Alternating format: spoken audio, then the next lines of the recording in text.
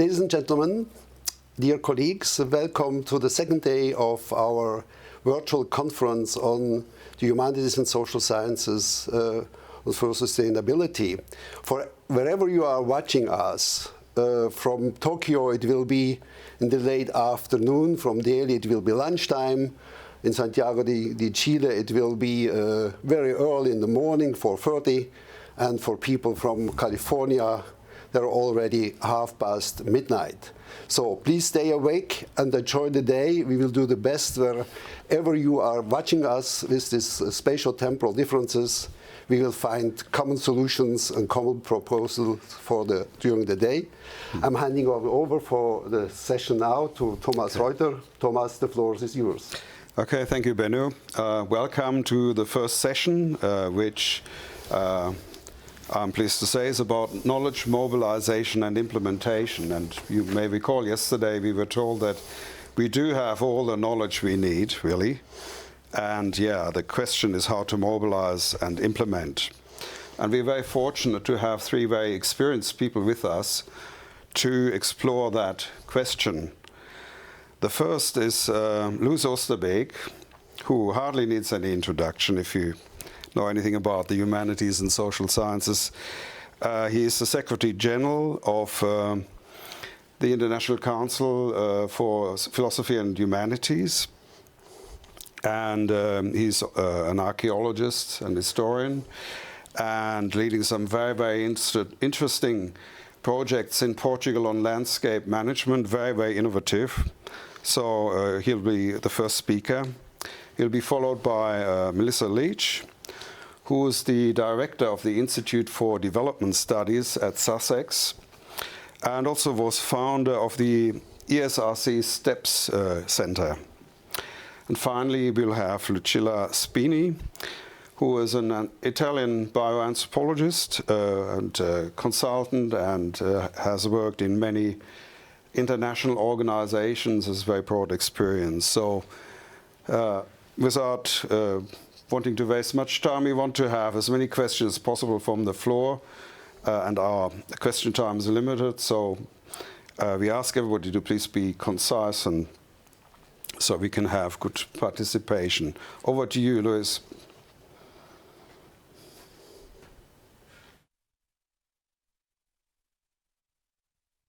In order to think the importance, the relevance of knowledge mobilization in our society, first we should look at what could be identified as the major trends that characterize this moment. We all understand that we are living a shifting moment. When I say we, I mean the majority of societies all over the planet. There is a feeling of miscomfort, a feeling of hope for some, of despair for others. But what does this mean? I would say that there are three main tensions that are being structured currently. The first one is a cultural tension. This is a tension between localism and globalism. And it results from the restructuring of the relations between the local and the global, as it has been discussed in the International Year of Global Understanding, and the difficulty for many to understand the merger of these two dimensions. The pandemic, by the way, illustrates very well what this means, and the difficulties of international organizations, for example, to take into account local contexts, and the difficulties of some local strategies to understand that some common tools and drivers should be considered also at a local scale, although they are global. What we see in this tension is that those who deny it, and you have people that deny it because they foster a local approach, or others because they foster a globalist approach, is that both oscillate between, on one hand, xenophobia, when you reject other considerations, protectionism, also in the same line, or repression of diversity, which is also a characteristic that we unfortunately see in many contexts. This cultural tension goes along with social tensions. Social tensions are expressed for a certain number of years and has been recognized in the SDGs through inequality. But what we can see above all is a growing tension between individuals, people, and institutions. Institutions that have been designed for a type of world, a type of social, economic, and cultural relations, a social matrix, which is changing. And this tension is expressed by aggravation of violence in many contexts, and those who deny the tension, because again, there are those who deny it, they move in the direction of aggravating social exclusion, not necessarily because they want it, but because they simply abandon what should be efficient strategies to face it. And they also tend to foster authoritarianism, as we see in many parts of the world, including in Europe. And in extreme cases, those who deny these social tensions, these social contradictions, ultimately, again, not necessarily because they want it, they foster death. And we see it in very clear figures, again, in different parts of the world, again, including in Europe, in countries like Sweden, where the death rate in relation to the pandemics is the highest in the world. A third level of contradictions, of conflicts, is economic and environmental. And this relates, of course, to growth and sustainability. Those who reduce this dimension to the green and foster an idea of unique thinking, of denial of the contradictory nature of the process, those, for example, who call all the time for the word emergency and wish to take decisions very fast without too much reflection, although they are animated eventually with good intentions, they fall into the trap of thinking that easy solutions are possible. And through that, they accumulate energy for major disruptions. And this can be measured in social disasters, in social conflicts, in wars, but also in ecological disasters, as we have seen, and in the implosion of states, as again we have seen in the most recent years. These different trends are to be combined with contextual drivers. The contextual main drivers, I would say, are two. On one hand, there is a cognitive alienation, a growing alienation, which relates to crisis of the education mechanisms, of the mechanisms of socialization of knowledge, which are most of them outside of the conventional school and relate to the structure of society as a whole. This decay is measured in the decrease of the individual control of the dimensions of time, space, and cause, and opens the road for all sorts of non-rational beliefs, from anti-science to fake news. The second important contextual driver is that we are living, in my opinion, in the new Great Depression, comparable to the depression of 1929-46 or to the 19th century crisis depression of 1873-1896. These depressions are characterized by a certain number of major structural changes, among which are changes in social structure, changes in geopolitics. People in general understand these two quite well, but also changes in values, a shift in values. And this is, again, what creates more anxiety.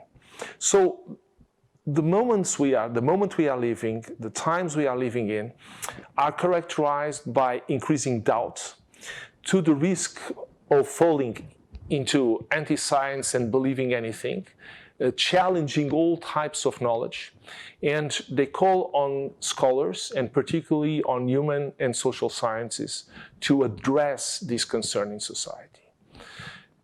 So here we go into the needs.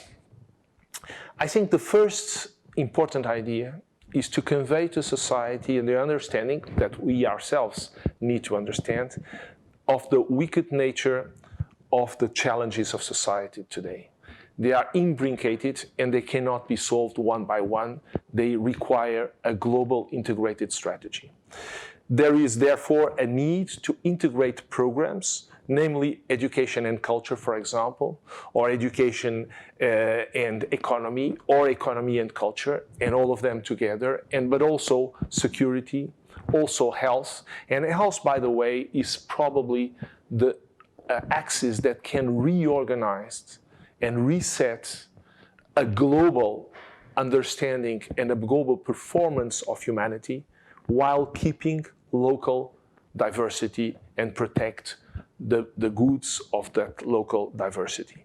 We need to mobilize knowledge at all levels, promoting its production, its convergence, and its applied integration. And to understand this is to understand that we are talking about processes of co-creation, co-management, co-distribution, in which the academic scholarly knowledge is not to be dissolved in other types of knowledge, while we also keep the relevance of different types of perceptions and understandings, because it's based also on those that people in the end will act. And this requires then to align policy making and governance and consider four main dimensions. Reassessing education, not only in schools, but in society as a whole. The second is to reorganize the social matrix, creating new mechanisms of circulating information and knowledge, not in closed bubbles, but across borders, across divides. Thirdly, to lead pilot integrative projects where people can experience the benefits of working in and under contradictions. And finally, we need to organize a very strong communication and outreach strategy. CIPH, the International Council of Human and Sciences, is dedicated to help contributing in that direction. This is why we have endorsed the International Year of Global Understanding in the recent past, and we are now with different projects from the Global History of Humanity to the project of Humanities and Health, which I hope will be a contribution for the debate in these days as well. Thank you.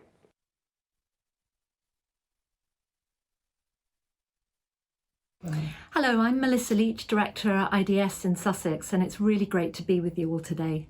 So we're at a time of really big global and local challenges and disruptions, whether we're talking about environment, economy, politics, society. And at this moment, we need more than ever to find and build pathways to sustainability and also social justice. As I've argued with colleagues in Future Earth and at the STEPS Centre and elsewhere, these need to steer us within a space that one might call sustainable equity or equitable sustainability. And they need to be transformative, challenging the status quo.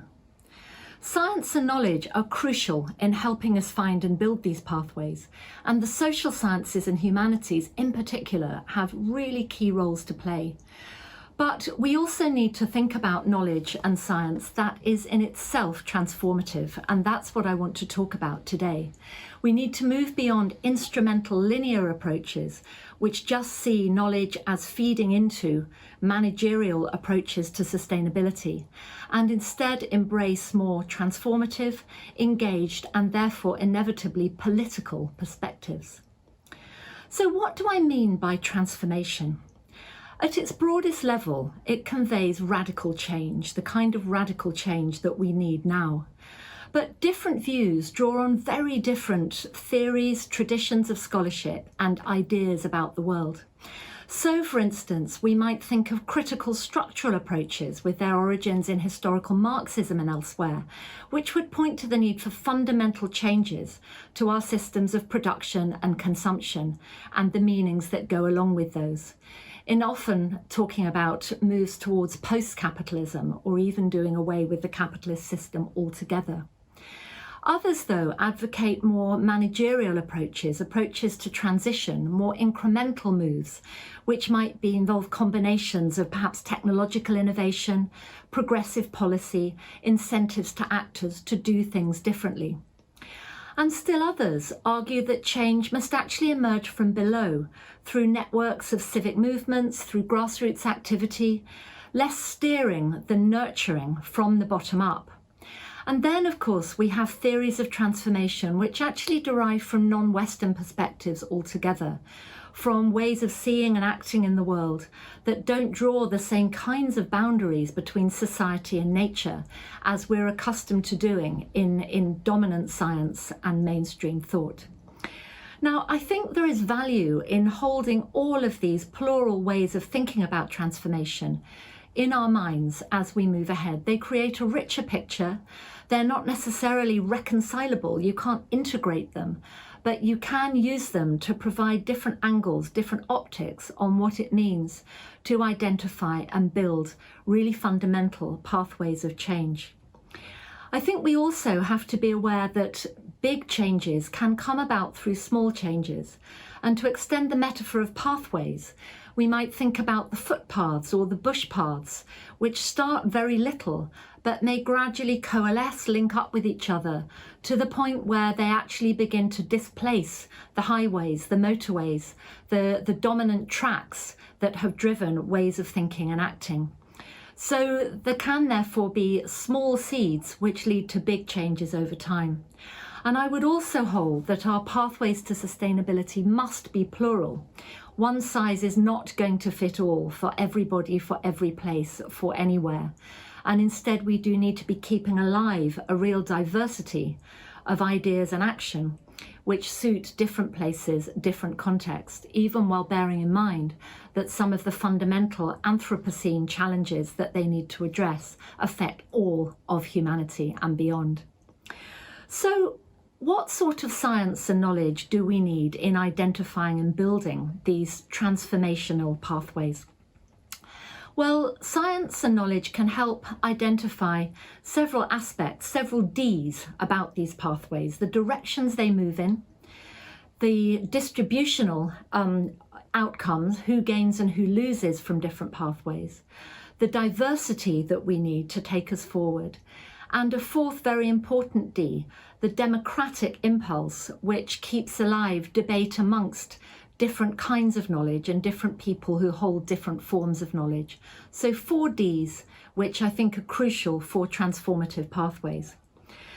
Now, one aspect of the science and knowledge that we need is that it is also plural in the sense of being multi and interdisciplinary. Interdisciplinarity must mean not what we often see, which is the natural sciences, the technical sciences take the lead, and social and humanity perspectives act almost as kind of handmaidens, telling one about a few behavioural insights perhaps to bring up the rear, but actually an equitable partnership in which we mobilise multiple forms of knowledge together and look at the interplay between them. This offers, I think, a huge number of opportunities. One is to keep challenging assumptions about technical and managerial solutions and that they will work. It helps keep attention to power relations centre stage, drawing on the perspectives we can have from history, from the humanities, from the arts, from political science, from political economy.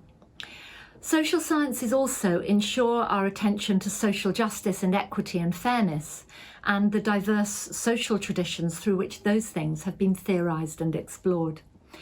They enable an appreciation of diverse meanings and framings of where pathways are going, their directions, and of means to get there.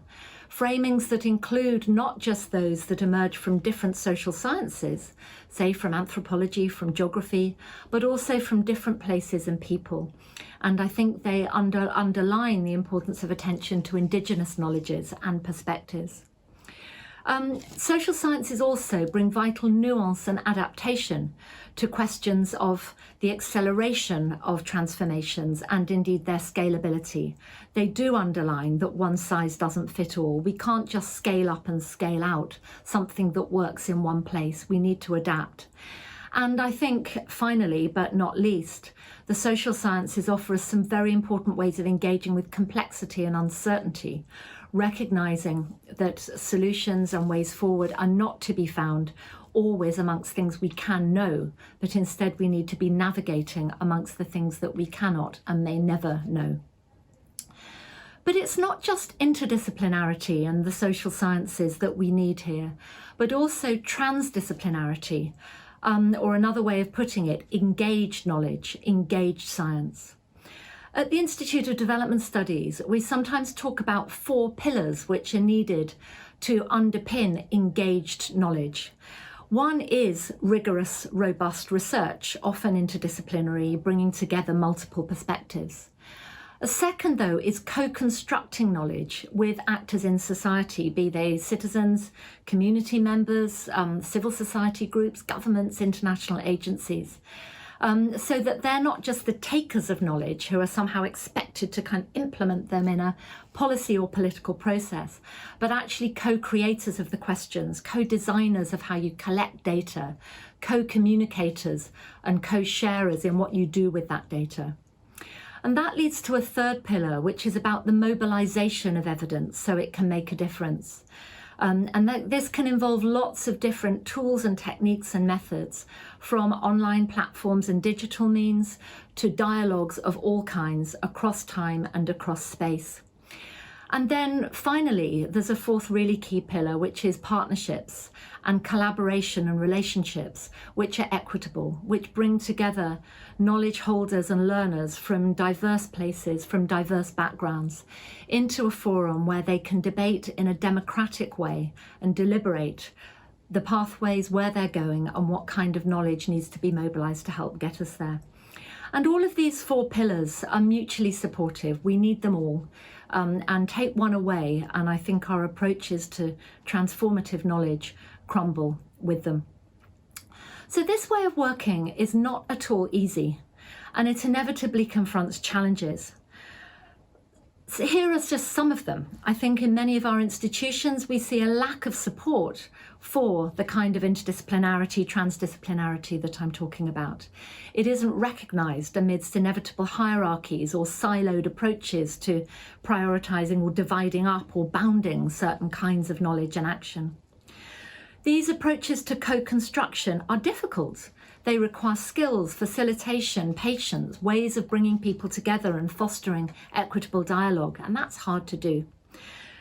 Working with internationally diverse, dispersed teams bring all kinds of challenges, cultural challenges, communicative challenges, management challenges.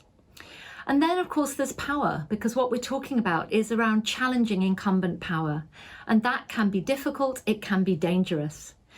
Politics is often messy, and engaging in those messy politics is inevitable, but it's often uncomfortable.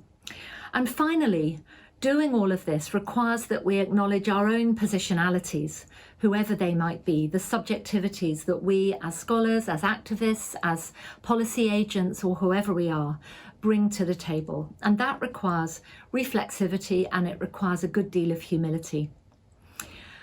There are difficulties, there are challenges, but there are also a huge number of really exciting examples out there of people, of groups, who are doing exactly this, building transformative knowledge to, in turn, build transformative pathways. And I really look forward to sharing and hearing more about some of those in this conference, and to working together to build and learn from them. Thank you.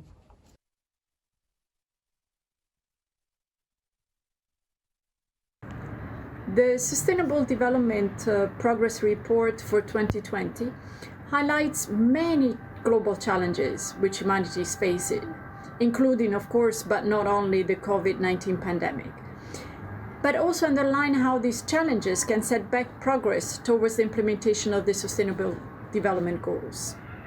These challenges, these global challenges, require a constant stream of knowledge towards understanding the problem, and sometimes, of course, predicting and forecasting it, identifying solutions, defining policies, upscaling technologies, and evaluating actions.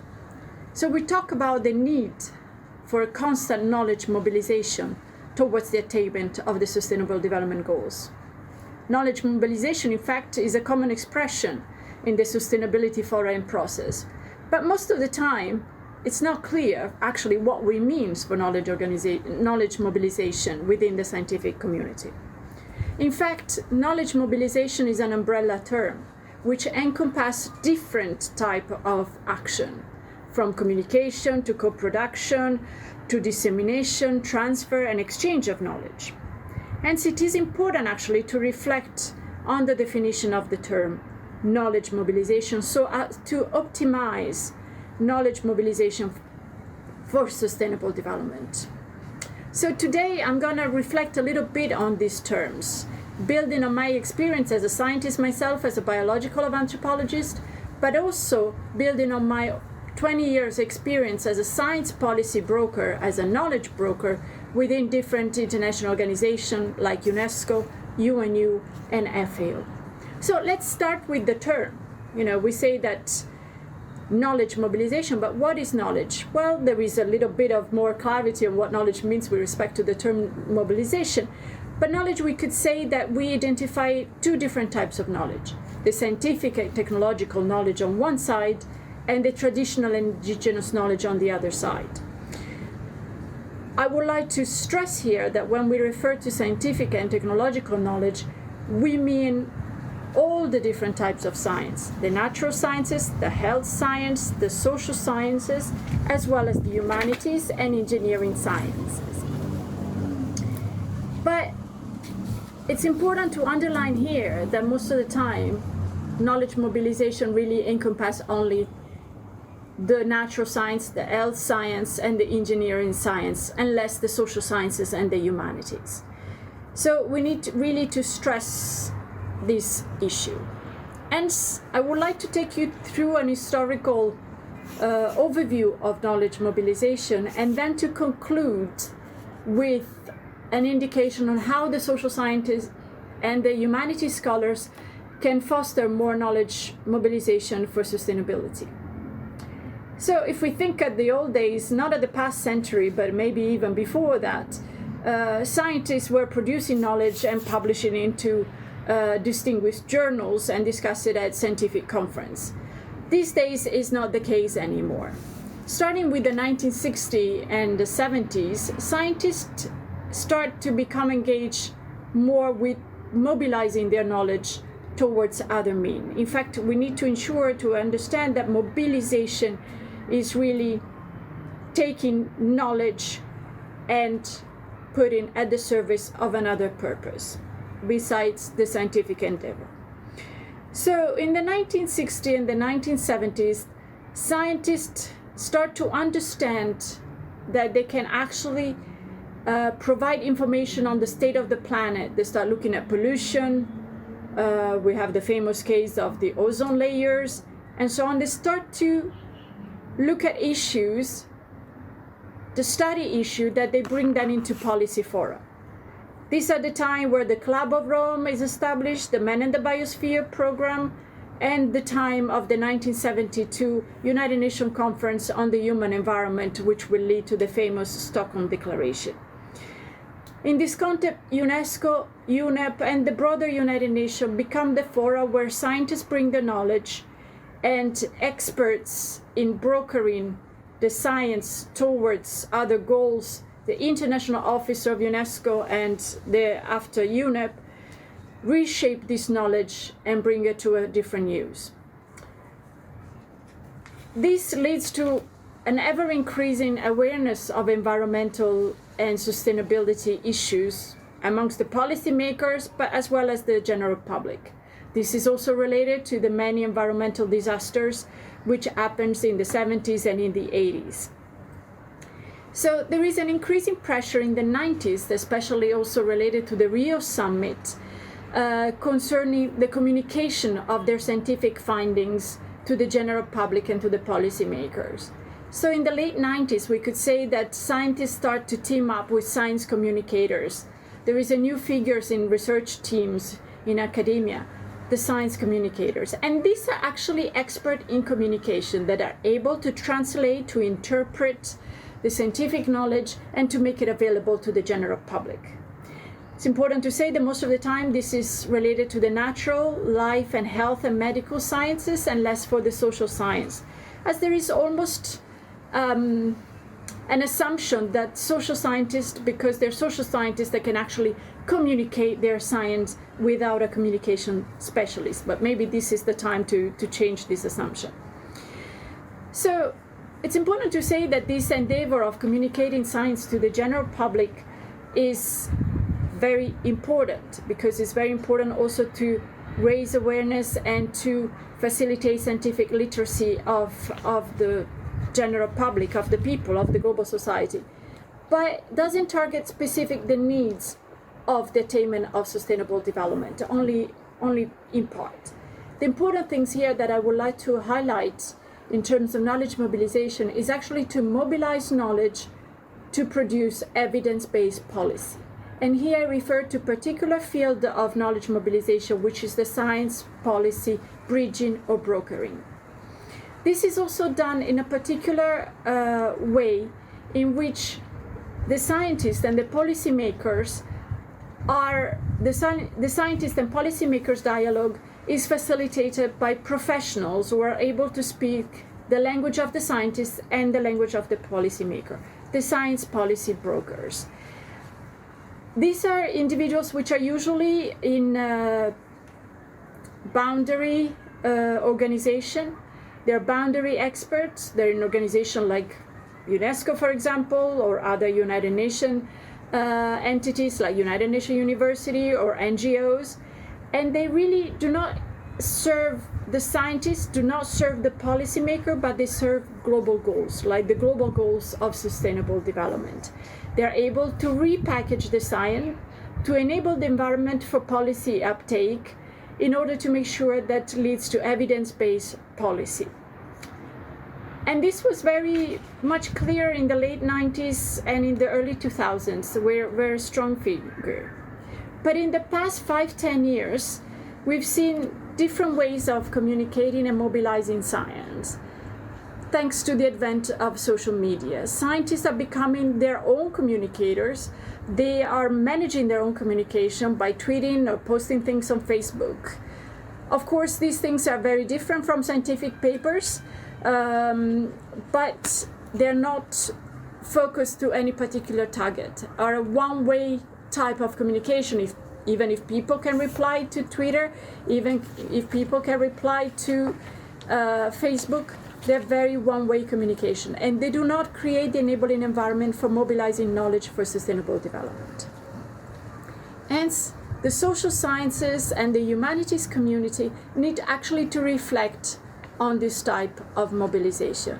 They should not continue the trends in terms of using social media to mobilize science and to influence policy, but they should really organize themselves to create an enabling environment for brokering their knowledge into policy for sustainable development. Organizations like SIPSH or PEN International, for example, can provide that type of boundary organization that is needed to provide a constant stream of knowledge towards implementing the sustainable development goals. Thank you. Okay, thank you very much, Luiz and Melissa, Lucilla, for your presentations. I'm going to try and briefly summarize and pull together the points that you made before we start the discussion. I'll try and be very brief. Firstly, thanks Luiz, for, in true historical fashion, giving us a foundation by laying out the situation, or describing the situation we now face, the state of play, the character of this moment, because mobilizing knowledge and implementing it doesn't happen in a vacuum. And the present historical moment has particular characteristics that we need to understand, because that's the field in which we operate.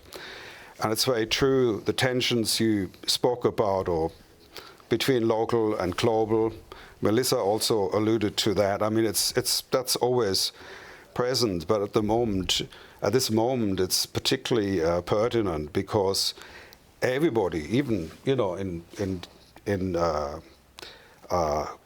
countries of the global south where I do my research, everybody's aware of global issues. Even in the last village, people know about global issues. And yet they have their local concerns, they have their own ways of approaching things, they have their own power constellations, power structures, and so on, and cultural and historical circumstances that will qualify the way they respond to those global issues. Also, the tension between individual and institutions. Clearly, the credibility of a lot of institutions has suffered, and also the credibility of experts. So, and part of the reason is the kind of media landscape we now live in, and Lucilla mentioned about science communication. Sure, I mean, we've had now, depending on how you look at it, 50 years or 20 years of intense messaging from science that there is a crisis, that action needs to be taken urgently, that time is running out, and so on. And it is slowly sinking through. It is reaching different target audiences. Maybe not to the extent that they are willing to take immediate action and contemplate radical change, but a lot is happening. I mentioned yesterday the financial industry is now really, the investment industry is now really moving to change money flows in the direction of sustainable technologies, for example. But science communication is tricky in this age of social media. We all know about fake news. It's very difficult I think Luiz mentioned the sort of failure of socializing a particular shared knowledge, a consensus, a common ground. So there's a lot of division. Everybody can maintain their views, no matter how exotic they might be, and they will find others who agree with them on the internet. And science has to try and break through that. And I think it's good that younger generations of scientists use social media, but it's an uphill battle. And I wanted to mention one experiment that I had a little involvement in, called The Conversation, which is a news outlet that began in Australia. I was involved in the discussions with the founding editor, Andrew Jaspin, I don't know, some 15 years ago. I don't exactly remember, but not that long ago. And it started with a little bit of funding from major universities to be a sort of an outlet for news from science. It reached, in the beginning only academics, but now it's, after a while it was millions of people in Australia, and then it went international. Now it's tens of millions of people who read this. You could call it a online newspaper, a daily newspaper every day. So huge audience, huge impact, and other media outlets pick up on these news items. So it's a great success story. Very little funding, carries itself now, but there need to be, these sorts of experiments must be tried in outreach. Very, very important. Okay, but now I'm going to open the floor to questions. We had some on the chat already, but I encourage more questions. One was by R.B. Singh, who's the head of the International Geographical Union.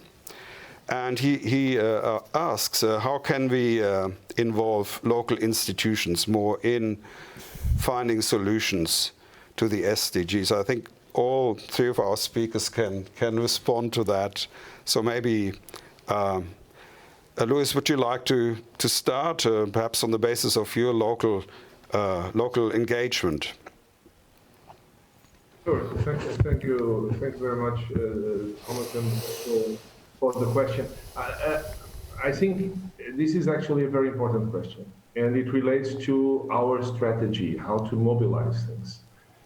In my view, for a long time, I don't believe that major transformation will come from top-down and global strategies, although I think they are very important. So I think all the efforts made on climate, on whatever, everything that is done in terms of the SDGs and so on is positive.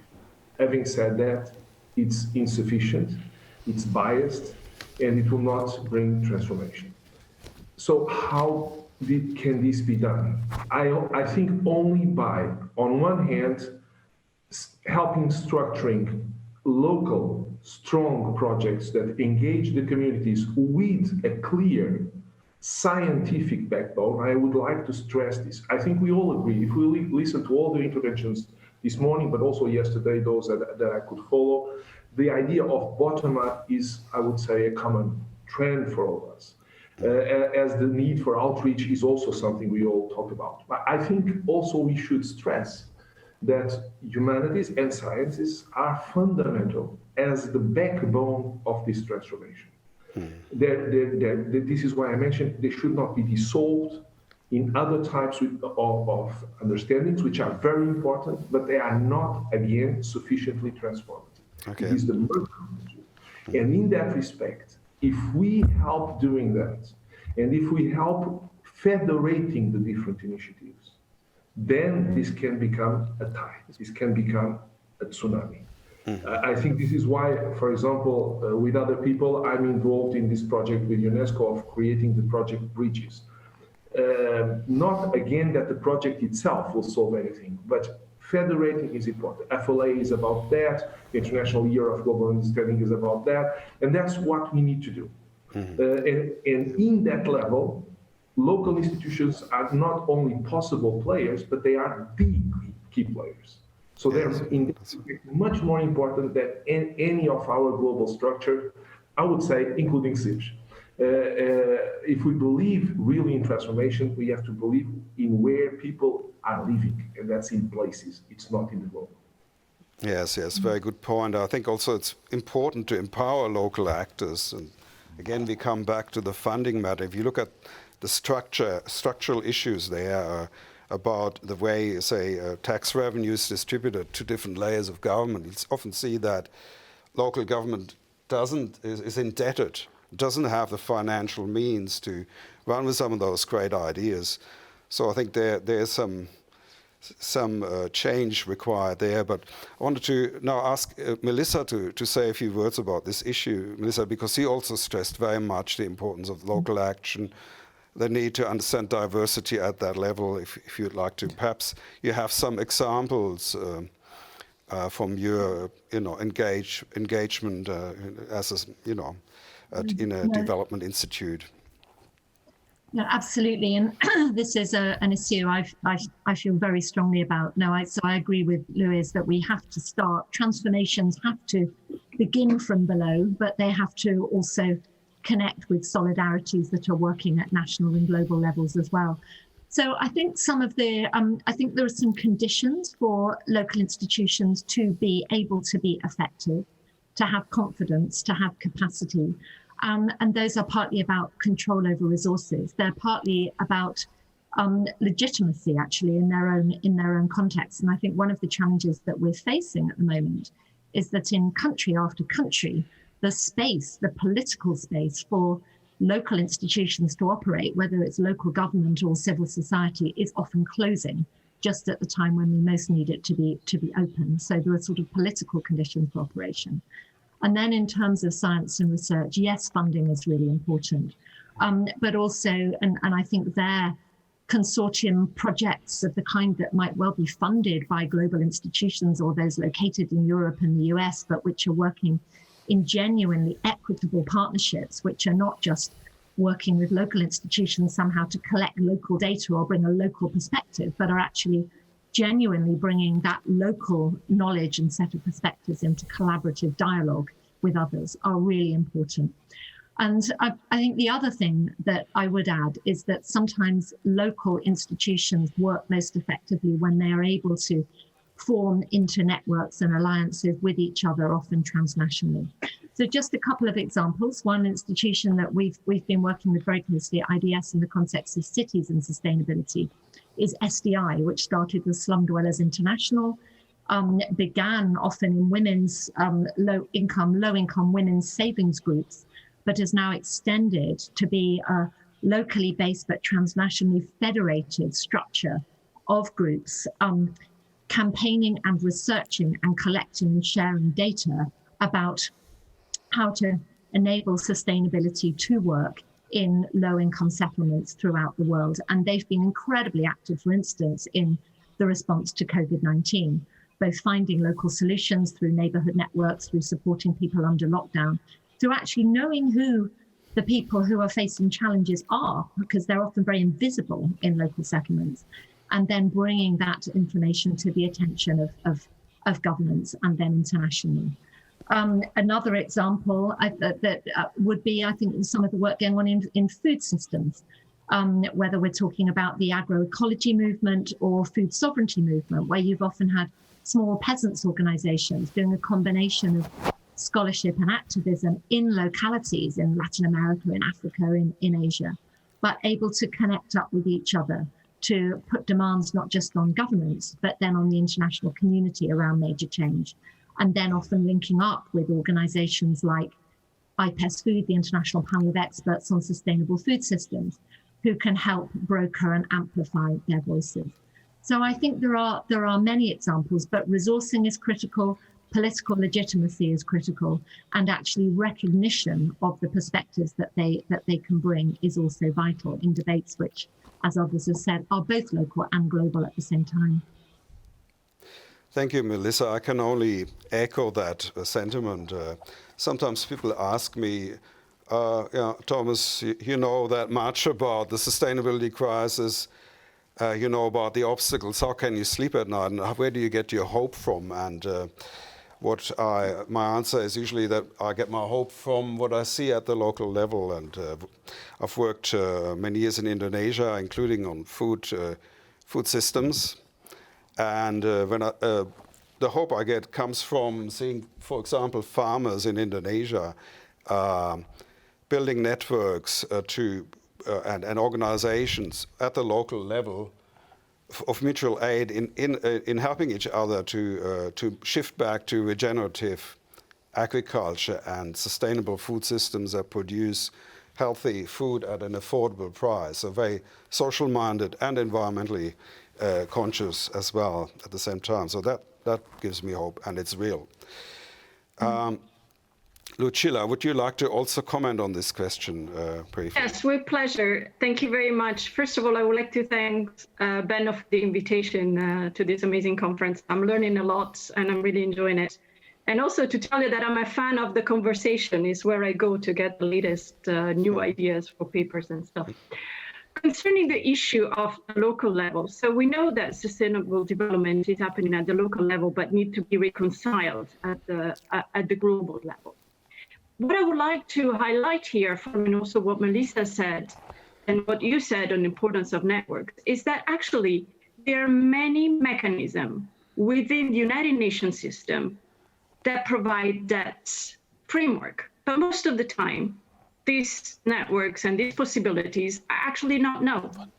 Some were famous maybe a long time ago in the 70s, like the Ben and the Biosphere programs, which is the first program on sustainable development, which reconciled the local level through the Biosphere Reserve Network, where actually local people are engaged in experimenting with sustainable development, but also have a coordinating mechanism at the intergovernmental level in UNESCO, and they can bridge into the main also UNESCO policy and United Nations system. This is forgotten. We've sort of kind of left aside, but people are still working in Biosphere Reserve and doing excellent action at the local level. And some of you maybe are engaged in some of this project in Germany and in other countries. Then there is another system which I would like to highlight, which I experienced in my past duty at the International Council for Science, which is the major groups and other stakeholders, which is the civil society, non-state actors present at United Nations for Sustainable Development. It was a very interesting experience. I didn't know what it meant to be a stakeholder. None of you has mentioned the word stakeholder so far, and this is very interesting for me. I just published a book on this word, which is a little bit strange and maybe it's a word that is abused when we don't know where to cope people. But in this mechanism, at the high-level political forum on sustainable development, the non-state actors, the members of society, those acting at the local level, are actually represented. How they're represented is sometimes not particularly easy to understand, but they're meant to build networks of civil society organization, of grassroots organization, of academics, of private sectors, that from the local level to national level, to regional level and global level can provide input into the global sustainability debate. These are not known. And that's why I think SIPS should actually try to break into this system in order to make sure that all of you that work on this type of project at IDS, there's so many projects, so many students also involved in this also international dimension, can actually filter this knowledge and this new and this innovation into maybe sometimes obsolete intergovernmental process. Thank you. Okay, thank you very much, Lucilla. I wanted to give people here in this round here on site to have some comments. Hartmut, you put your hand up. Yeah, I'd like to come in at this point, if I may, and ask all of you about the conception of knowledge, because I'm a little concerned, or I think we should not make the mistake, at least not in the humanities and the social sciences, to think that we produce knowledge in the academia and the universities, and then we somehow have to transfer it, translate it, communicate it, disseminate it simply to the local level and to the people who then somehow implement it. Because what we do in the social sciences and in the humanities is to give interpretations of our situation, of our lifestyle. That's what we need when we want to go towards a sustainable development. So we need to understand our human predicament. What are our hopes, our fears? What is guiding, motivating our actions, and what are possible alternatives? So we need to come up with narratives of our predicament. And these narratives have to be produced in dialogue with people acting in diverse contexts. So knowledge is also produced. It's not just implemented and acted on the local level. The production of knowledge, I believe, needs to be a two-way process. That's what we try to do in the, or sometimes term in sociology, public sociology. It doesn't mean we give our knowledge to the people. It means we have to draw on their interpretation and knowledge in order to come up with the best account of our situation. Yes, Martin, you wanted to comment also. Yes, thank you very much. I also think there's often a co-production of knowledge, and it's produced by everybody who is part of the whole process. I have also a question a bit about, we have the 17 Sustainable Development Goals, and I would like to ask the people, is there a certain way to prioritize some, or to see what is more important? If we transfer knowledge in all fields, maybe that could produce, combined with money going into some of the goals, a very strong development on digitalization or something like this. And in the end, we had a very dangerous development which creates new conflicts, new wars, new a controlling society somewhere can be supported by this very easily. And is there, would like to ask the group a reflection to develop out of these 17 goals something which might become more related to the goal of sustainability in the end. May I intervene about that, Thomas? Sure. Okay, thank you. So, because I just wanted to come back to the statement made by Luiz before on the SDGs, and I recognized his political cleverness when he said what is done on the SDGs is useful but insufficient and will not produce transformation. So I'm curious about what he finds useful about the SDGs. I will tell you what I find useful, but also about I think, a fundamental flaw of the SDGs. And what I find useful is that, of course, more or less universal consensus at the political level about the issues, more than about the concept of sustainability, about consensus about the fact that there are a number of big issues in the future of humanity, some of them self-defeating for humanity, existential issues. That is useful to build upon that political consensus at the top level, even if it is only a matter of discourse and much less a matter of action in practical terms. But what I don't find useful, which is related to the last comment made, is that it is not a systemic perspective. A list of many things does not make a systemic perspective. Even a systematic list of many things, of many items, does not create a systemic perspective. And the SDGs are full of errors of logical type, addressing, different issues which are at different levels, different logical levels, in a way which actually almost, I don't know if it makes it impossible, but I think it's creates a lot of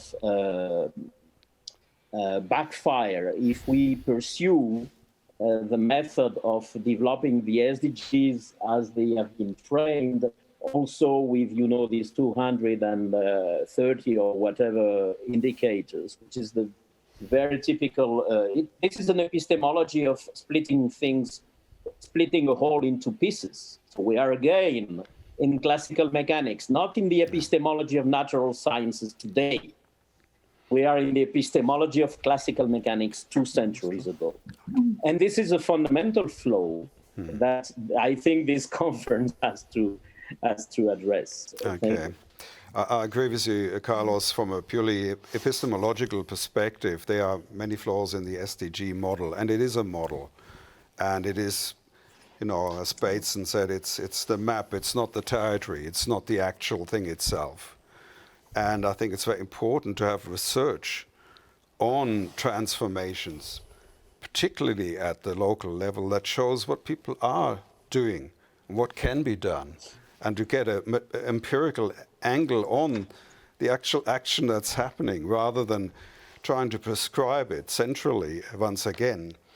And I'm actually involved in building a project that does that at the local level, through peer exchange between local actors across sectors on a digital platform, a global digital platform that does use models that help people sort of to think, well, what are the basic, the bases we need to cover roughly, but at the same time also ask, well, what other things do you do that don't fit those categories, and what can we learn from that? How can we incrementally improve the model based on empirical data? And the irony is that, it's very hard to get funding for projects like that, even though we are in a situation where we have trillions of dollars parked in EU or German or US government bonds at almost zero interest, right? Just parked. And yet there's no money for things like that really could make a difference. This is really, I think, at the end of this conference, in the final session, we really need to consider how we can mobilize some of that dead money to actually count. Okay. But Benno, you wanted to make a comment. Yes. No, I just want to. Okay, Lucilla, did you want to? No, I just want to make a comment on the 3 other ones. And I think Benno's been waiting for a while, but we'll come back to you. I think it's very important, the point Carlos mentioned at the end of his statement, that fits very well to all the other statements that have been made before. I think it's very important to see that big parts of the UN sustainability programs are linked to a mechanistic worldview. If you take the ideas of climate change, they really believe somehow that the world is a big machine and that you have to push certain buttons, and if you push the right buttons, the machine will do everything that the outcome will be that we want to be, that the outcome is. This is absolutely I would say, I can't use the word I'm thinking just now, I keep it for me. But it's important to see what Melissa said, what Carlos said, and also Luis made, and Lucilla, and pinpointed by Hartmut. The SDGs are the outcome of that kind of thinking. And if we take the approach of the bottom-up approach serious, then really have to mobilize the competences of the everyday people around the world. They know about their situation very often much more and better than a scientist is coming from another continent or from another distant place. And that's why I think, and I think Luis and Melissa pointed to that implicitly, that what I call the subjective perspective in the social sciences and humanities and the qualitative approaches are fundamental to understand, first of all, what the situation for the people themselves is and what they would do to find a solution, and then talk with them. So empowering local people to do good things instead of following pathways that have been developed by people that have absolutely no idea about the specific consideration in the cultural respect, in the social respect, but also in the natural respect very often. Yeah. So I think that's very important. Exactly, and I mean the humanities and social sciences are perfectly placed to be the connective tissue between people at the local level, and also between maybe the business community and government and the science, especially the natural science. And we are well placed to connect these different sectors. And we in turn need to be empowered to do that. I think, Lucilla, you wanted to say something about that. Yeah, I just wanted to follow up on this. This Agenda 2030 and the 17 Sustainable Development Goals is a negotiated text. That's what it comes out. Yeah. Participatory process, and I have Melissa Leach next to me here on Zoom, and I'm not going to give you a lecture on participatory process. I'm too humble on this. But the participatory process was done in a way that only those who want to participate really participated. So if you do a search in PDF of the Agenda 2030 and search for the word humanities, you'll not find it. You find science, you find technology, you find women, you find all sorts of things. That gives you a reflection of actually who negotiated again the agenda and who fought for the agenda. So while the local level actions are important, I'm not saying those are not important, there is also an important task that needs to be taken by the social sciences and humanities community to make sure that humanities scholars, social scientists, artists are engaging. The art is not even mentioned in the process. Yes. The artists are called to do fundraising. Okay. Yes. So it's important to influence this process, to comment on this process. In 5 years, maybe the word will be completely different. I don't know. My biological anthropology perspective see different scenario for the species at the moment. But if everything continues as it is today, in 5 years, they will start another process for another agenda, for another set of goals in order to forget the SDGs. So it's important that the community gets up and say, this is the outcome of a process that is lacking an input. Natural scientists are much more used to negotiated text than social scientists and humanities scholars. Okay. Though I would like to hasten to add that to the defense of the SDGs, that it is a consensus piece, as you said, and it's pretty much what we've got. And 190-something governments signed up to it. That's quite something, and a lot of work went into that. And we should make use of it. And it is like Luis said, in a world where the socialization of a consensus understanding of things is lacking, it has some value. It's just that we need to flesh it out. And also, I think I wanted to say that we need to work with civil society organizations that are very, very cutting edge and have very good communication strategies. And I often feel that there's a lot of scientists also in those organizations like World Wildlife Fund or people like Avas or GetUp or all these sorts of platforms. But we need to work with them more closely. I think that they can assist us. Fatwa, you wanted to comment? Yes. Yes, it's wonderful discussion. It's very exciting and very energizing.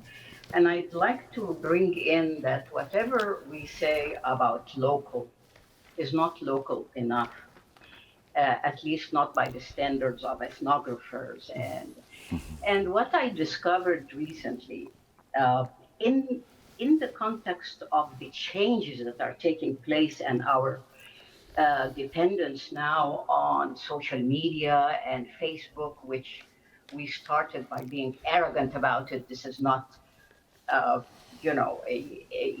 device that I want to do. I'm a scholar and so on. I found that observing systematically something like Facebook and the behavior of people on the ground in response to in addition, response to rules and commands from the top in the case of COVID, when the government says you have to mask, or we have distancing.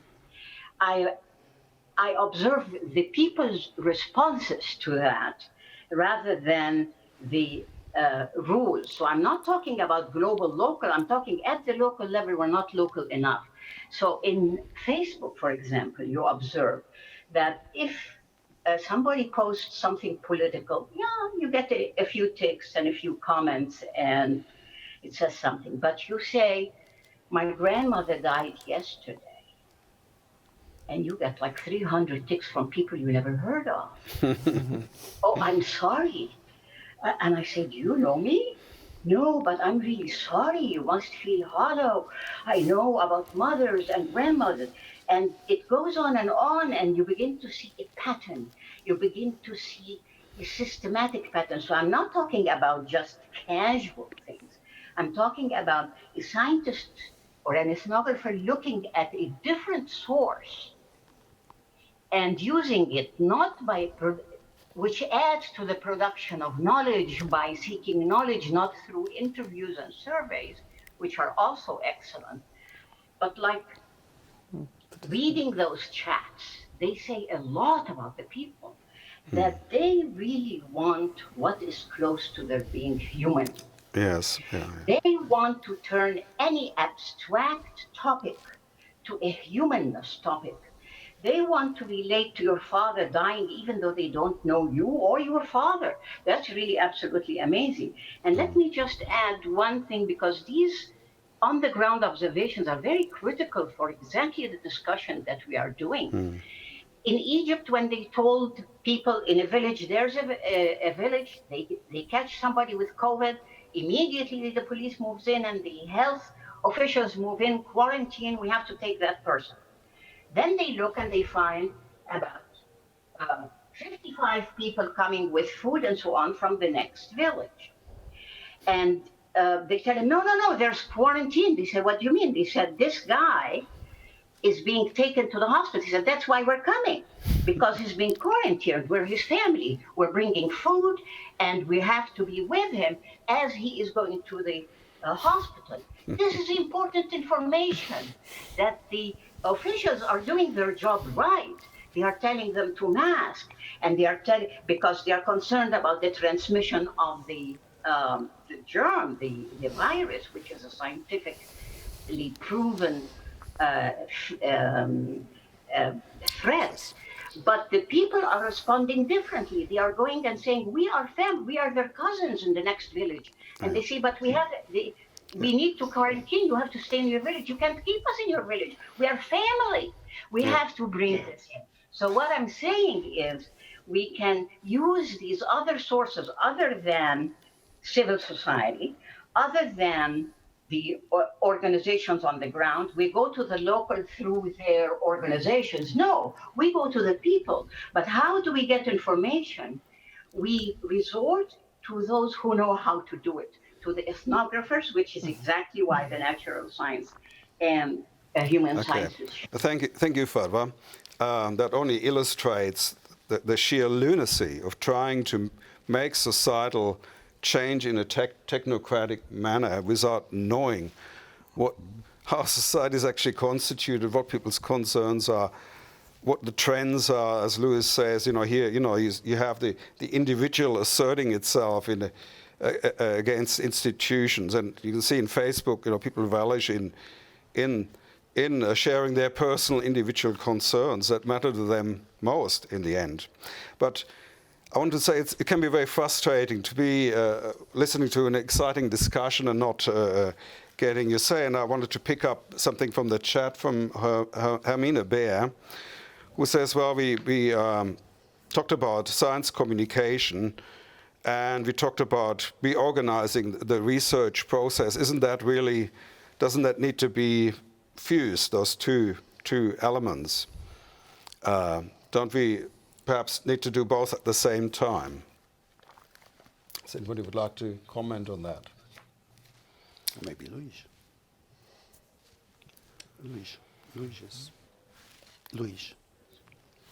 Thomas, Luis is raising his hand. Luis, yeah.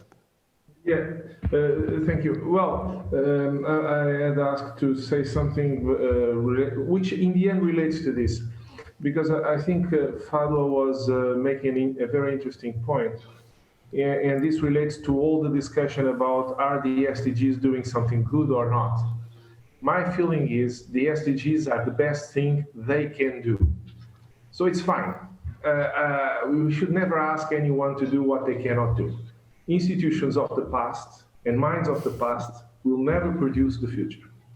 As long as they don't block the future is already fine. And the two agendas produced by institutions from the past today are, on one hand, this erroneous understanding of sustainability. It's not only the SDGs. I think the model of the Brundtland report is wrong from the very beginning, from Stockholm onwards.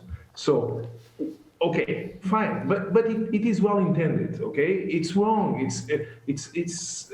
They didn't even understand how society and economics relate. But okay, they're well intended. It's going in the good direction. They're not my enemies. My enemies are those from the past that fosters xenophobia, that understand localism in terms of authoritarianism, in terms of thinking that the right to diversity is to put burqa on women. These are my enemies. So as I don't mix them up, I still think the people from the SDGs are my allies. What we need is not to be very clear on our concepts. And this means that, for example, the way to intervene in the SDGs or in STEM should not trying to change it, to turn it into STEAM or into adding a cultural SDG for the future. So this we must reject. It's better to have the situation as it is than to add some, let's say, mediatic topic on top of it, which will solve nothing. On the other hand, I think this relates to this question, which is, should we do outreach and research together? Yes, in the sense that if we want to intervene in transformative processes, we simply need to do it. And all of us have different levels of outreach, because if we have none, either we are very rich or we can't do research, because we need to convince some people to give us money for that, which implies a certain level of outreach. But I would also stress that the protection of research and science requires the right for some researchers to do research. This is one of the major threats today. It's behind very interesting and positive concepts like interdisciplinarity, transdisciplinarity, and communication, and so on. We destroy the disciplines and we destroy research. We turn everyone into a loudspeaker, and instead of actually producing knowledge, we only reproduce knowledge. So we need to share things. As a strategy, in any case, for structures like SIPS, for example, I fully agree. I think. Okay, I'll have By the way, to stop you there, Luiz. I'm sure this conversation has been very lively. Thank you, everyone.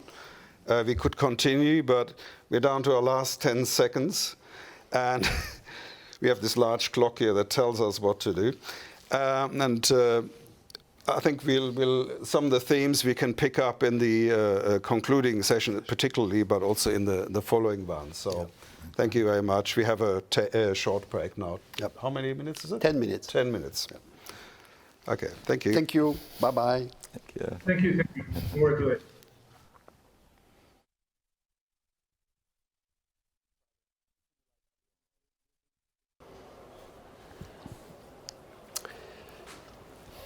Ladies and gentlemen, dear colleagues, welcome back to the session on knowledge mobilization and implementation.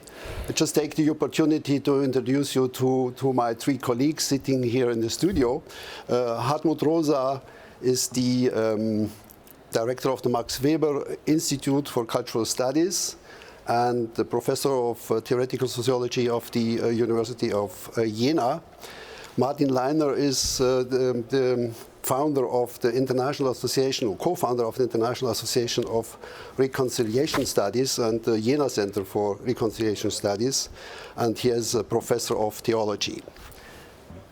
Left to me, the chair of the last session, Thomas Reuter. He is from the University of Melbourne, a cultural anthropologist staying at the moment in Germany and the founder of the International Anthropological Council. The next session now is, we have 4 speakers or 4 presentations. The first one is Carlos Alvarez Pereira from Spain. He's a senior professional combining more than 30 years of experience in research, innovation, entrepreneurship, and business management. So he is on both sides of our topic. For the science side and the implementation, and a huge experience in the implementation of knowledge, and he's also a member of the executive committee of the Club of Rome and a fellow of the World Academy of Arts and Science. The second speaker will be Anne Snick. Anne has a PhD in philosophy of education, and she's working for a long time, as you could see in the last yesterday and sessions of yesterday. She has a broad knowledge how to teach aspects of sustainability issues on a broad sense, with people, communities on site, local, and so on. The third one third presentation is Howard Blumenthal. Howard is the founder of Kids of Earth. He was very important for the upbringing by Warner Brothers of the MTV channel. He doesn't want to be related to that anymore too much. And he's extremely successful TV producer at Nickelodeon for things for children and youth. And he won all the prestigious prizes in that field. And as I said, he is the founder of Kids on Earth, and he will talk about these new models of how people, young people, can be engaged for specific topics in the field of sustainability. And the fourth presentation is an artist, Branko Šmon, from Slovenia, living in Germany. And he has had his projects, his conceptual artist projects in New York City, Moscow, South Korea, and many other places. And his idea is to illustrate or to make visible technologies and impacts on the sustainability issues. And we will have a wonderful presentation at the end of this session. Now, we will going to see the 4 videos in a row, and we will have afterwards a discussion with the presenters, except Howard Blumenthal. For time, spatial reasons, living in New York, it was not possible to have him on the live discussion today. Please.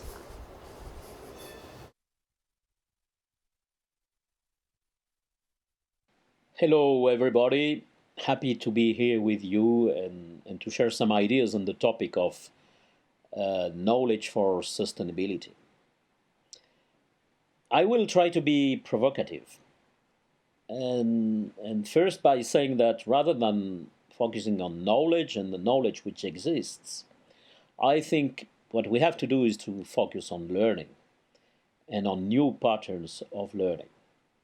Because I think from many points of view, we could say that we live in a non-learning society. That sounds as a paradox, right? But if you look at the evolution of the last, say, 50 years in terms of economic and social inequalities, in terms of geopolitical tensions, in terms of climate change, loss of biodiversity, pollution, exhaustion of natural resources, I think one could say that we are living in a non-learning society. We have not learned new responses to the challenges that we are aware of, the challenges that humanity faces.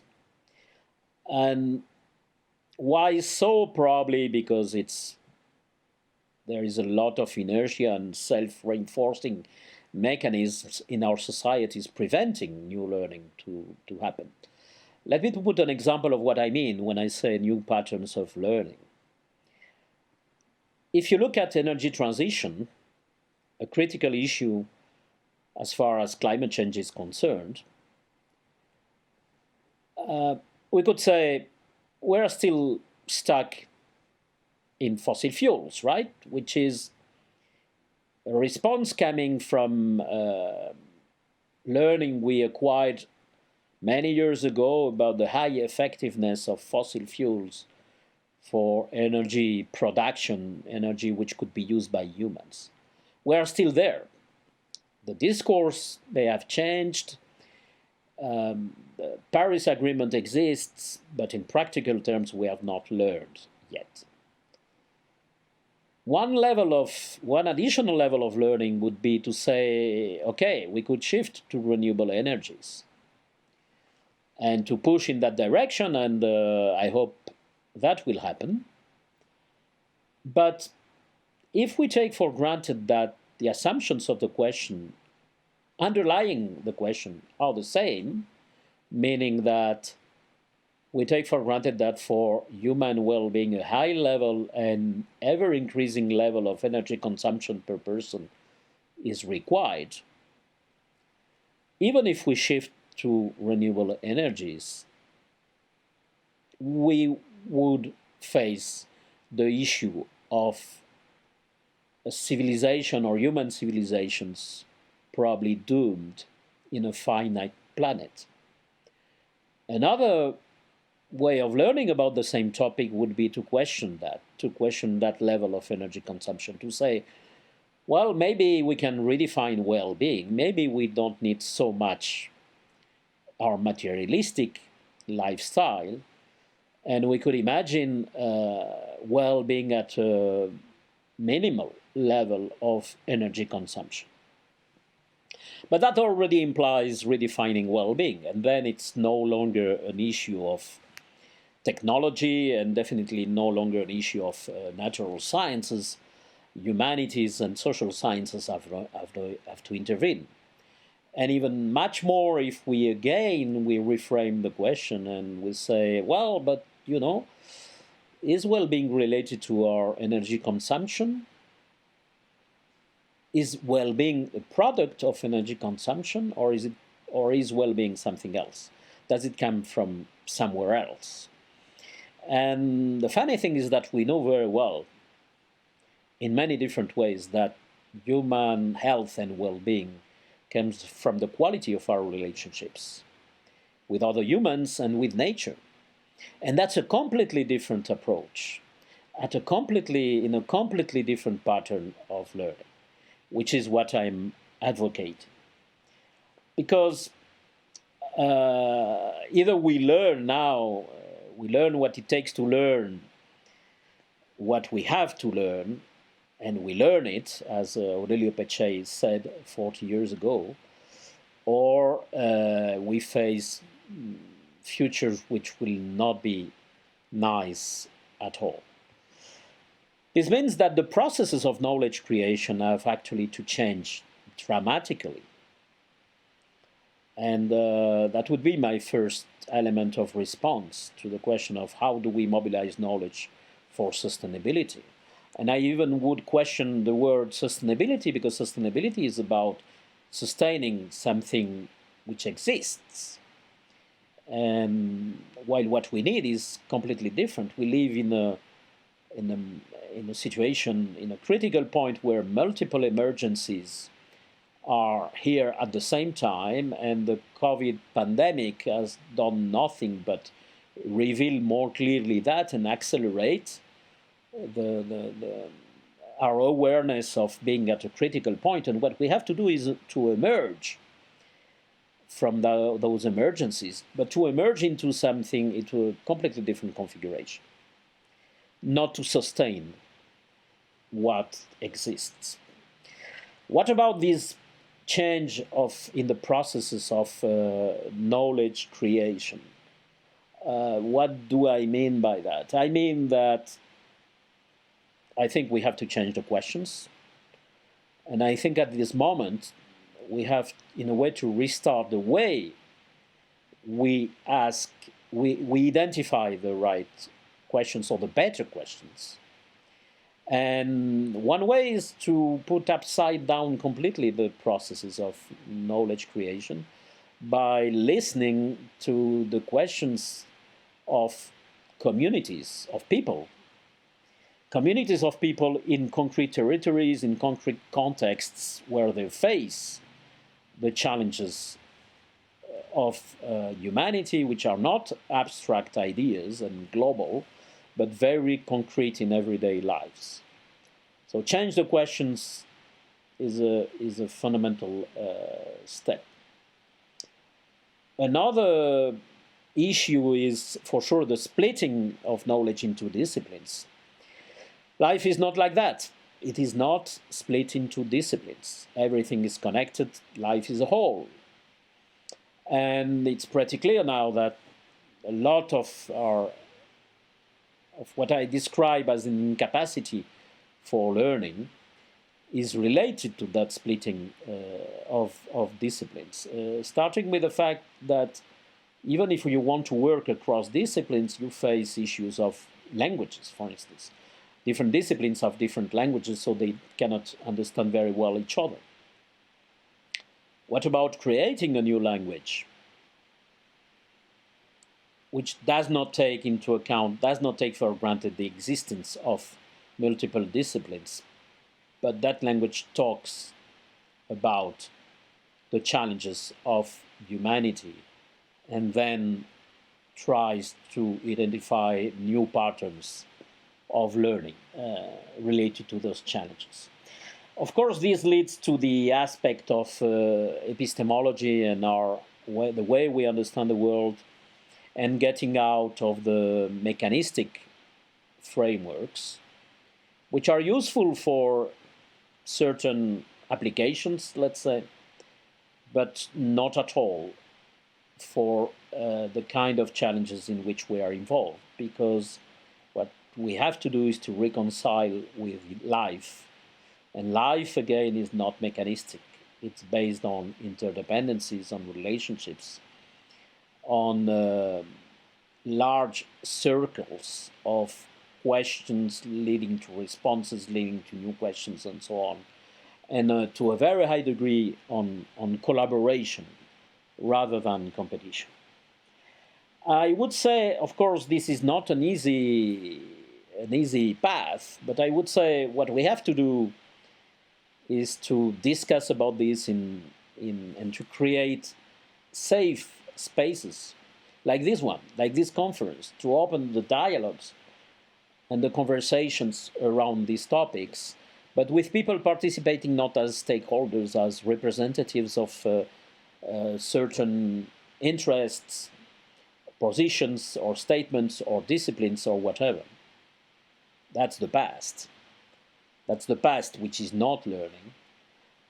We have to have the people, as persons concerned on the future of humanity, and able to create new conversations, new dialogues, new questions, and addressing those questions in a quite genuine and maybe naive way, which the current institutions of knowledge creations are not able to address.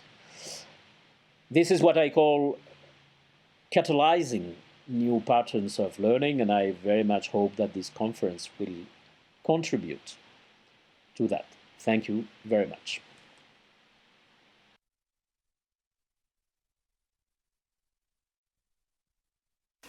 Thank you for inviting me here. There is a famous graph which shows on the horizontal axis the Human Development Index, which ranks countries on a scale from 1 to 10, from low to highly developed.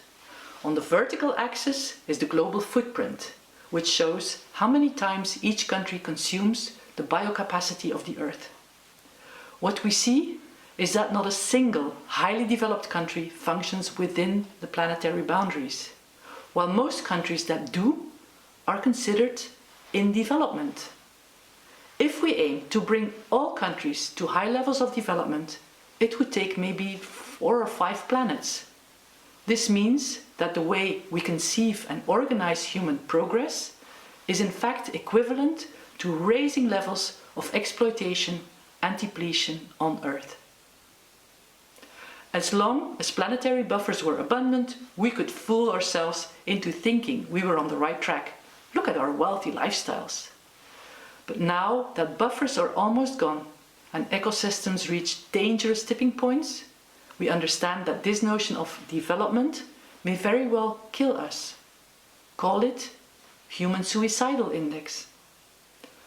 Why don't we learn from those cultures and communities that pursue a quality life while respecting the integrity and health of their natural environment? We can learn from their vision and values, their stories and literature, but also from their ways to access and share natural resources. So we urgently need to step back and free ourselves from that destructive vision of human development. But knowing intellectually that our way to frame human progress is wrong does not mean we can easily switch to another model. Concepts like development, progress and growth are deeply ingrained in our culture, language, our outlook on life, our habits, dreams and ambitions, in the way we relate our history, but also in our institutions, our education, science, politics, economies, money systems. So we need social and cultural studies and humanities to help us unravel those Gordian knots. Accepting that our familiar way of life is dead or deadly goes very deep. It can be compared to grieving for the loss of a loved one. Psychology tells us grieving has 4 stages. The first one is denial. It can't be true. It cannot be that bad. By doing more of the same, by further technological progress or green growth, we can certainly sustain our way of life. The second phase is anger, blaming someone for our pain. Maybe the Chinese or a virus. Okay, maybe we can win a battle against the virus, but not a war against nature, since we're part of it. And we can fight other nations and unleash a nuclear war. Anger alone won't help us. The third phase is acceptance, letting go of the deadly notion of progress, emancipating ourselves from its power. Only then can we move to the fourth stage, which is envisioning a life beyond the current crisis, a new normal, new ways to conceive what it means to be human in relation to the rest of nature. New hopes, dreams, values and ambitions embedded in new institutions and habits. That is resilience. This may sound theoretical and abstract, but it's also very concrete and practical. Today, sustainability is mainly framed within natural sciences and technology that offer brilliant insights and innovations. But as long as these hold on to the old worldview, stuck in the phases of denial and anger, they do not help society to be resilient. So the agenda for this conference is not only to move social and cultural sciences and humanities more center stage in the sustainability debate, it is also to help natural sciences and technology to really achieve the sustainable impact they pursue. An example: a professor in sustainability from a prestigious university says one can prove e-cars are sustainable as they produce less CO2. He's not questioning the Western assumption that mobility is best organized with private cars. So no questions are raised about scarce materials for batteries, their mining and its impact on communities, their environment, or on increasing the risk of geopolitical conflicts. No questions on social inequality, traffic deaths, and human health.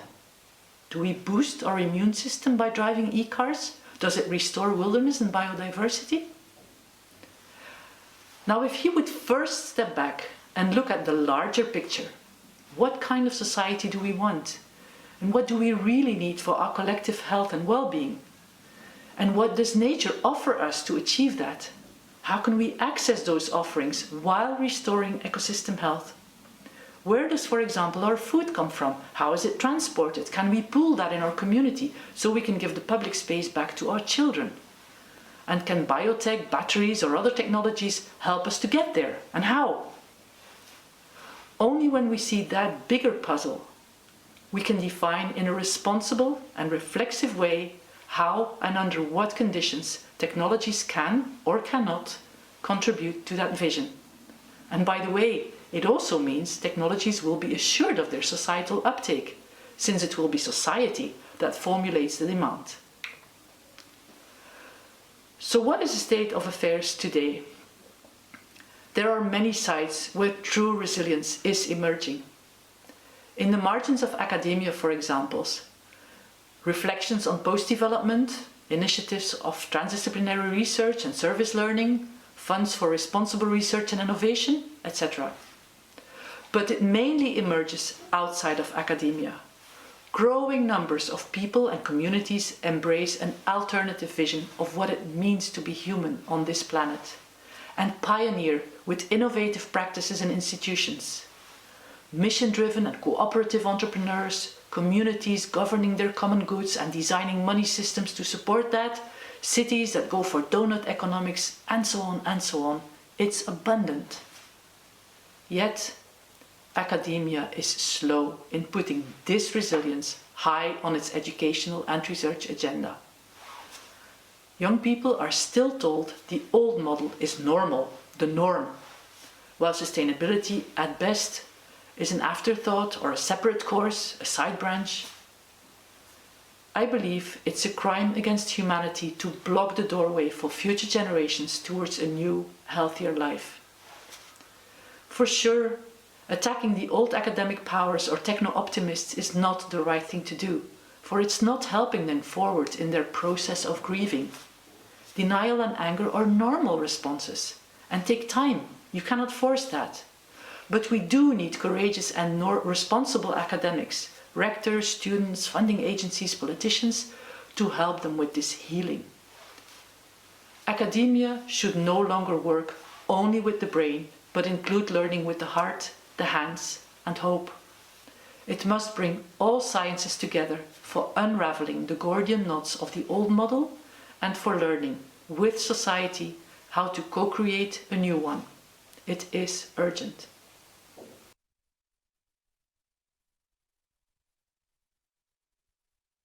My name is Howard Blumenthal.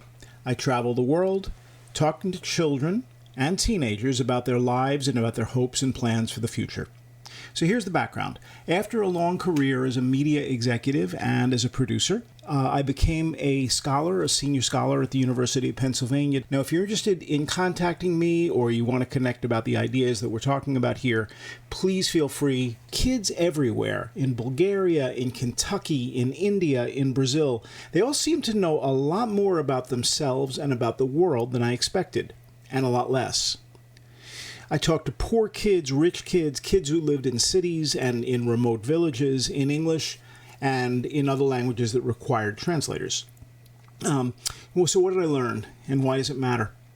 Well, every kid is naturally curious. Every child, every teenager wants to learn, and learning is actually the most important thing in their lives. They really want to understand how the world works and how they fit into it. They take it very seriously. They set very high expectations for school. Sometimes the school does the job, and sometimes kids are disappointed. Kids these days don't think of school and teachers as the only source of learning, but just as part of their toolkit. Now, unless they live there, they tend to know almost nothing about Africa or about Southern Asia. They believe that the United States and Europe is still at the center of the world, and they're surprised when I tell them how quickly things are changing, how population patterns are changing, how migration is changing, how the cities in Africa and Asia, whose names they don't know yet, are rapidly becoming the world's largest cities. Teachers are surprised too, because they don't know much more than the students do. Now, the children I've met uniformly love their families. They're decidedly unimpressed by adults and the way we manage our communities, our countries, and the world. They're not cynical, they're observant, and they're honest.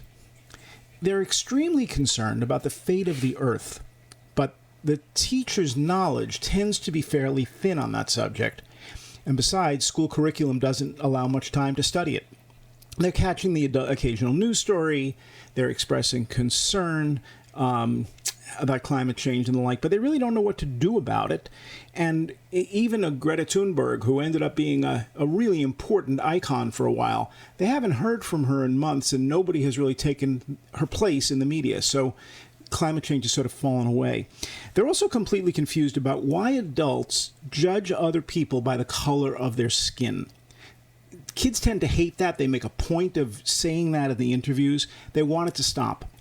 They hate the idea of income inequality, and that stays with them as they get older. They hate the idea of poverty, but they have absolutely no idea how to help. In the U.S., kids are frightened of school shooters, and for good reason. There's been a lot of shootings in schools. Now, they're learning to fight back if an intruder enters the classroom with a gun. This is terrifying. The idea that we still haven't figured out how to keep children safe in school, and we still haven't figured out how to control guns and gun ownership in the United States so that every child is safe. They're watching us not make the right decisions. They know these decisions need to be made, but they don't really have a guide. They don't have a beacon. They don't have the right kind of education to get them to the right place. So they're only going to repeat the habits that we've made as adults. Was the pandemic a surprise? Did you adults prepare for the pandemic as poorly as you've done climate change? Why are we going back to school if we can't be protected from the disease? Why are we being forced to either go to school where it's unsafe or to watch what amounts to a bad TV show featuring our teacher who requires us to sit at our computers all day long? Is this the best adults can do? Again, we are falling short of what the kids need. So there are big gaps in their knowledge. Most of the kids can't name more than 20 countries in the world, and most adults I meet can't either. They learn one or two languages, which means they can't understand the majority of people in the world, and we haven't quite figured out how to get our technology up to speed. They rely upon news sources, just as adults do, but often those news sources don't tell the whole truth and nothing but the truth, or they fail to report critical information so kids can gather context and really understand. They're relying upon school curriculum that's often irrelevant and often a waste of time, because there are far more important things to learn in this particular period. It's not a secret. Many teachers share that frustration, but the higher-ups in education make it impossible for teachers to teach what needs to be taught. We're very caught up in our old ways of thinking. So what needs to be taught? Well, I would start with the pandemic. What caused it? Why are epidemics happening more and more often? How do we wrestle this pandemic to the ground and end it? How do we make sure that this never happens again? How can we prepare for the next pandemic? What can I do, me personally? What can my family do? What should the government do? And what should nations do in terms of working together? How do viruses work? What's a virus? Then I would move on to climate change. Same questions: causes, mitigation, prevention, individuals' roles, impact on our bodies. When storms become so powerful that we can't live in the places we live. Where are we supposed to live? What happens when fires get out of control? Is this going to be something that's going to be part of life forever? Who's responsible for all this? How can I, as a child growing up in this world, learn enough to make a big difference in the future, which isn't that far away for any of them? It's 10 or 20 years. And how do we find people who can teach this? Because most adults they talk to are pretty clueless. Most teenagers and children want to learn much more about their bodies. They don't want to be obese, and that's becoming a giant problem. They want to know how to run faster and jump higher and become taller and do better in sports and eat healthy and get the family to eat healthy, because often at home things are not great.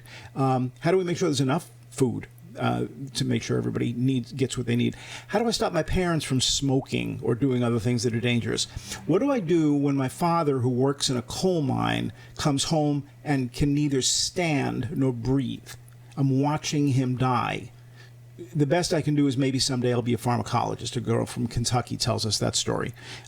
They've heard about type 2 diabetes, but only a little bit.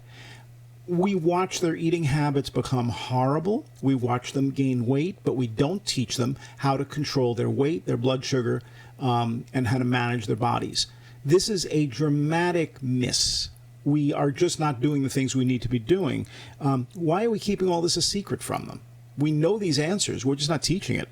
All right. They're curious also how their minds work, how they learn, how they remember, how they deal with negative feelings, how they control impulsive behavior. How do they manage anxiety? How do they become more creative? How do they think more clearly? How do they deal with bullying? How do we choose our leaders? We're looking at the United States, we're looking at Brazil, we're looking at other countries where the pandemic is so out of control. We're not connecting the disease to leadership. We're not connecting climate change to leadership in ways that we need to. Now, what's the role of technology in all this? And again, these are probably the school subjects of the future. Many children seem to be okay not owning or controlling their data and relinquishing their rights to privacy. How do we unlearn that lesson? That's a bad idea. We want a successful economy, but not at the cost of ripping privacy away from every person on Earth. These are 21st century issues, big ideas that students want to know and understand. I discuss them with these ideas with them all the time. They have very good responses, but their school days are cluttered with 20th century curriculum and very little freedom to deal with real life in the future. I no longer care whether students master electromagnetics. It doesn't matter if they learn algebra or not at this point. This other stuff is so much more important, and we're not doing that job. So, students want to learn to make better decisions. They want to disarm and eradicate every nuclear weapon on Earth. They want nations to stop fighting. They want them to get along. They want to save the planet. And I want to stop them from thinking that they're going to colonize Mars once Earth becomes uninhabitable. It's the wrong lesson. So how do we get there? Well, we need to change our own behavior. We need to stop behaving like children, stop attacking, stop lying, stop cheating, stop hurting one another, stop bullying, stop calling other people names, lose the weight, stop engaging in dangerous practices that make climate change and pandemics worse, stop promoting chaos, misinformation, and disinformation. They're watching the same news stories we're watching. They're studying mostly the same curriculum we studied. 1 in 3 people in the world are less than 18 years old. They are healthiest, wealthiest, best educated, best informed, longest living, most connected, most international, most future-minded generation the world has ever seen. They're capable of changing the world, but adults must clear the way. We must tell them the truth. We must educate them so they can think clearly. We must encourage them to play a much more active role in their future. They don't have much time. Let's get them started before the problems that we've created become so severe they have no choice but to leave Earth and move on.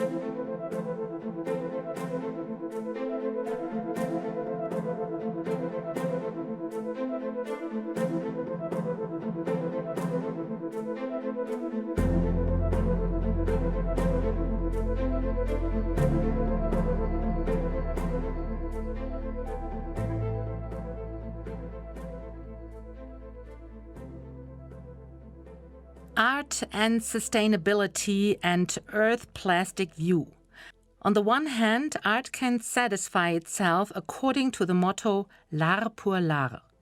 It can deal only with itself and needs no explanation as to why something is considered art. This approach is justified and possesses intrinsic value in that the artist has complete creative independence. On the other hand, however, it is my opinion that art has the power to carry a message and thereby contribute to social changes or even bring them about entirely. The world we live in today is global, and the problems therefore are global as well. They affect the whole of humanity and the planet Earth. As a whole, we have to explore new ways which allow us to find solutions as quickly as possible. For example, concerning the climate or the plastic crisis. Art visualizes and makes visible, creates images for something that was previously intangible. People need visualization to comprehend, which in turn induces an emotional response through which one can move forward on a new path. My project, Earth Plastic View, Matterhorn Art Project, which has been running since July 2019, makes the incomprehensible visible. It shows the worldwide stock of plastics. Until now, there was no such visualization. With Earth Plastic View, we get a visual and spatial idea of the unbelievable extent of plastics, utilizing the vastness of the Matterhorn and the surrounding mountains. In 2019, we had about 7 billion tons of plastic on the planet. This corresponds to a volume of 14 cubic kilometers as assumed plastic granulate. If we do not change anything, this amount will grow to 16 billion tons by 2035 with a volume of 32 cubic kilometers. The Matterhorn and its surrounding landscape is a place people long to visit to experience and admire the vast beauty of the natural world. People move more attentively and consciously in the landscape, which makes the confrontation with plastic sculptures in nature more poignant. It is a present and emotional experience that irritates and makes one think. In this sense, the Matterhorn is the medium and the messenger at the same time. It opens one's view and understanding, both on a local and global level. It triggers a notion of change in the confrontation between plastic and nature. People are encouraged to change their behavior, to find alternatives and solutions, to act sustainably. Horrific images like plastic waste in the oceans contribute to a growing awareness of the problem. This also touches people on an emotional level. However, I think that people can also be encouraged to change their behavior by means of beauty and sensitization. Earth Plastic View achieves this by means of an aesthetic appeal and thus triggers a positive desire to pursue a sustainable approach to plastic. Earth Plastic View is a global, unifying, positive symbol for a new plastic awareness. It is about experiencing grandeur. The human being should not just aspire to self-gratification.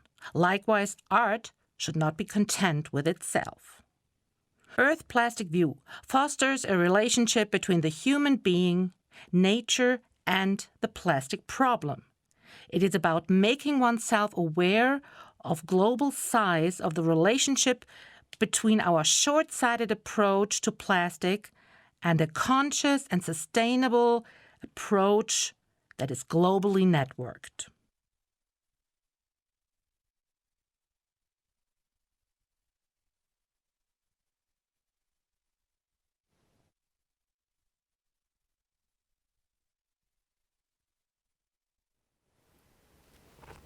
Yeah, thank you very much to all contributions. Very impressive, very concise.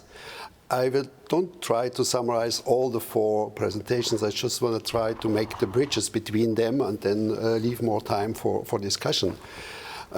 In my view, Carlos was elaborating the implications of Newtonian mechanistic worldview and how we need other kinds of knowledge for real change, that we cannot stay with the same kinds of doing things as we did so far.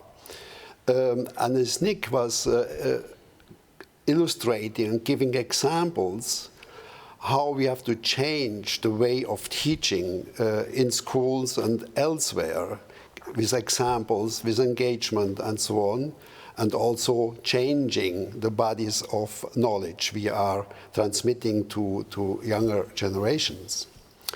Howard Blumenthal, in fact, was showing us something similar that was mentioned by Fatwa before, that how much young kids, young people, children are caring for the family, for their friends, for themselves, and what they know, but we don't help them to improve or to change. This will be also a topic later today, a topic that has been raised in our survey, that young people, when they arrive at university, they're enthusiastic, they want to know about sustainability issues and engage, and then they are confronted with the disciplinary frameworks of silos, and they are losing all enthusiasm for engaging. And the last presentation by Branko Šmon was, in my view, a fantastic example how to illustrate what we want to do with strong pictures and overcoming problems of language, maybe, by a symbolic way to approach sustainability issues and motivate people also by visualization to engage in these issues for the longer period of their life. So I would leave the floor to you, maybe from my colleagues next to me, first statements or comments, and then the people remotely going into deeper of their topic during the discussion. Well, I mean, it's... Helmut Rosa, please. Yeah, I found these also very inspiring and impressive contributions. And I think they have a lot to what they have in common, and what is very important is somehow to connect the head and the heart, right? I mean, because of the affective dimension somehow seems to be very open and very close to the environmental concerns and sustainability. And on somehow the cognitive level also, we have all the insight and the knowledge we need to change our lives. But the question is exactly, I mean, somehow there seems to be this big split, which you always observe. For example, nobody wants war, but still we have war, right? And everybody wants to save the planet. Everybody wants to save the planet, but we don't do it. And everyone wants social justice. The heart is very clear, right? And the head is very clear there too, but we don't act in this way. So somehow, I mean, maybe it's not, I really wonder how we finally make the transitions, right? And maybe it's not even it's not the transition between the head and the heart. It's the transition between the head, the heart, and the action. So I think the great question is, why are our actions, our institutions so completely immune against our insights and against our affects? And I think we haven't really solved that problem, but I'm not sure whether anyone has a good solution to this. Well, Thomas, please. Yeah, I think in the long run, it's perhaps, we're told we may have only 10 years to make a massive change, particularly in relation to climate change. But perhaps we also need to take a long-term perspective, and working with young people is very important. Many of us are educators. We do have a special role in mobilizing the enthusiasm and the sort of commitment of young people to ideals, a typical commitment to ideals. We have to mobilize and we have to inform young people and empower them. And one thing we did last year at the World Academy with some young junior fellows of the Academy organized a global youth leaders meeting online, of course, because of COVID. And we were bringing young leaders together to exchange their views, to liaise with scientists, with the scientific community. Those kinds of bridges are very important. Martin Leiner, also a short comment? Yes, I see also in all these approaches the question for ethics, for talking about ethical questions, about also spirituality and such issues which often are also a bit at the limit of our scientific world. Religions as well. Well, some people bring them in, but there should be also this enormous development of a spirituality related to sustainability, to ecology, in different religions as well, which should become also more and more a partner of our discussions. Okay. Yeah. Is somebody from the presenters responding to, reacting to these comments before we then enter to the questions in the chat? Yes, I wouldn't mind reacting. I would like to, thank you. Thank you for your comments. I would like to go back to what Hartmut Rosa said. It's not just about the head and the heart, but also about actions. It's what I called learning with the hands, but also, and what Mr. Leiner said, it made me think of Kant, what can I know, what should I do, and what can I hope? And that's why I think hope is really a crucial dimension in education, because I see that young people are so anxious about this uncertain future that a lot of them remain in a phase of denial. They focus on the here and now and on what is close to them, and so creating a context where that gives them hope by focusing on the emerging initiatives where people are rebuilding the world, not with a private profit aim, but with, community aimed and restoring nature, hearing stories about communities that do it very differently, that have no private property but common goods. And they told me, and I'm running pilot project in that, and the students told me, this has changed our life. We have hope again. The future is not written. We can write it. And sure, knowledge has, science has a place in that. But science, as Louis said, the institutions of the past or the knowledge of the past does not create a future. Learning is not transmission of knowledge. It's creating new knowledge. And that knowledge should allow us to emancipate ourselves and to survive, give young people a future again.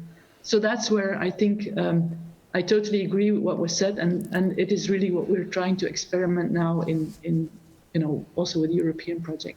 Mm-hmm. Maybe Carlos, also a comment on the comments? Microphone. Carlos, we can't hear you. Sorry, I was muted, sorry. No, I want to come back to this very important point that Hartmut made about the immunity of our institutions to what we cherish the most. And I think this is a fundamental observation. And of course, something that we have to change, Where does this come from? I think that from the fact that the institutions we have were not designed with whatever meaning you give to the word design, with as a central hypothesis that life is interdependencies.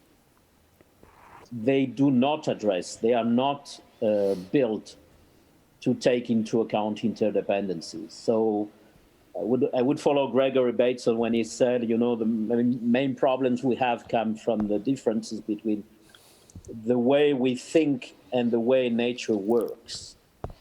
And our conscious purpose is very much biased towards not looking at interdependencies. And this is a key issue, because this creates constantly blind spots. But fortunately, and this is the hope, fortunately, we are capable of being aware that we have blind spots. So we have blind spots, but we can know that we have blind spots. Maybe we cannot know all of them. And looking at that and changing again the epistemology, if you look at institutions, they are all based, and when I say institutions, I'm including here corporations, private and public institutions, institutions in academia, etc. They are built around the concept of separation, of separating, not of taking into account relationships and interdependencies, but rather based on the idea of cutting things to separate them. And this idea of separating, of course, is very useful for certain matters, but it ultimately creates a fantasy of exclusion, which is the idea that I don't have to care about what happens to somebody else than myself. So separation is central to the epistemology of our institutions, instead of relationships and interdependencies. And this is the big topic I think we have to address. Thank you, Carlos.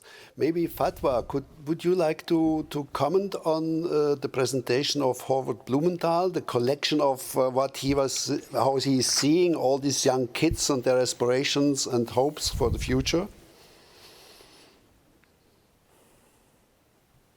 Could you put your microphone on, Fatwa? We can't hear you. Unmute. Okay.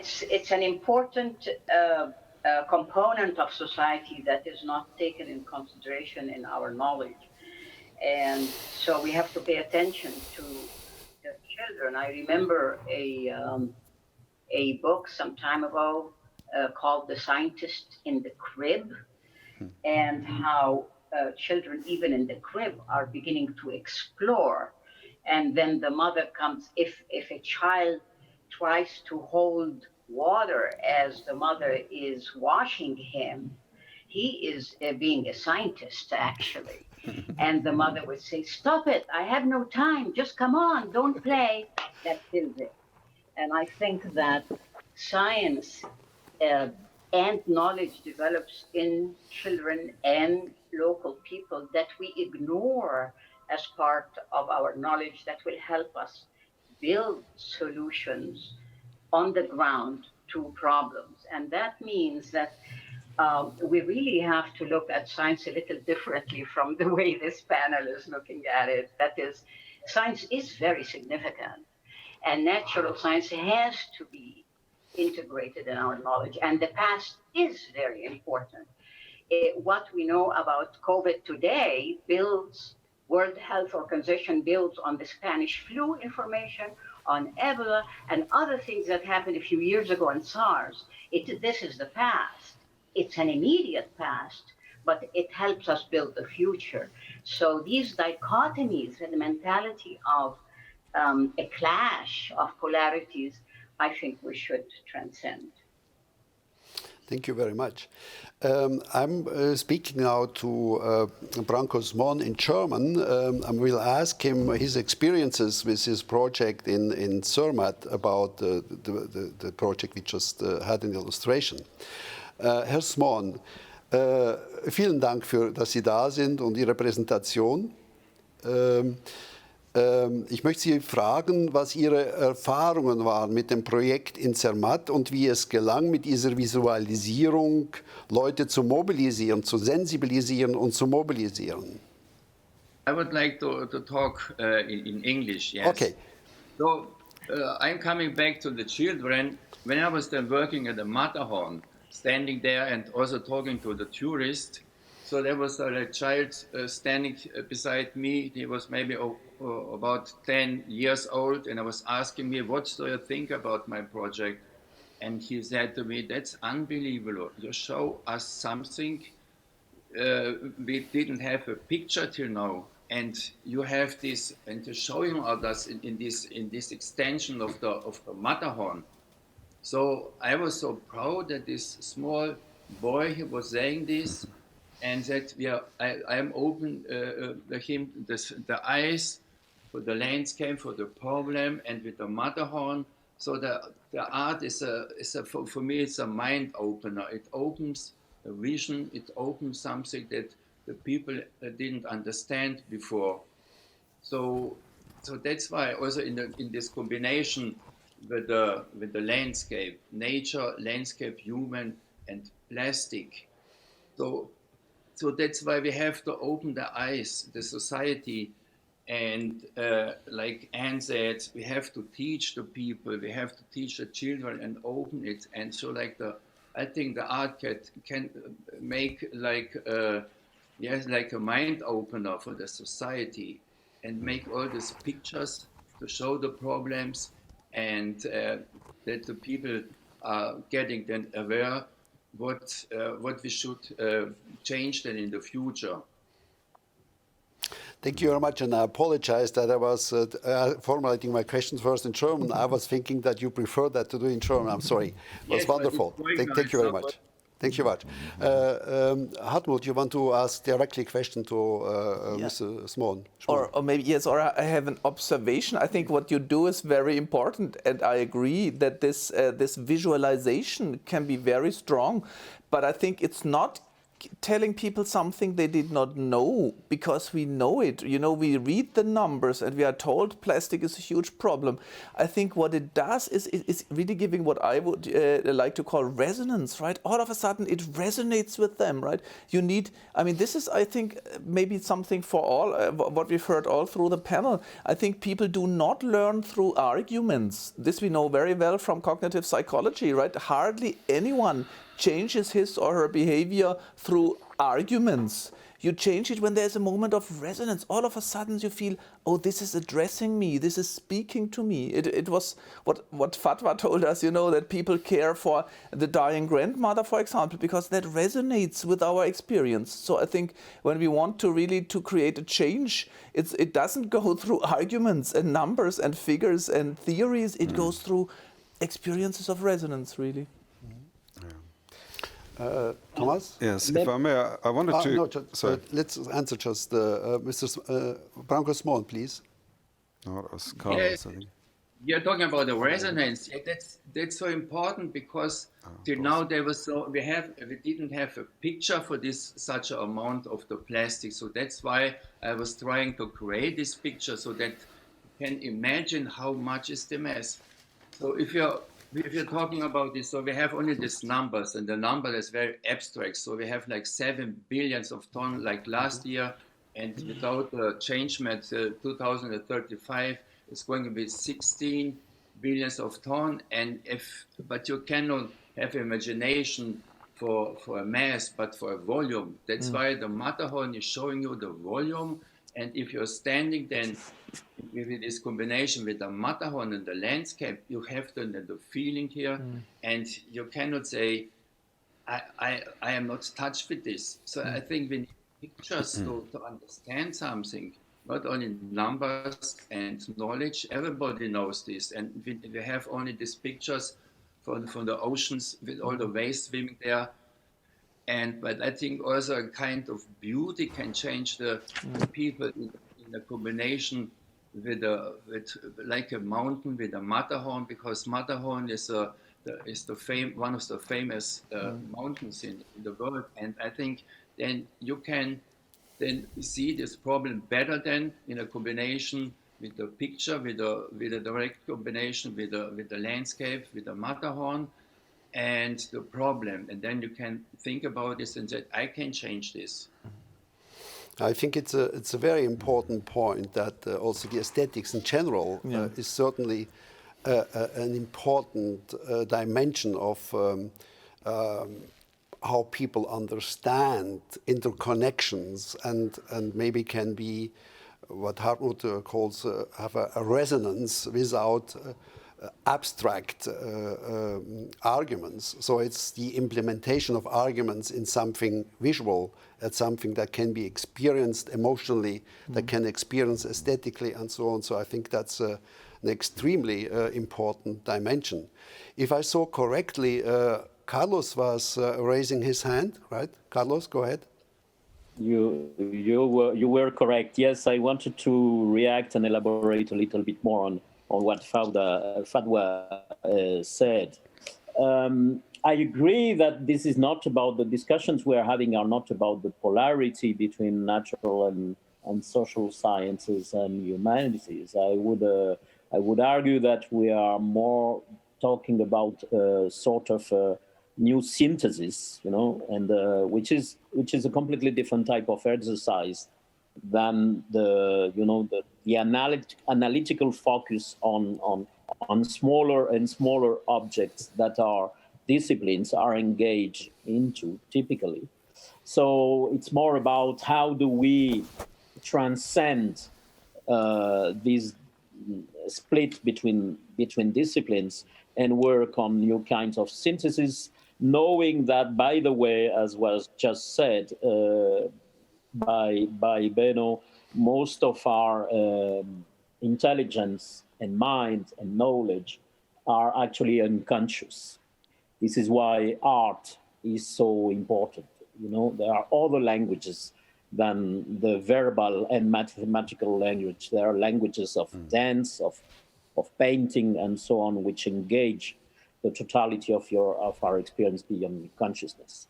But referring to our relationship with the past, I like very much a quote by William Faulkner, who said once, you know, past is never dead, it's not even past. So the past is absolutely present, not necessarily for good reasons, because it can prevent, and it actually prevents new learning. The example of COVID is not a good example, because, in my view, because I mean, if you read the reports by the WHO on the SARS pandemic, on the SARS epidemic, one of the things which is said is, we realize that the techniques of the 19th century were more useful to deal with this than the science of 21st. So science of 21st century is not being able, and I think there is an epistemological issue here again, to understand, because we are not able to frame in a proper way our relationship with viruses, which are the basic pieces of the primeval soup from which we come. But also another concrete domain which has been addressed now in this discussion about kids, education, etc. I would say, I mean, there are some worrying questions about our relationship with the past in the way we conceive education. The new ideas on pedagogy are at least 7 decades old, and some of them one century old, you know. Maria Montessori, Lev Vygotsky, these people lived in the beginning of the 20th century. Loris Malaguzzi, who created the Reggio Emilia system,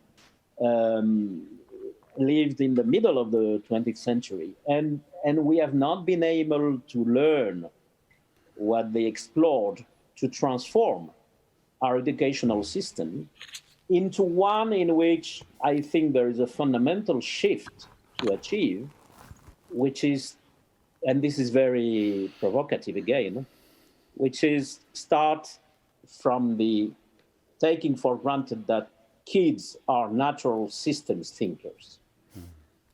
You know? Okay. Loris Malaguzzi said kids come with 100 languages.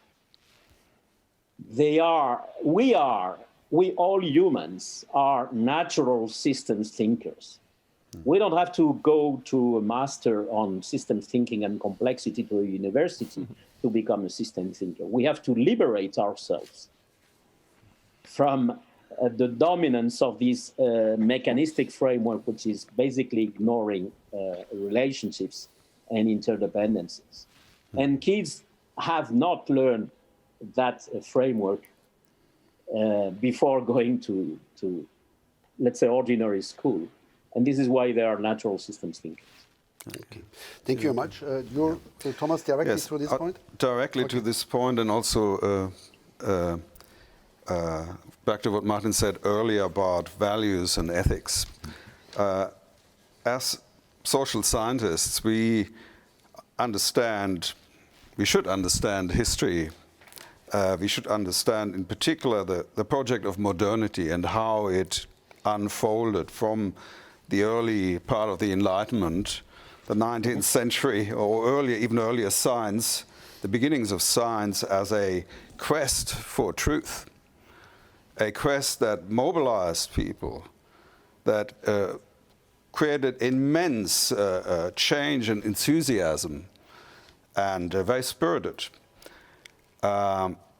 And then the process whereby this project of modernity became instrumentalized. You know, if you look at the work of Horkheimer and Adorno, Weber and others, and we can see that the heart has fallen out of it. It's like, the charisma has been lost in Weber's terminology. The charisma is lost, the shell is still there, but at the heart there's a spiritual poverty, a lack of spirit. And I remind that, the idea of anthropos, in the early Enlightenment thinking, it was a universal spirit. There's a commitment to a very deep commitment to truth and to inner growth, not just using science as an instrument of power, an instrument for the domination of nature. And they were correctives. For example, the Romantic movement was one of the early reminders that no, this is going the wrong way. You're losing the heart of the whole project, and that's, I think, where we need to that's a civilizational malaise what we are suffering now are the consequences of that, and we need to. We cannot inspire children if we can't give them something to believe in. And science has become this sort of real downer, We are only the descendants of apes, We only consist of atoms swirling around. But that's wrong. Really, if you look at the discoveries of science, it should fill us with wonder, with awe. It should inspire us. It should remind us how much we are a part of a greater whole, of the web of life, how we're related to every living sentient being on this planet, and I mean scientifically proven to be totally connected and interconnected at any moment. Okay, those are scientific facts, if you wish, but they are also important truth that can inspire us to take the role of custodians of nature and not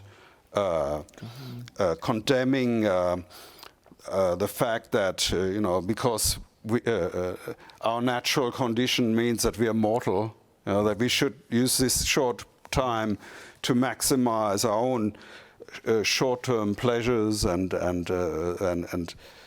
desires for grandeur to cover that fact. And we should take comfort in the fact that we come from this great whole and we return to it.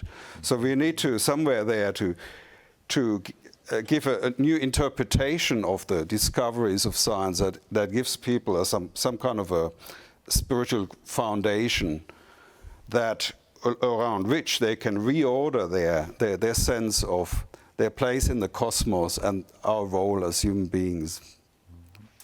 Okay, thank you very much. Would you like to respond to that, Martin, before we go to the questions from the chat then? Yeah, I think this is a good example that we can bring new things in, this interconnectedness proven by science, but we have also to connect with the already existing institutions, with religions around the world, which people are believing in.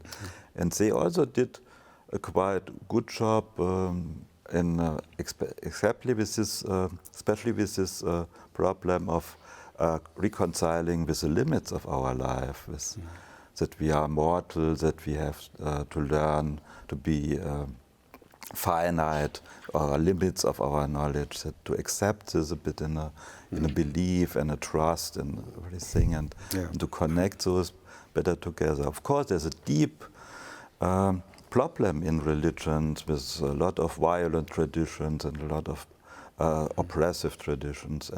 But this is the same case for all institutions. And therefore, I think they do not function so much. They did not work through that. Economy is linked to slavery, and state is linked to violence and arms, and this is still very much alive in all institutions. Even marriage comes from an institution of owning another person.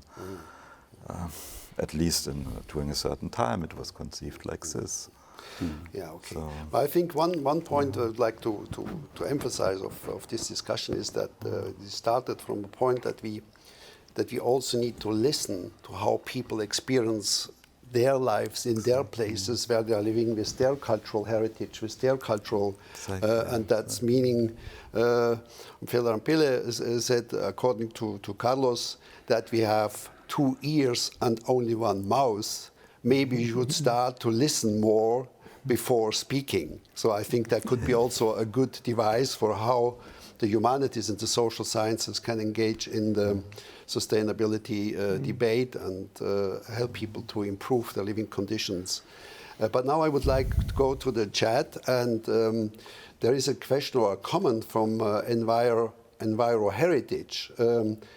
They say it's a very interesting debate that we are having here. The humanities and the social sciences are places where humans' needs can be explored and addressed as such are very key to the achievement of the SDGs. Is somebody who wants to comment on that? Maybe Anne. It's also addressing the educational side. Yes, thank you.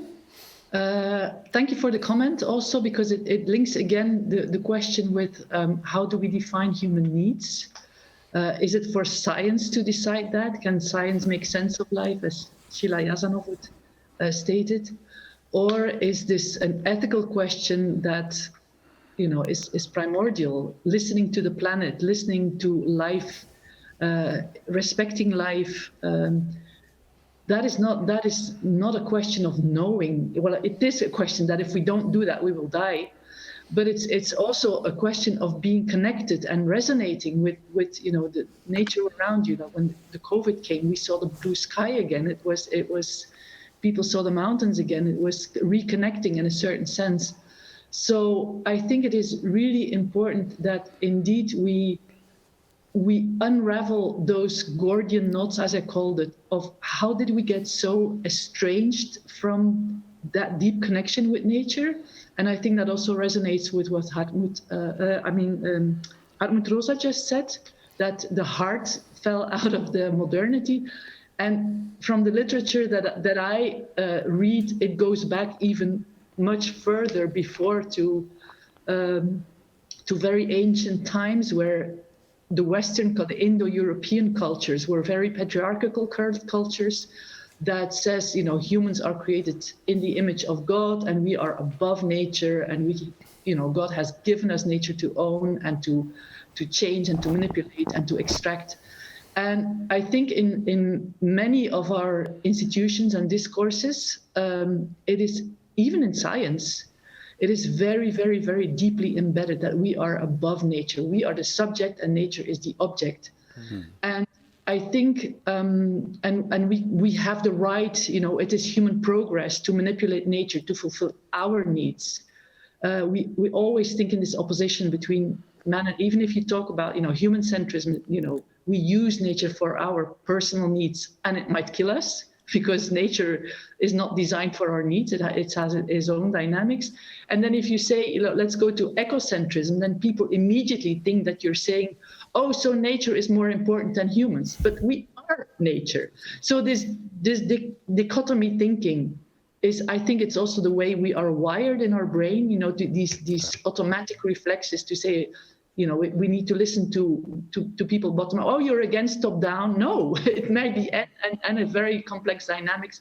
So that is very difficult. And that relates, I think, to the SDG question, because the way we are wired, we want linear, direct pathways to solution. The easiest is to take as Carlos was saying, take the SDGs like a choice menu. And then I can say, I have an action here and it's good for SDG 3, 5, and 8. And of course, it doesn't work like that, but it does work if you say the SDGs are a global agenda and we can only achieve, the social goals like hunger, equality, education, etc. if at the same time we also achieve the planetary goals like life on land and life in sea and stable climate, because otherwise we're not educating our children for the long term. And that will require that we redesign fundamentally what is economics, what are cities like, how are they organized like, what is innovation like, because what it now does is extract the planet for the needs that we, from our ancient Western philosophy, we are above nature, to re-embed our institutions, our money system, our educational system, into a way that helps us to find happiness and find fulfillment in those things like community, connection with nature, resonance, which will also restore the planet. So that is where I use the SDGs a lot as a leverage, but always with the warning.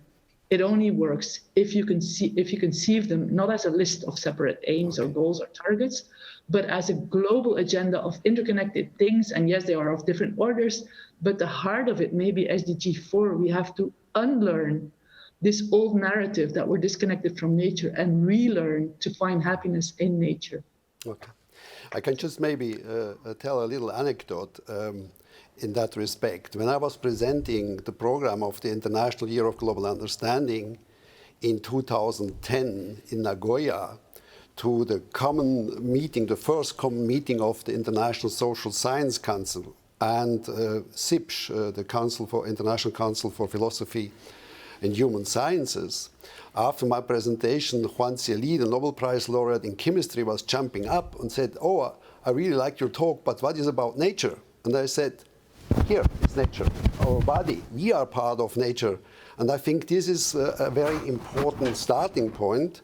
Juan Cieli was later on one of the key drivers to preparing the merger of the social sciences and the natural science that was taken on later on by Gordon McBain and was implemented in 2017, if I remember correctly. So you can see how long institutional changes take, but sometimes one little point can have a big effect if the agent has the power of transformation. Of course, not everybody can transform everything to any minute everywhere in the world, but a little bit everybody every day.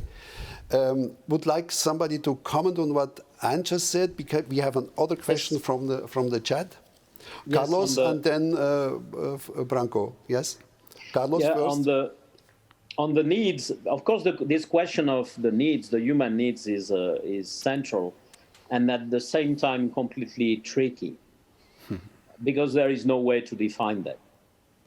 There is no way to define human needs. This pertains to a domain of concepts which are beyond, as Ilya Prigozhin said, again, reality is richer than what we can describe in any language.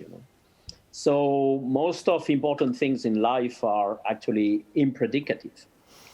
We cannot define them without referring to themselves. Think of love, think of friendship, think of beauty, think of life itself. We cannot define life. So it's not something on which we can take an objective position as an outsider observer. But of course, this makes the topic all more exciting, and I would say we have to explore that. What is the response to what we need?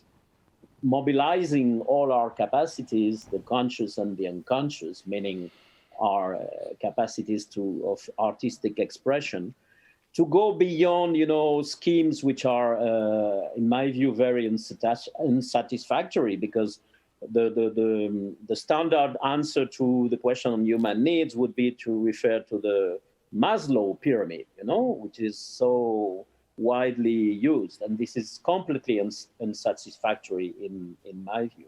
And just to finish, there is this ironic thing that modern science is sometimes or often reaching knowledge or confirming knowledge that we know since the beginning of time, since very long, through other languages.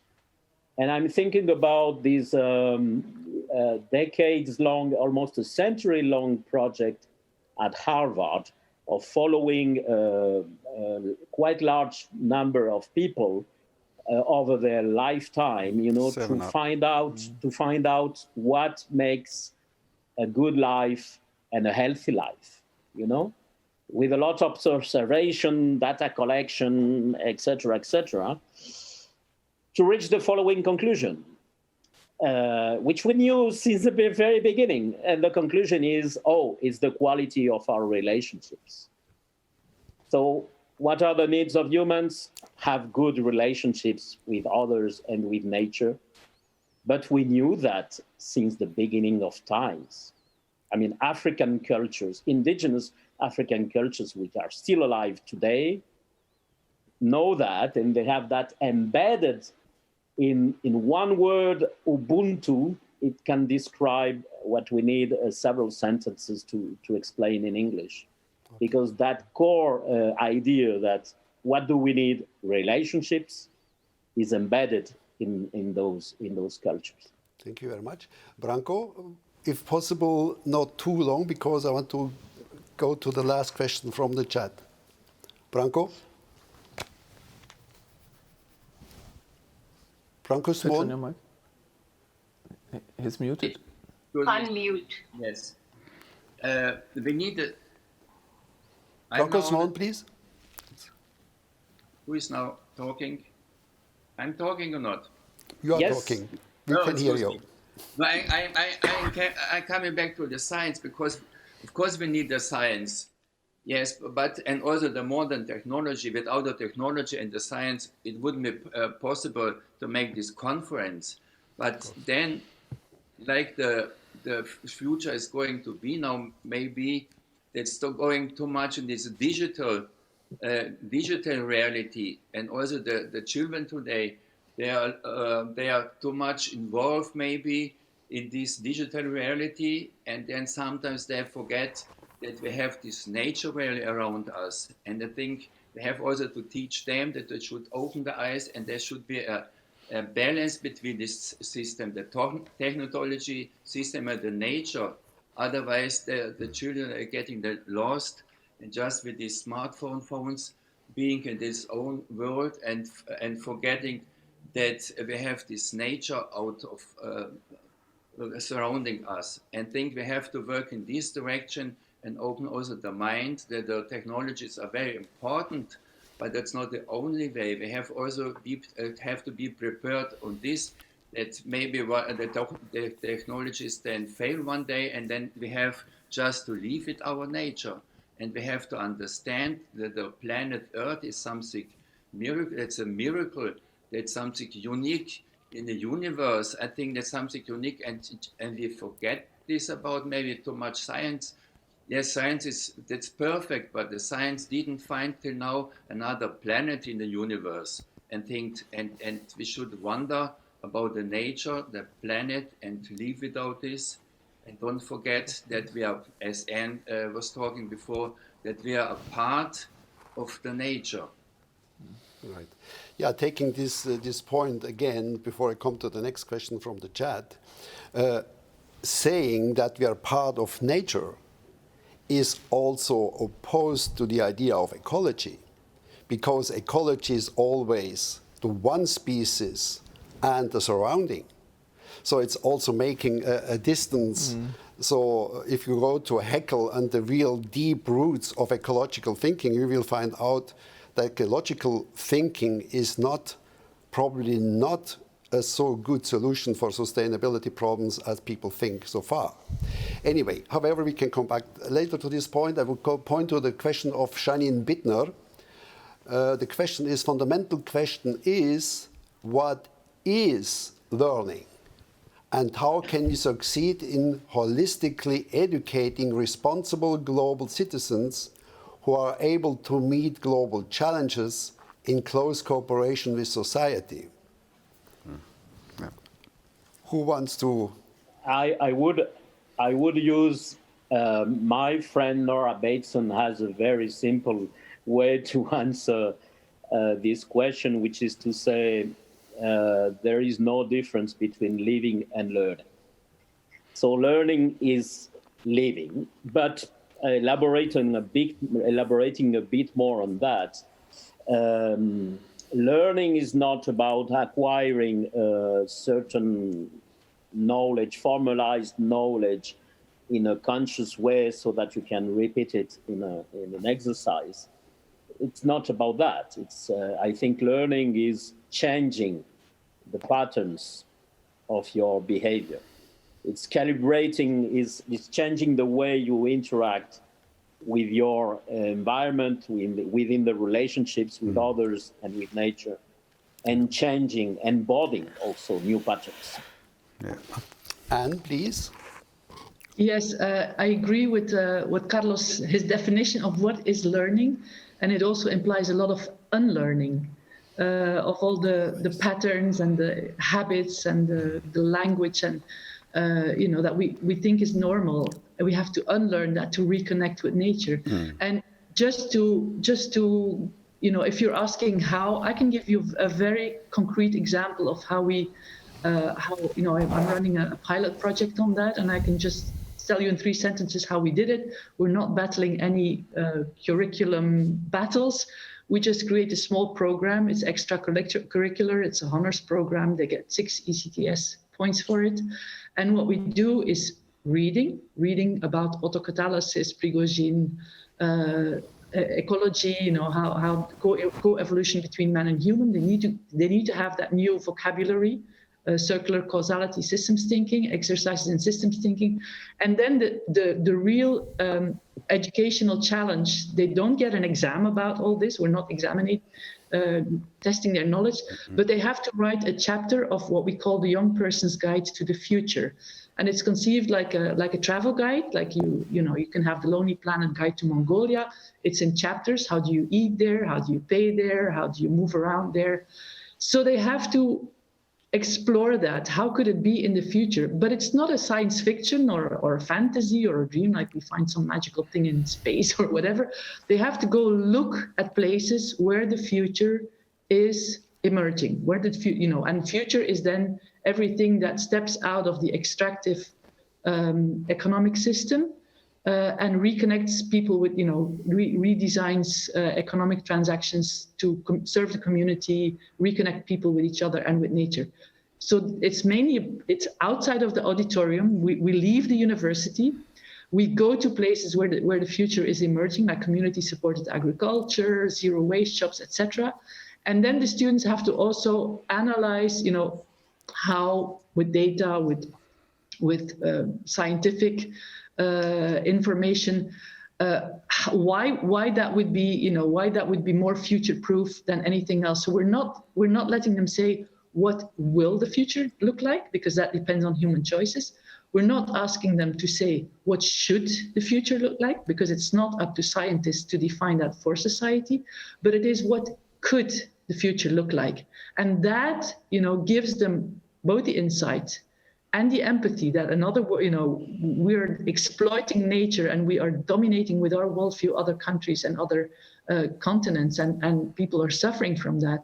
But then also we can act empowerment. Something is already happening. We can go that pathway if we want to, and then that gives them hope. So that is a very concrete example how it can be done, and I can give more information via other channels if you like. Thank you very much, Anne. Other comments on the question I just wanted to say or add on to what Carlos said, because I agree that learning is to be alive. To be alive means to be open to new learning, to new things all the time. That means to be truly alive. Of course, you can be alive and be captivated in a framework of fixed ideas. And I just wanted to add that that's not an accident, because our information processing capacity, our cognitive capacity is limited, and it's not wrong to economize. In fact, it's absolutely essential. That means we don't think about everything from scratch every time we encounter it. We have certain strategies, okay? We move around the house, we know where everything is, we have our maps of things, and that's just an economical way to go about living as well. And it's not sensible to question things that work well, but when they don't work well, and if you have new evidence or contrary experience, then you're called upon your commitment is called upon, your commitment to truth, and that means learning, opening up and saying, okay, I was wrong, I'm going to change my knowledge, I'm not going to make an identity out of it, but it's changeable, it's open to new evidence. No problem, I know more now than I did yesterday, that's great. But often people have this commitment to these convenient, fixed ideas they have, and they're not willing to relinquish it when it's necessary to do so, when those patterns have outlived their usefulness. Thank you very much, Thomas. Other comments? We have a couple of minutes left. Fatwa, I see. I have Fatwa. something to say. Can I say something? Yes, you can go ahead, Fatwa. You are very brave. You are staying up until 1 o'clock in the morning. That's really fantastic. No, it's 3 o'clock. Oh, I'm sorry. Thank you very much for staying with us. Okay, yes, I am, an adventurer. Anyway, I want to talk about how I learned about learning, because part of my being invited to Qatar University involved my being also a distinguished professor of anthropology, so I was teaching classes. And what I learned about learning is that I had to unlearn teaching the way I taught for 30 years in the United States, because I was dealing with different people and different culture and different cognitive capacity, not higher or lower, but different, because cognition is influenced by experiences, and experiences influence the cognitive structure of the brain. So your brains become qualitatively different with time because of all the experiences which come from the culture. So I had to unlearn how I teach Qatari students who don't need jobs, who are not in the university for employment. They are in the university for something else. And I had to find out what to do with that, because I was used to an American student who tells me, how can this affect my finding a job? Well, Qataris are born with jobs, and they are a minority, and they have already placed in society, and then they go to the university to enhance their knowledge. And that's a different kind of teaching, where I had to learn fast about the culture and then relate the learning to the culture. When I give a test to an American student about kinship, about family, they are lost. They spend an hour in the test trying to figure out grandfathers, grandmothers. So the whole test would be based on that they really have to learn something about family. In Qatar, I used the same test because I didn't know. I mean, I had to learn first. When I used the same test, they all finished in 2 minutes. And I had an hour to go. And I said, what happened? They said, oh, this is very simple. What you gave us is the case of my aunt and the mother's brother's son's daughter of my grandchild, who is married to the son of the aunt. And they say it so fast. That's a kind of cognition that's based on family. And I said, my test sounded very stupid, because like this, they all walked out after 2 minutes and they got A's.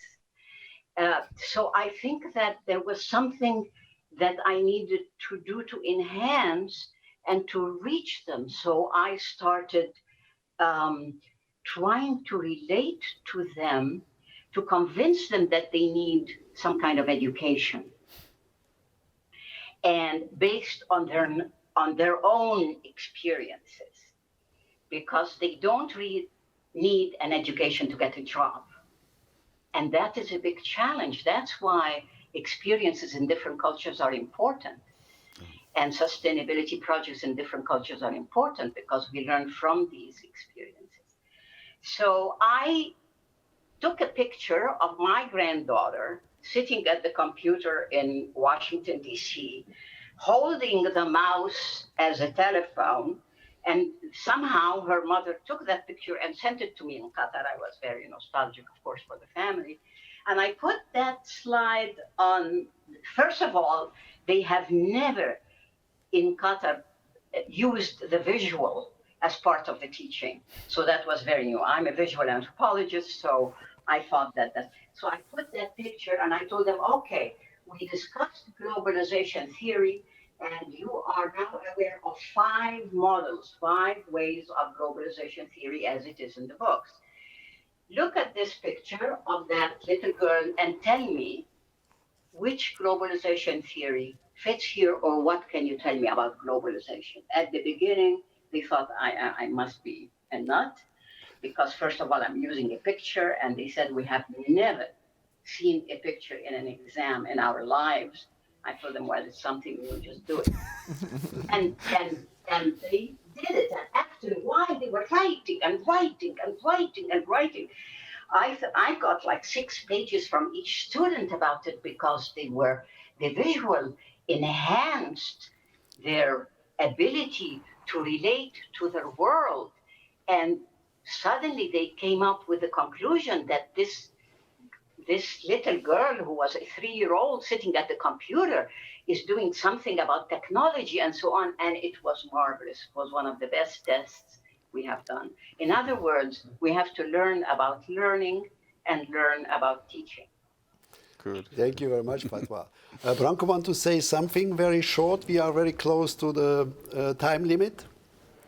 Branko? We can't hear you. You have to unmute yourself. Unmute. Okay.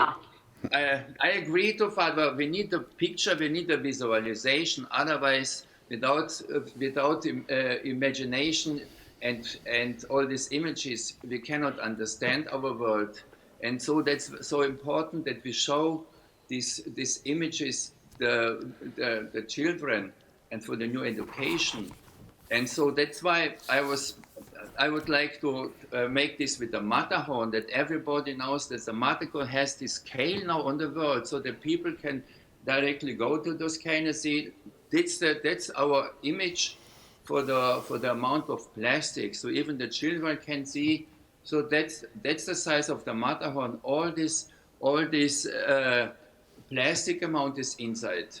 And then I would like to say only this one image. And if you're talking about images, so if you're just producing from all this plastic amount on the world, only just bottles, plastic bottles of amount of 1.5 liters, yes, then you can surround the Earth. That's a very big image. Then you can surround the Earth 1.5 billion times underneath. So that's something that's just crazy. And you can bring this to the people only with images. And I think the art is a kind to produce the images. It's a mind opener and make the visualization, because without the visualization, we cannot change our world. Otherwise, it's just been numbers, and we need pictures for education for everybody, even for adults. Okay. Thank you very much, Branko. This is like some kind of final word, but I would like that we not forget what the other points that have been mentioned, the key points. One is certainly that we are part of nature, and we are not, that nature is not outside of ourselves, but we are part of it. And secondly, that we need to listen more to people we want to work with, not only talking to them, but also listening. Then one point was made that the practical, doing things practically is a wonderful way to learn. We will talk about this afternoon about living labs, how important are living labs to learn things. And for me this, and cultural differences, how to accept cultural differences. And I would use this picture of an online conference. As I mentioned this morning, people are watching this in different space-time constellations. Fatwa is 3 o'clock, we are lunchtime, other people are in the morning now, other people are already in the evening. In Delhi, it's probably already after 8 o'clock. So I would say this is a wonderful picture. Despite many spatial-temporal differences, we are sharing one moment together when we are talking, despite all differences. And I would find that also as a picture to see all cultural differences rather as a rich part of humanity and not something to fight against out of fear or egocentric attitudes. I think if the humanities and the social sciences can contribute to that insight or to take that serious, this can have major impact of all kinds of policies, including sustainability policies. Thank you very much for watching us, for listening us. Thank you very much for the discussion. Thank you very much for the presentations. We will continue a little bit less than an hour and a half with the afternoon session, Knowledge Mobilization for Deep Societal Transformation. We will have 2 live presentations, one from Canada and one from here in the studio, and then a third one by Paul Srivastava as video like the other ones before. We then enter in the discussion how to implement all these insights and ideas we produced over the 2 days. Thank you very much and hope to see you again after the break. Thank you. Thank you.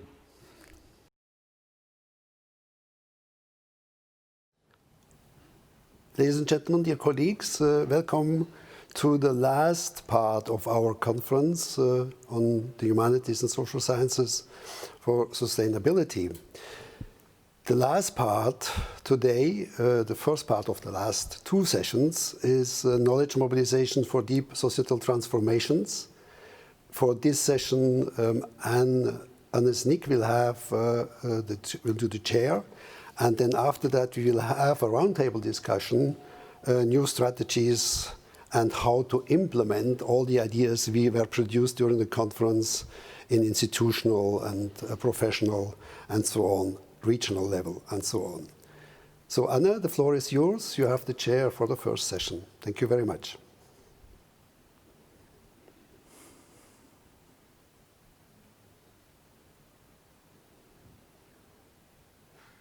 Anne, you have to unmute yourself. Excuse me. Thank you for being here and joining us. And I will just shortly introduce, we're going to have 3 presentations, as Benno just said. I will briefly introduce the 3 authors of the presentations. And the first one is Ursula Goebel. She is Vice President, Stakeholder Engagement and Advancement of Society at the Social Sciences and Humanities Research Council of Canada. She provides strategic leadership to advance and mobilize social sciences and humanities research. Then we have Joanne Kaufman, who used to work at MIT as the Deputy Director and Principal Research Scientist of the Center for Environmental Initiatives, and as Co-Executive Director of the Alliance for Global Sustainability. And since she retired from MIT, she serves as an advisor and consultant on international policy for sustainable development for UNESCO, University of High School of Zurich and Tokyo. And then we have Paul Srivastava. He's Chief Sustainability Officer at Pennsylvania State University, Director of the Sustainability Institute, and Professor of Management at the Smeal College of Business, Penn State. And he's a member of the Club of Rome. So I now invite you to watch the presentations of these 3 speakers. Thank you. Thank you, Anne. And I believe I'm to provide a few opening remarks and contextual remarks from the perspective of the Social Science and Humanities Research Council.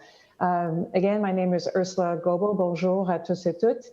I'd also like to acknowledge that I'm joining you in SSHRC, that's the acronym for our council, is situated on the unceded traditional territory of the Anishinaabe Algonquin peoples.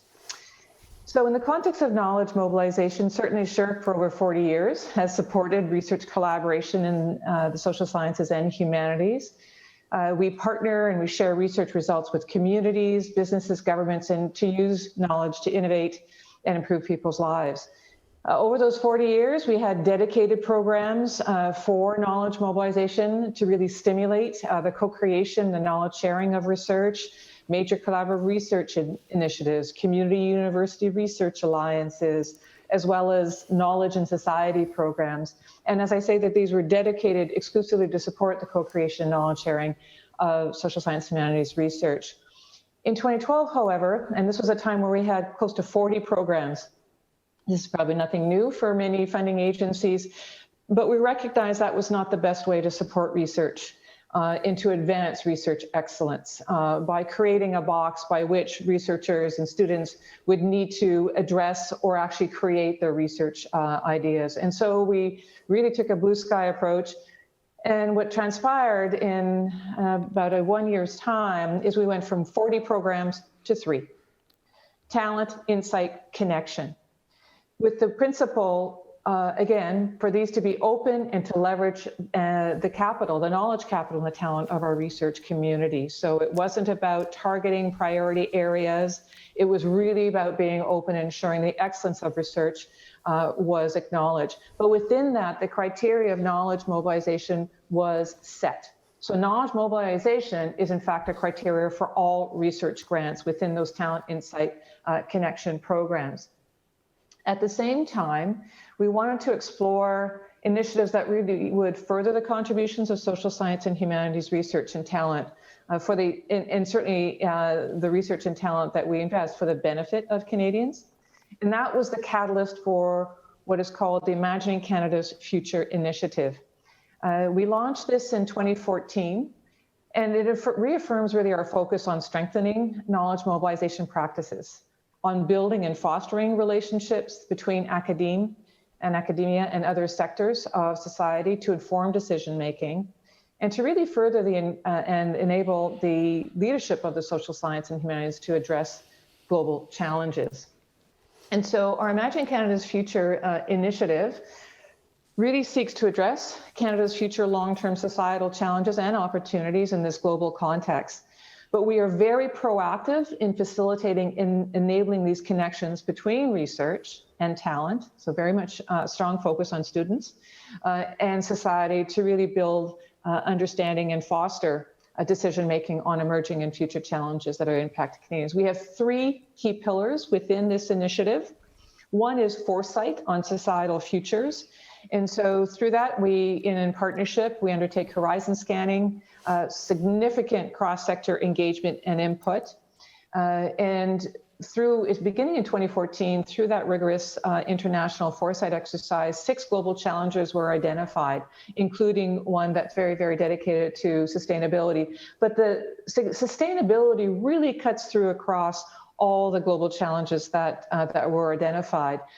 We created a number of mechanisms, and knowledge synthesis grants being one of them, but really creating unique calls for proposals that are generated with the input of academic leaders, policy leaders, business leaders, and community leaders. Because if we were going to seek out what current knowledge exists on these issues and sub-themes, we needed to identify, well, what is the knowledge that is needed, that is being sought? And over time, we've seen that these knowledge synthesis grants, from the output, yes, it has generated significant partnerships and relationship building across those sectors, but it has inspired new research questions and those gaps, by which then our researchers can go to our open programs. And in fact, close to 70% of those who had these knowledge synthesis grants have gone on to develop and be successful in our open programs, and a number of them on thematic issues related to sustainability. So that is the first pillar. The second pillar is addressing research on emerging issues. And this is very much linked to our partnerships, enabling partnerships. Most recently, in fact, we just had a very successful virtual forum in partnership with the Impact Assessment Agency. And so these were knowledge synthesis grants and partnerships really to address impact assessments on environmental projects. So a very strong focus there. And it's really about addressing emerging areas that have come forward. So it's quite dynamic in that regard. We organize roundtables, we identify research experts in real time, but it's really capitalizing and building these relationships and capitalizing on the knowledge capital that we've already invested in and that we know exists without having to create new funding opportunities. And the third, and this is what's most relevant here, is looking at the third pillar, futures in research and training. So as a research funding agency, this exploring futures in research and training to improve, to strengthen our programs and our practices, to really be at that forefront of enabling research excellence is what we do each day across the organization, looking at issues such as open access, scholarly publishing, research training. But our work within our directorate at SSHRC, we wanted to look at futures in knowledge mobilization. What are the best practices that are emerging in knowledge mobilization, the complexity of these issues, the relativity in terms of best practices within disciplines, across disciplines, community perspectives, et cetera. And so this is now the context for our partnership with the Canadian Commission for UNESCO. And so we, in discussions with UNESCO, both our organizations wanted to examine and identify these promising practices in knowledge mobilization. As I mentioned, inclusive knowledge dissemination, knowledge engagement that may also inform future program development and policy. So with the Canadian Commission for UNESCO, we commissioned 9 papers, and mobilized through its network a number of chairs, including International UNESCO Chair, to prepare these thought leadership papers on the future of knowledge mobilization. So the papers address knowledge mobilization primarily from the research partnerships and co-creation perspectives. All these papers will be published shortly, I believe in the coming weeks, as a collection. And we are exploring better ways, which is why I'm so delighted that this is an opportunity to have one of the papers already presented here at this conference, to really start discussing and exploring these best practices and sharing this knowledge. We also commissioned, in partnership with Research Impact Canada, another paper that really speaks to the practice of knowledge mobilization within institutions, its value, its recognition, what is working, and what still needs to be addressed. And so this is very much on futures of knowledge and futures of impact in that regard. So together, these papers will certainly inform our practices, our policies, our programs, as it relates as a funding agency on knowledge mobilization, as well as to really inform audiences on the value of knowledge mobilization. I am absolutely delighted that and greatly appreciate the participation of Dr. Verlin and Dr. Kaufman in producing the important thought leadership paper that they have produced and that they will present today with regards to deep societal transformations in knowledge mobilization on the global understanding of sustainability. We recognize that this particular paper really reflects on understanding the process of generating and sharing new knowledge in ways that impact our social, cultural, and natural environments.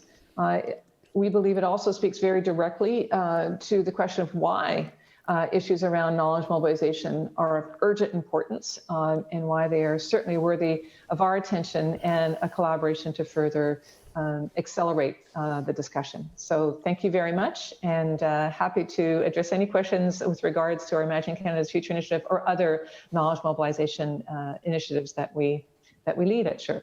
Thank you. Merci beaucoup, Ursula. Thank you very much, Ursula.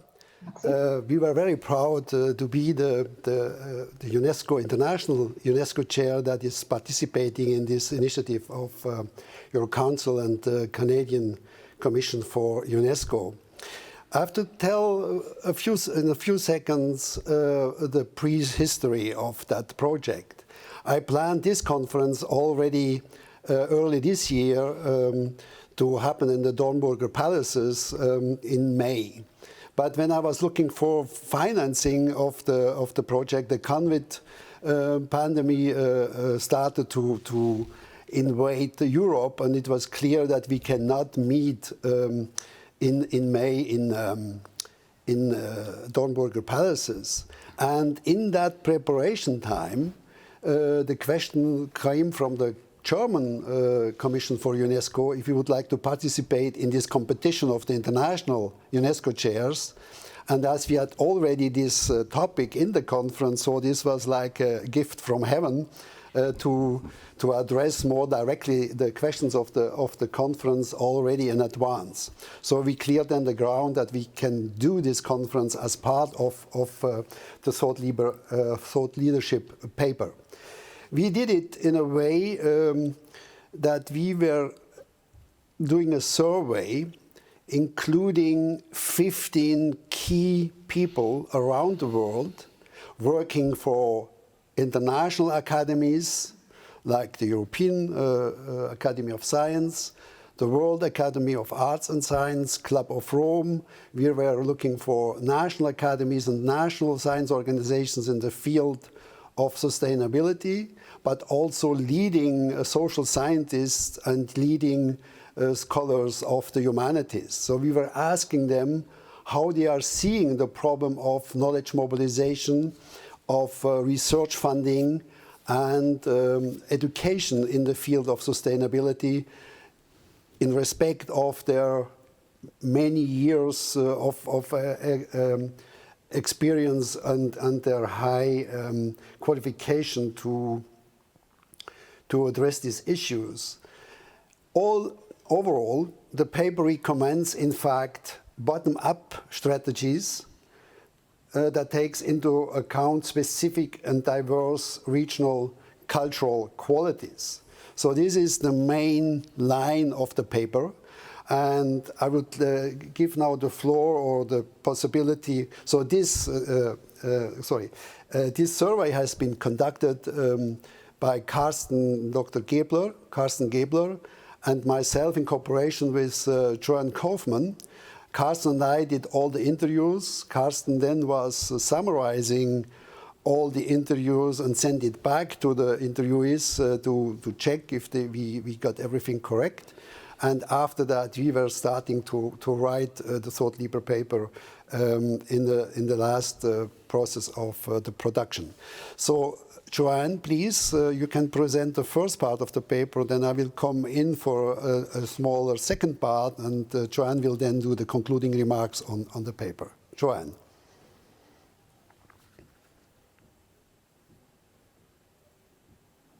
Please. Well, thank you, Veteran.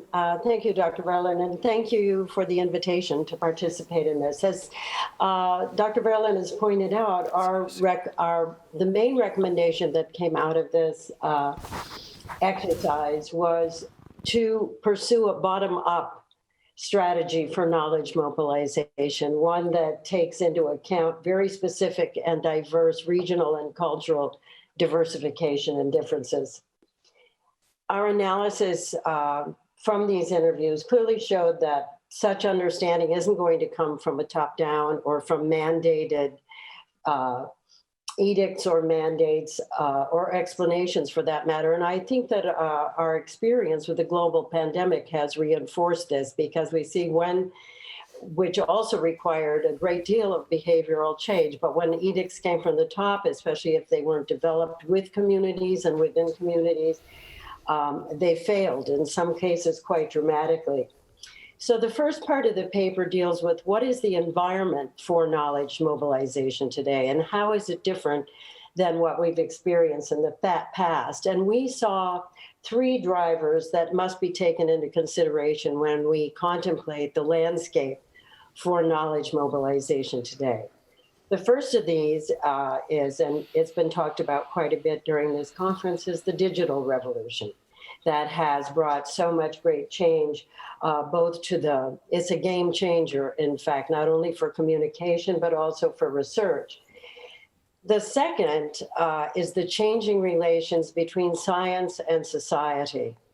And this too has changed significantly in recent years. It's somewhat, it's a changing dynamic in the way that we communicate that's accelerating, and also has been accelerated by our experience with the pandemic and dealing with it in science policy relationships, including, among other things, the decline of deference to science in some contexts. And so we need to understand that as part of the landscape in which we promote knowledge mobilization. And the third is the changing nature of civic engagement itself. That builds on the other two, that it has to do with the different ways in which we use technology, but also the different formats that are available to us in dealing with communities today, and the nature of civic engagement. What is important about these conditions is that they reflect the changing conditions, not just for knowledge mobilization and communication, but also for research, for teaching, and for problem solving for the world's common good. And recognizing this, I think, can lead to concrete recommendations to meet these challenges and to ensure greater integration of the humanities and social sciences in doing so. And that's pretty much a fundamental foundation for this. I think that many of us, and it's come up quite a bit in this conference as well, recognize the need for civic engagement and for seeking ways to promote it. But fundamental to that is going to be to find ways and pathways to strengthen trust and interest in building the civic communication and building relationships with communities. Many of the speakers, and Anne in particular, has drawn attention to the ways in which that has to happen. And part of the way that we're addressing diversity in understanding how we communicate is very much a part of that, and developing mutual trust so that communication and knowledge mobilization is not disseminating knowledge that necessarily is developed by or generated by so-called experts, but that is jointly developed and produced, and that comes out of a climate and an environment of mutual respect and sharing of ideas, and comes with a fundamental understanding that we have things to learn from each other. None of this is a one-way street. So with that, I'll turn it back to Dr. Verlin for the second part, and then return to what our specific recommendations have led us to. Yeah, the part of the knowledge mobilization on the ground, especially, and working with communities, we at the first point, and I think for me is this one of the most important ones, is to change from the voice of authority to authentic participants. So if you really take the idea serious to have a bottom-up approach, then you need to have another attitude as when you do basic research. In disciplinary basic research, in fact, the idea is to build up authority in a certain specific field by citations and research money and so on. But if you are working with communities, then you need to be very authentic. And to build up authenticity is something else than to build up authority. So I think that's very important. I think the worst thing people could do is to meet people in regions with specific cultural context with the top-down attitude of, let's say, a German professor in the normal way, or maybe all professors around the world. I don't know exactly. Then the second point, I think, to connect with communities is then consequently to see these people not as objects of research, that much more than as partners of the whole process. And to do this, how to engage in this field is one technique we are recommending is to tell stories and to evoke emotions. That's the topic we had addressed this morning, that also together with visualization and the integration of arts and Hartmut Rosa's topic of resonance, to evoke emotions for engagement and not only rational argumentations. And of course also building up networks of mutual learning. This leads then to the next part of the paper about building up institutional and organizational frameworks.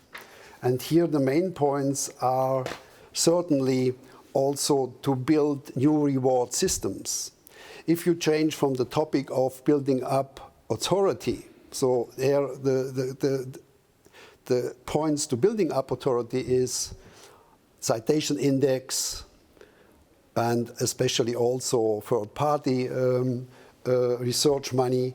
So this is not the way where integrative research and bottom-up processes can be integrated, because they are somehow very much in contradiction to all the expectations for the normal basic research projects. So we need having an emphasis on the experiences to work with communities and bottom-up projects. Another point, and very important point, especially for founding agencies, what we are recommending is to change from large project to medium-sized and smaller projects. If you have the big international projects, very often you have a very strict bureaucratic organization, and you have also many different disciplines that are engaging on the same topic, with all the implications you already had about interdisciplinary research. So the bigger, the larger such projects are, the bigger is normally the bureaucratic overhead, and the larger all these two parts are, the more is the tendency to think inside the box and not outside the box. Otherwise, if you are critical about the things that are already existing, normally you don't get the big research monies, and the big research monies are then going normally more to the mainstream projects, and innovative projects would have rather a chance in the medium-sized and small-sized version with having less financial implications. Then I'm just drawing on the educational aspect and learning.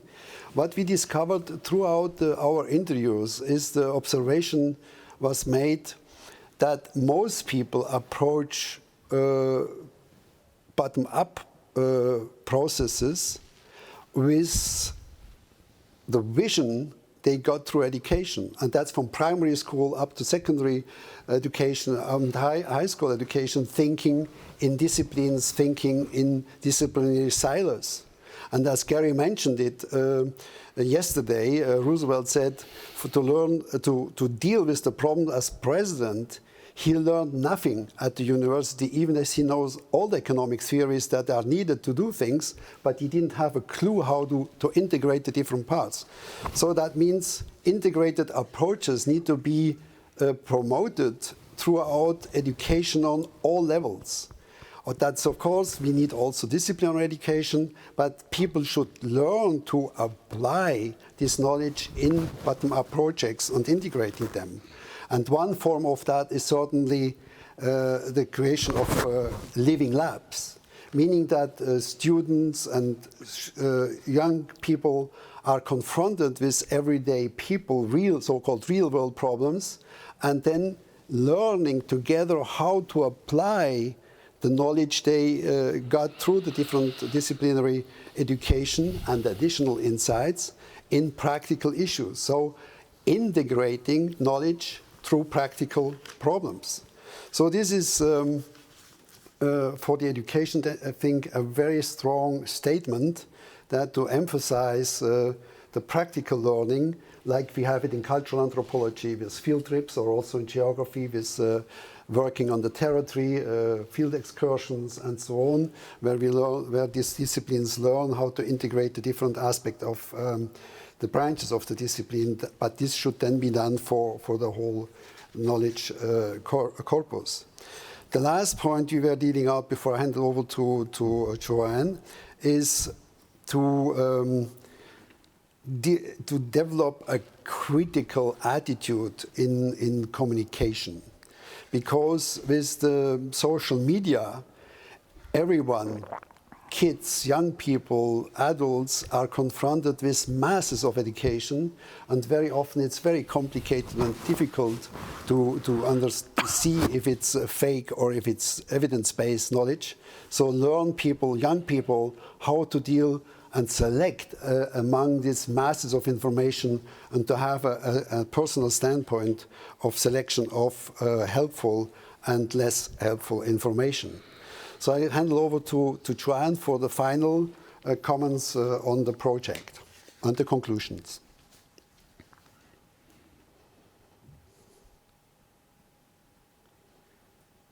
Joanne? Thank you. Yeah, thank you. I just had a moment to find the microphone. Building on this, the recommendations that Benno has just mentioned, and the change that we find would be good, would be beneficial, and to help knowledge mobilization for sustainability, will require new thinking in academia. And I think that some of this presents very serious challenges that we also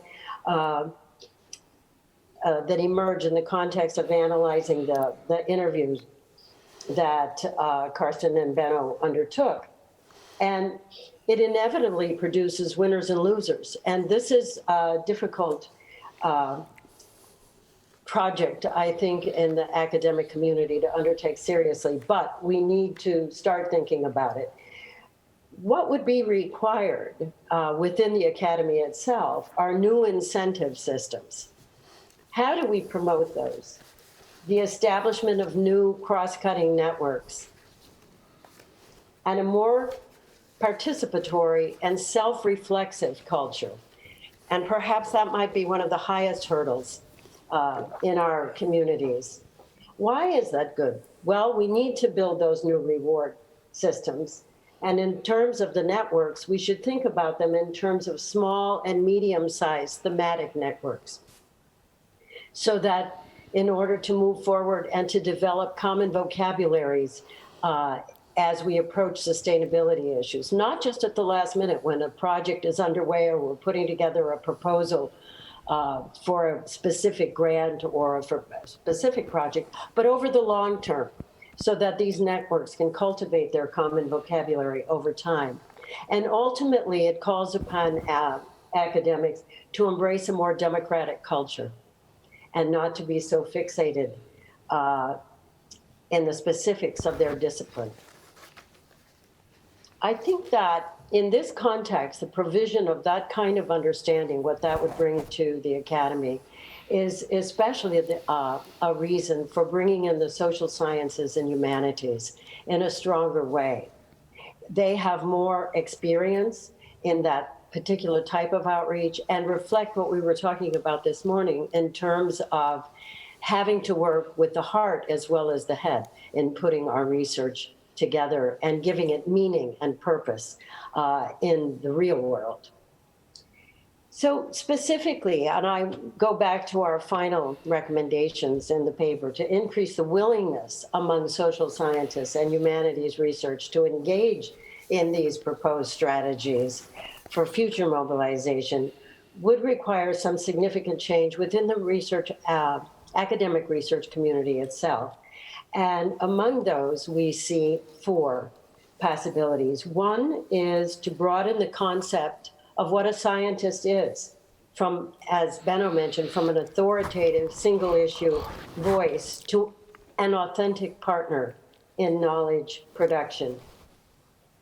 Secondly, as I mentioned, is the notion of restructuring the academic career reward system to promote a desire for researchers to become authentic partners in knowledge production with the larger community. In general now, I think many of us face the challenge that the reward system, and especially for younger researchers coming in today, if they want to make their career in academia, they face pretty high hurdles in taking academic risks, which working with the larger community implies. In that context, the Academy should think about providing opportunities and forums for the engagement of non-academic partners in the study of these complex issues and in the development of solution options. And that implies their engagement and involvement in these issues and in these forums from the very beginning, even as research initiatives are just being discussed in the very early stages. And finally, to promote small and medium-sized thematic research networks that are anchored in perhaps regional action centers. If those existed, they would provide an existing forum, an existing structure, a research structure that could be drawn upon by academicians when they're ready to engage with the larger community. And that would accommodate regional diversity in the development of solution options. And if they were already in place, this would provide the kind of access that academics need rather than in reinventing each time. I think that these changes in individuals' attitudes and perceptions, that's what it would require, as well as within institutions structurally in STEM, would provide a fertile soil for future knowledge mobilization and for societal transformations. Those are our recommendations. I hope they will provide stimulus for our continuing discussion, and I hope they'll provide some encouragement for change among our own community. Thank you.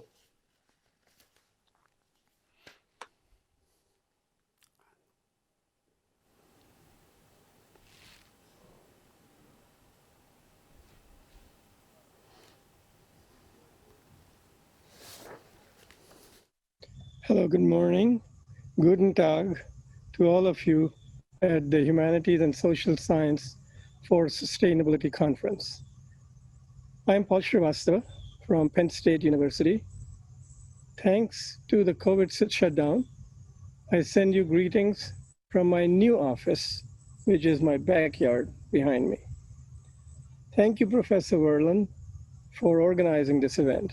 I was asked to address the need for genuine contribution of the social sciences to sustainability research, education, and policies. This is a broad topic, so I will do my best summarization of what I consider transdisciplinary transformations towards sustainability, which is the title of my talk today. I'll explain what I mean by this title and why we need such transformations, even though they are urgently needed. Universities are particularly challenged to make such holistic transformations happen because they're divided into silos. Then, based on my experiences developing transdisciplinary research and practices at Future Earth and also at Penn State University, where I'm currently employed, I will share some lessons we have learned in making such transformations. I'll try to do this all in 10 minutes, and please excuse me for the shortcuts and abbreviated arguments. I list 2 papers at the end of the talk that provide more details for those who are interested, and they should be available from the conference office. Let me begin by clarifying what I mean by transdisciplinary transformations and why we need them.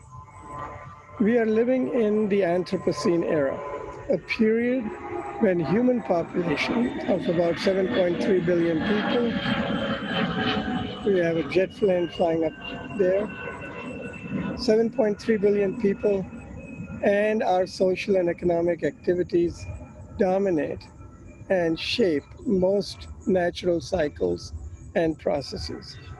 We are at the verge of breaching planetary boundaries. The world faces omni-crises of climate change, biodiversity loss, COVID pandemic, financial collapse, and glaring inequalities that are not sustainable. These are rooted in deeply interwoven systemic problems that need global system-wide transformation towards sustainability. One approach to global sustainable transformations is encapsulated in the UN Agenda 2030 and its 17 Sustainable Development Goals.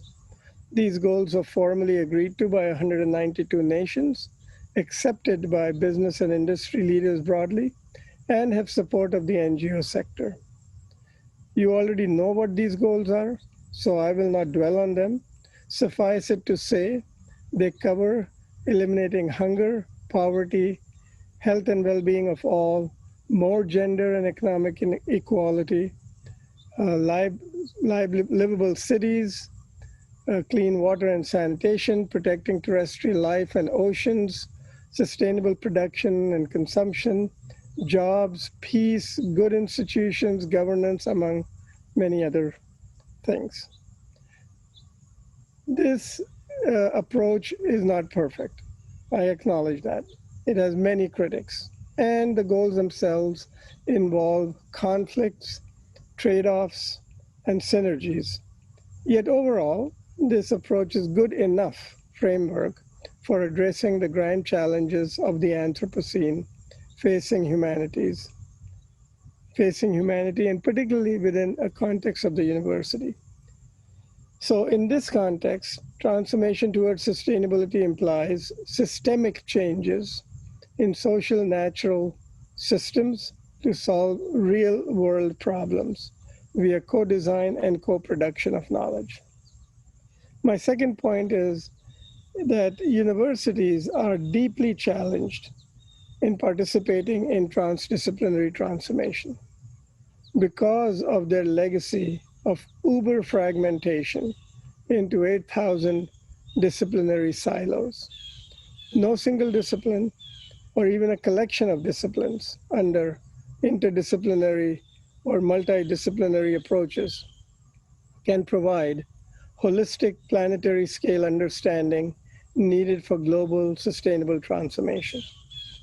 In universities, particularly large research universities, the internal performance reward systems, the administrative structures, and research cultures are geared towards producing disciplinary knowledge.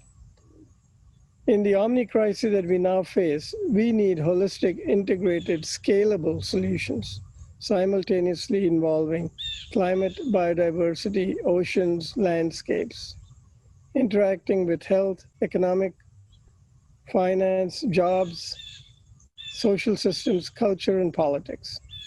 Solutions require a keen understanding of our values, our purpose, and our motivations, of human subjectivity and behaviors. These topics are clearly outside the reach of the natural sciences, and perhaps even beyond the reach of sciences as a form of knowledge. So to me, integration or unification of knowledge is absolutely essential. We need to include the social sciences and the humanities and the arts and law, and also traditional knowledge systems. Okay, so now let me turn to some of the lessons on transdisciplinary action by universities based on my two experiences.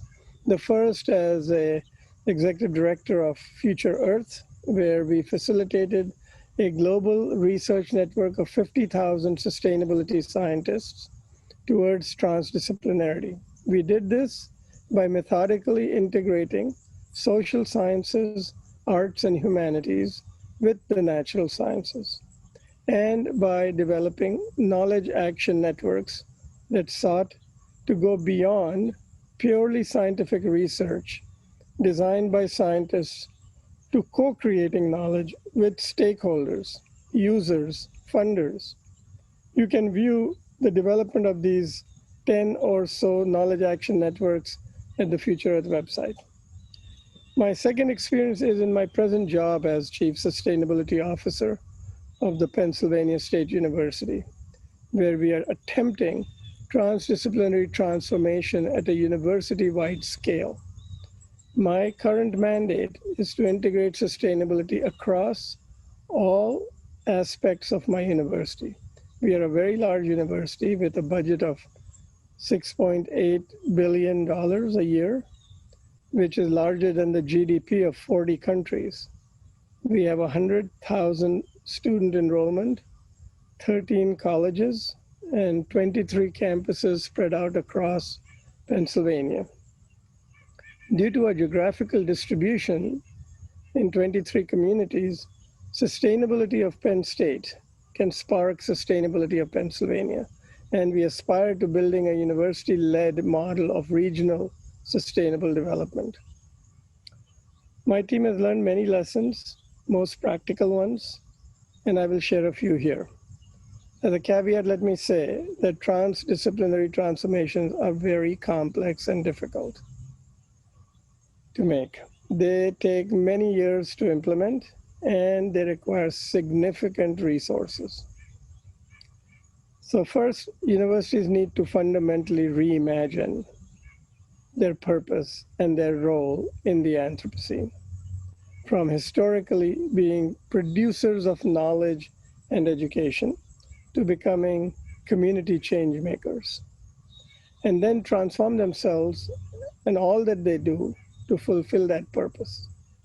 This involves institutionalizing sustainability in strategic planning, in decision systems and structures, in resource allocations, and reward systems of the university. There are 5 key and interrelated areas in which transformation needs to be executed: research, curriculum, student life, community engagement, and operations. These are typically what universities in the United States at least divide their activities into. Most large universities tend to prioritize research or teaching in their strategies, and very few, if any, virtually no university makes community change as the very first priority. This needs to change. Universities need to prioritize community and students as primary clients and build all activities around those priorities. They need to develop local community solutions to real-world problems to build understanding of and capacity on the research function. Universities need to build understanding of and capacity and culture for transdisciplinary research. This is a very large topic. I can barely touch upon this, but I'm happy to talk about it in the discussion period. Universities also need to enliven education and teaching. Students in the Anthropocene need to learn how to become productive citizens and ensure livelihoods in a world where robots and AI will do majority of jobs. So educating for jobs, which has been the mantra in the past, will not be sufficient in the future. We need universal sustainability literacy and understanding of ways that Earth systems and human systems operate and interact and co-evolve together. Universities should promote engaged teaching and scholarship, teaching that is embodied, experiential, and community engaged, engaging the head, heart, and hands, seeking to develop the whole person as a self-actualizing human being. Finally, university operations can and should be used as living laboratories by teaching and researching in the university's own landscape, buildings, plants, dining halls, housing facilities, service facilities, laboratories, and many other operations that they own and manage. University operations are the microcosm of communities. Many big universities in the US are like small towns. Universities can be changing communities via education and research activities. Okay, so I'm probably at the end of my time. Sorry if I sounded cryptic. I know I took many shortcuts. If you're interested in more details of our approach, please refer to 2 recent publications available through Professor Verlin. One is called Transforming Sustainability Science to Generate Positive Social and Environmental Change, published in One Earth last April. And the other is Global Sustainability in the Anthropocene, the Role of Universities, published in the book called The Global Sustainability Challenge by Cambridge Scholars Publishing. Thank you very much, and best wishes for a very successful conference.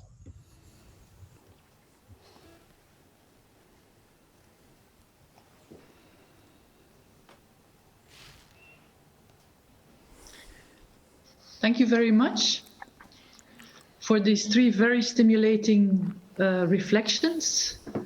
I think if we look at what has been said, is that I think everybody agrees that what we are facing in the Anthropocene are very, very deep structural, systemic changes, and that research and education should play a role in fostering that transition towards new structures that are in harmony with life on this planet. And I think a recurring theme in the three discussions is that it concerns integrated or holistic approaches to correct the hyper-specialist, hyper-disciplinary silo approach. And I think this apparently this integration not only has to do with the intellectual approach, looking at the problems that we face, or reality or societal reality, not with one disciplinary lens, but by integrating many types of knowledge, both academic and non-academic. Integrative also means involving the entire person. The words head, heart, hands, and hope have become like a mantra. And I think the third way in which things have to be integrated is that we have to reintegrate the hope for the future is not an extrapolation of the past, since the past and the present are the way we organize things are unsustainable. So integrating that vision, the word vision or the mission of the universities, to envision a new future should also be integrated now, and not just looking at the truth that we discover out there and then try to extrapolate from that what can be or should be. So, and everybody also agreed that many leverages or many changes have to be put in place. And I was quite impressed with Ursula's approach of Canada, where funding, one of the key issues, Thomas Reuter has stressed that many times, where the funding has really tried to stimulate this more integrative, integral, transdisciplinary approach. So maybe I would first like to ask the people from the studio if anybody there would like to react to the one of the presentations or the three presentations. Benno, can I pass you the word? Or your colleagues? I mean, I was probably Thomas I just had my time for a presentation. Okay. So first Thomas, and then I can come back and. Thank you, Benno. Yeah, I think I'm not sure who's watching, but on the assumption that not all of us are academics, not all of the viewers, I should like to just clarify something about the idea of the academy, the so-called ivory tower, and all those kinds of cliches that are still very strong in the general population, the perception. But the reality is, as anyone in this system knows, is that the university are not run by academics. In most countries, they are now corporatized. They are governed, managed, controlled by the corporate sector for profit. Okay. Certainly, where I spent most of my career in Australia, that's the case. So, just to give one example, I very much believe in these ideas of engagement, of working with other stakeholders, and I've put that into practice. And I remember distinctly an annual assessment session I had with my dean, where it turned out that my engagement points in the point system were about 10 times the maximum allowable points for engagement. And I said, well, what about the other 90% of my activities in that area? And the dean responded, well, Professor Reuter, we don't mind what you do in your spare time, that's your hobby. So what I understand is the academy is taking place as a hobby activity in reality often. There are exceptions. There's some great programs. There's some universities that have the funds and the vision to do exceptional things, like the Yale Design Laboratories, for example, come to mind, for interdisciplinary and engaged work. And there are many examples, but by and large, the system is such that there's enormous competition. I have to tell my PhD students, if you want an entry-level postdoc fellowship, you need a book and 5 journal articles, or you have no hope. Okay, from my experience as an assessor of those applications. And that's what academics produced in their lifetime, not so long ago, that amount of publications.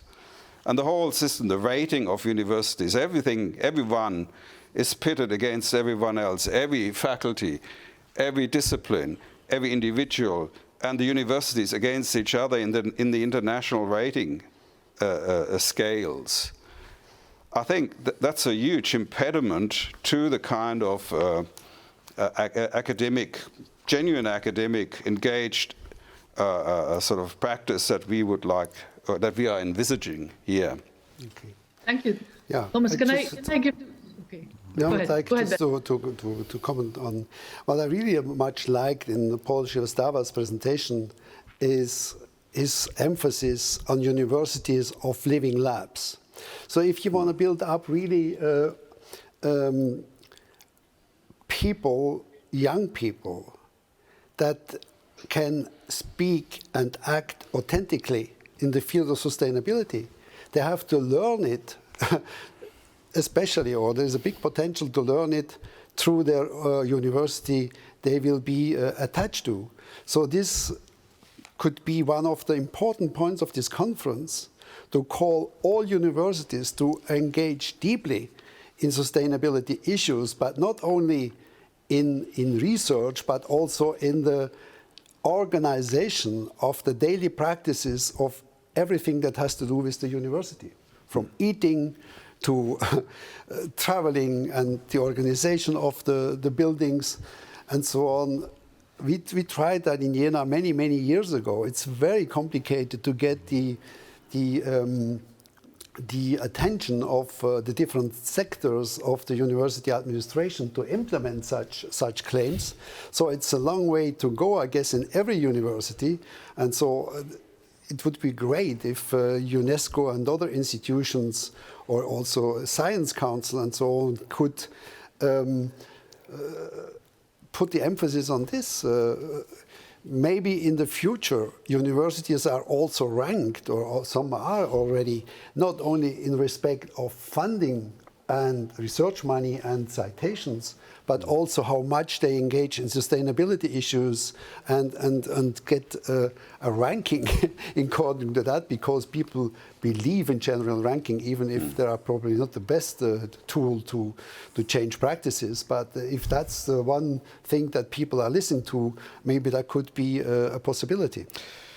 Yeah, I think also it'd be a really good idea if the big institutions like the International Science Council, UNESCO and so on, took some control of that ranking and actually helped the universities to get behind them and say, well, you should be rewarded or ranked highly if you work interdisciplinary, if you engage. But as it is, we have the Times Higher Education rankings, and who are the people who control those rankings? It's not the umbrella organizations for science, as it should be. And I think there it's possible to come up with new ranking schemes that we actually own and control, we meaning the academic sector. Maybe Paul can elaborate on that a little bit. Yeah, so I was just going to mention the THE rankings, but before I say anything about the substance, let me assure those of you who are watching on YouTube, I am not as boring as I made myself look in that presentation. We're going to liven this up by pointing out that the discourse right now is still at a discipline level. We are sort of interlocutors of various disciplines and talking about how we bring each other together. Gentlemen and ladies, that train has passed. The world doesn't need more interdiscipline or multidiscipline or pluridiscipline. The world needs to get beyond discipline and look at real problems. There are a lot of them, and there are only about 10 to 15 years left to solve them before irreversible changes take place. Yes. So let's not forget the urgency. And to Tom's point, there is a whole political economy out there within which change and transformation will have to occur. This is not going to happen easily and without bloodshed. This is going to require deep disruption. So let me just give you an example of deep disruption without having blood on the floor. And it'll take a minute to spell it out, but it shows you what it will take for transformation to occur. So my university just bought 70 megawatts of solar power by signing a power purchase agreement. Power purchase agreements are common. A lot of universities are doing it to decarbonize their own electricity. We, at 70 megawatts, we would decarbonize 25% of the electricity. But if you want this power purchase to be transformative, you cannot sign it just as a legal document saying, I will buy power from these power plants for 30 years at this price. You need to engage in it in the multiple facets of electricity production, energy justice, economic equality and inequality, ecological land management practices, and a variety of other things. So the way we did it, it took us 18 months to get to this decision. But the way we did it, we brought in Nature Conservancy to partner with us. We brought in private consultants, lawyers, private companies who produce solar. And we said, we want an agreement in which we want to manage the 500 acres of land to produce ecological services. And we want that investment of $70 million that we are making to benefit the community. And here are the stipulations of what we mean by benefiting the community. And the decarbonization is just a sort of cherry on the top for us. But from a financial standpoint, we also want this agreement to save money for the university. The entire financial division of the university bought into the program because it was going to save $14 million over a 25 or 30-year period. So there are many stakeholders in place, and giving each stakeholder something to work with, some benefit to get out of the deal, is the essence of this kind of transformation. It takes 18 months instead of a normal power purchase agreement in our system takes 1 month. So you have to be able to put in the resources in order to do the transformation. Thank you, Paul. We don't have that much time left, and I would like everybody to get the chance to contribute. So, Carlos, did you want to add something to the discussion? Yes, I mean, agreeing with a lot of what was said, and especially with what Paul just said, that it's not time, there is no time left for keeping in disciplines, you know. I would like to stress this point, that there are different manners to address the transformations we need. And there are manners which may look good but fall short of what we need because we keep thinking about the future as a projection of the present. So on one side, we recognize the complexity of the challenges that humanity faces. And we understand, we need contributions from all disciplines, and we need a more integrative approach. And second, later, we still want to have a linear 10-step plan to get to the future we want and to ensure impact and so on, which is a characteristic of the conceptual framework which we have to leave behind. So what I would like to say is that it's not enough to use labels of transdisciplinarity and so on, if we think about using the same mechanisms for the future. And this is in particular related to the mention on rankings. Rankings of universities are a very bad idea, whoever does them. It's an embodiment of the concept of competition, Yeah. While we need something completely different.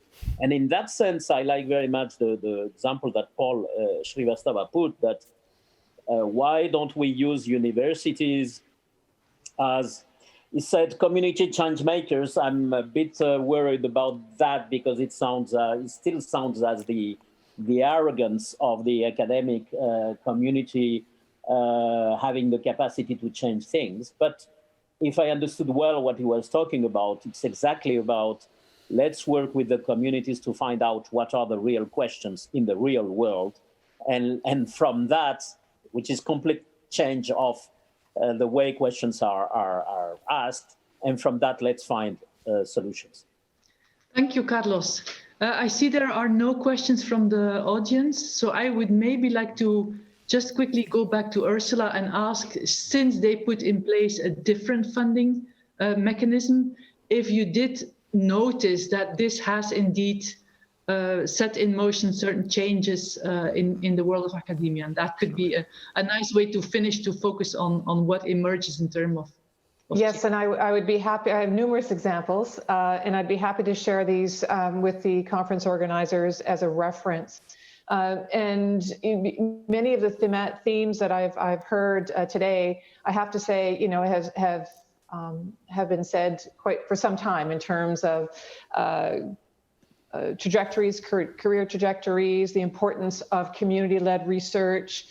So I just really want to illustrate the number of the mechanisms that we've undertaken to actually stimulate change that could be over time, but as well some new initiatives that hold institutions accountable for new models of how to do research that really, and so in January 2020, we released a new tri-agency, so Natural Sciences Engineering, Health Research Institutes, and SSHRC, to build Indigenous research capacity. And this speaks to our commitment and Canada's commitment to reconciliation with Indigenous peoples. I won't go through it, but it demonstrated a new way of engagement, not a consultation, engagement to reflect our commitment to new relations with Indigenous peoples. So I'm happy to share a link there. We launched the first tri-agency competition for knowledge synthesis and knowledge gathering on the topic of living within Earth's carrying capacity. This is the first time that the other agency joined us on this. We have 30 projects that were funded, and there'll be a forum to discuss the outcomes. So we'll be able to do that thereafter. Strong focus on student training. So in partnership with Global Affairs Canada, we provide an opportunity. This is the 5th year for an International Policy Ideas Challenge. It recognizes the importance of providing these training opportunities for students. It gives students a voice, and it is challenging for them to be able to adapt to their policy ideas from their research at an early stage. These are graduate students, doctoral candidates, postdoctoral fellows, to a policy brief. They don't receive that training in the institution. They are not recognized, that's not valued. But to see a funding agency provide these incentives, these are small incentives in many ways. They win $3,000. We have close to 100 submissions for 5 winners. So building these gradual incentives, but then also creating through new models, new ways, mechanisms that reinforce our commitment to doing things differently, but also hold the institutions accountable is really, really important. And then finally, I'll just mention we launched in Canada a new fund called New Frontiers in Research, NFREF, Canada loves acronyms, where this is targeted $275 million to multidisciplinary teams, was considered high risk, so methodologies, testing, and through a number of streams, targeted to early career researchers, small teams, as well as to international teams, on global challenges. And then finally, within our own programs, we recognize, and I think this speaks to the comments of, we need to provide smaller grants. So we have scalable grants, we call them partnership engaged grants, for that opportunity to start working and building relationships with community leaders, with policy leaders, on addressing a challenge on a small scale that can then be graduated to a 2-year grant, that can then be graduated to a long grant. Because that relationship building, to build trust and understanding and acknowledgement and openness to recognizing different knowledge systems, including Indigenous knowledge systems, takes time. So those are just a few examples that I wanted to share, and I'd be happy to share links to all of these at any time. Thank you very much. And according to the schedule, we have to close the session now, and we have a short break, and then we will be back at 3:20. Benno, I don't know if you want to say a closing word? Yeah, maybe just a few words. I would like to say a big thank you to Carsten Gebler, who was very important to do this survey and the whole organization around it.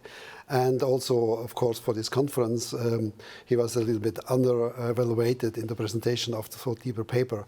So thank you very much, Carsten, for all your contributions, and great job.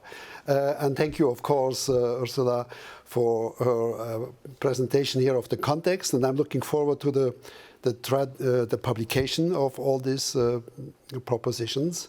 The German Commission for UNESCO already assured that they will publish the German version of our thought leader paper on their website, and to have an impact on the German debate in all these fields.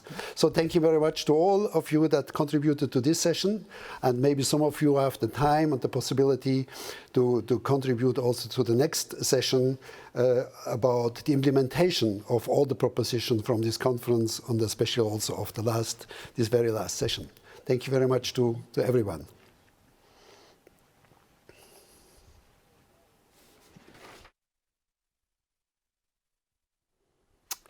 Ladies and gentlemen, dear colleagues, welcome back to the last session, roundtable discussion about the implementation of the ideas that have put forward by the different presentations and by the different forms of discussion we already had.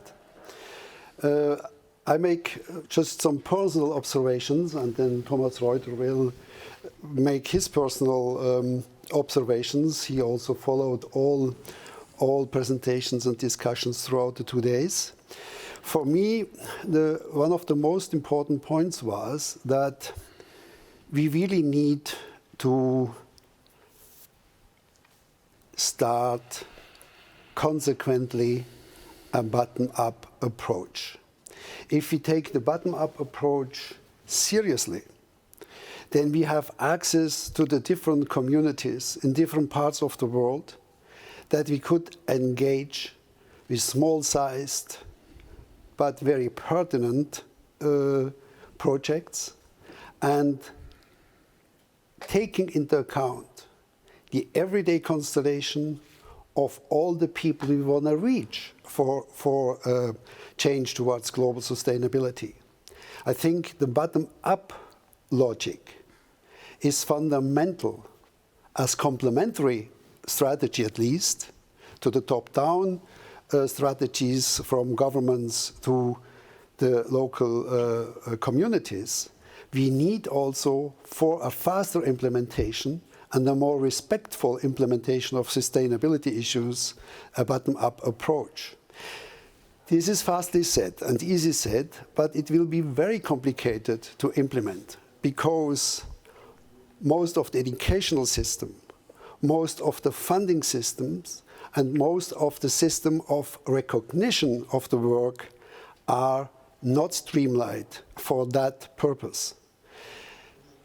Most institutions, most programs are still on a top-down logic, a top-down logic that includes, most of all, a predominance of the geo-bio dimension. That means the biophysical constellation of the planetary planetary constellation, and then down to the local communities, not taking into account cultural differences from the beginning on. This is led or combined with international cooperation, but if we take the bottom-up approach very serious, according to my experience, then international structure of cooperation is not the best one. We need to have a global perspective, but also with global institutions and with funding systems that are not based on the old logic of international cooperation among national funding systems. That's, I think, a very important point for me. And we also saw in this conference that the emotional aspect, what Hartmut Rosa is approaching with the concept of resonance, is even more important than I thought it will be before this conference, in my view. Because we know that arguments and insights are still confronted with the so-called knowledge gap. People know what they should do, but it's very hard to change the habits and the everyday practices. But if you have the contribution of arts and the emotive aspects, then probably if people are touched and understand how important it is for themselves and for the rest of the world to change their way of living, then maybe we can have much faster progress in the pathways, culturally differentiated pathways towards global sustainability. I would ask now Thomas to bring in his observations. Okay, thank you, Bennu. I think we've established or really fleshed out the central idea of this conference, and that's the idea that the humanities and social sciences are central to solving the problem of sustainability, for the simple reason, as I think it was Gary Jacobs who said at the very beginning, that this is not an ecological problem or crisis, it's a societal crisis. That puts us in pole position, so to speak, to take a leadership role in coordinating efforts within the academic world and beyond. I think we have our outreach problems, we have our problems to communicate our knowledge as well, but I think compared to the natural sciences, we are a little bit more accustomed to think about society and the place of science in society. And we should take that, apply our knowledge of society to further the process of a transformation to sustainability. And I think I agree with what Benno said about the existing funding systems and structures, and I fear that we don't have the time to change those systems. They can change, and there are new impulses, there are excellent examples, new funding programs, but they're small. We heard before from the Canadian case, 300 applicants, 5 were funded. It should be the other way around, or maybe 50-50, that would be reasonable. And it's the same in other such initiatives, like the Belmont Forum that was, meant to fund international research efforts, collaborative research efforts. But the success rate is extremely low, and often the hurdles are very difficult. It's very complex. So we may need to find different ways to fund this kind of work.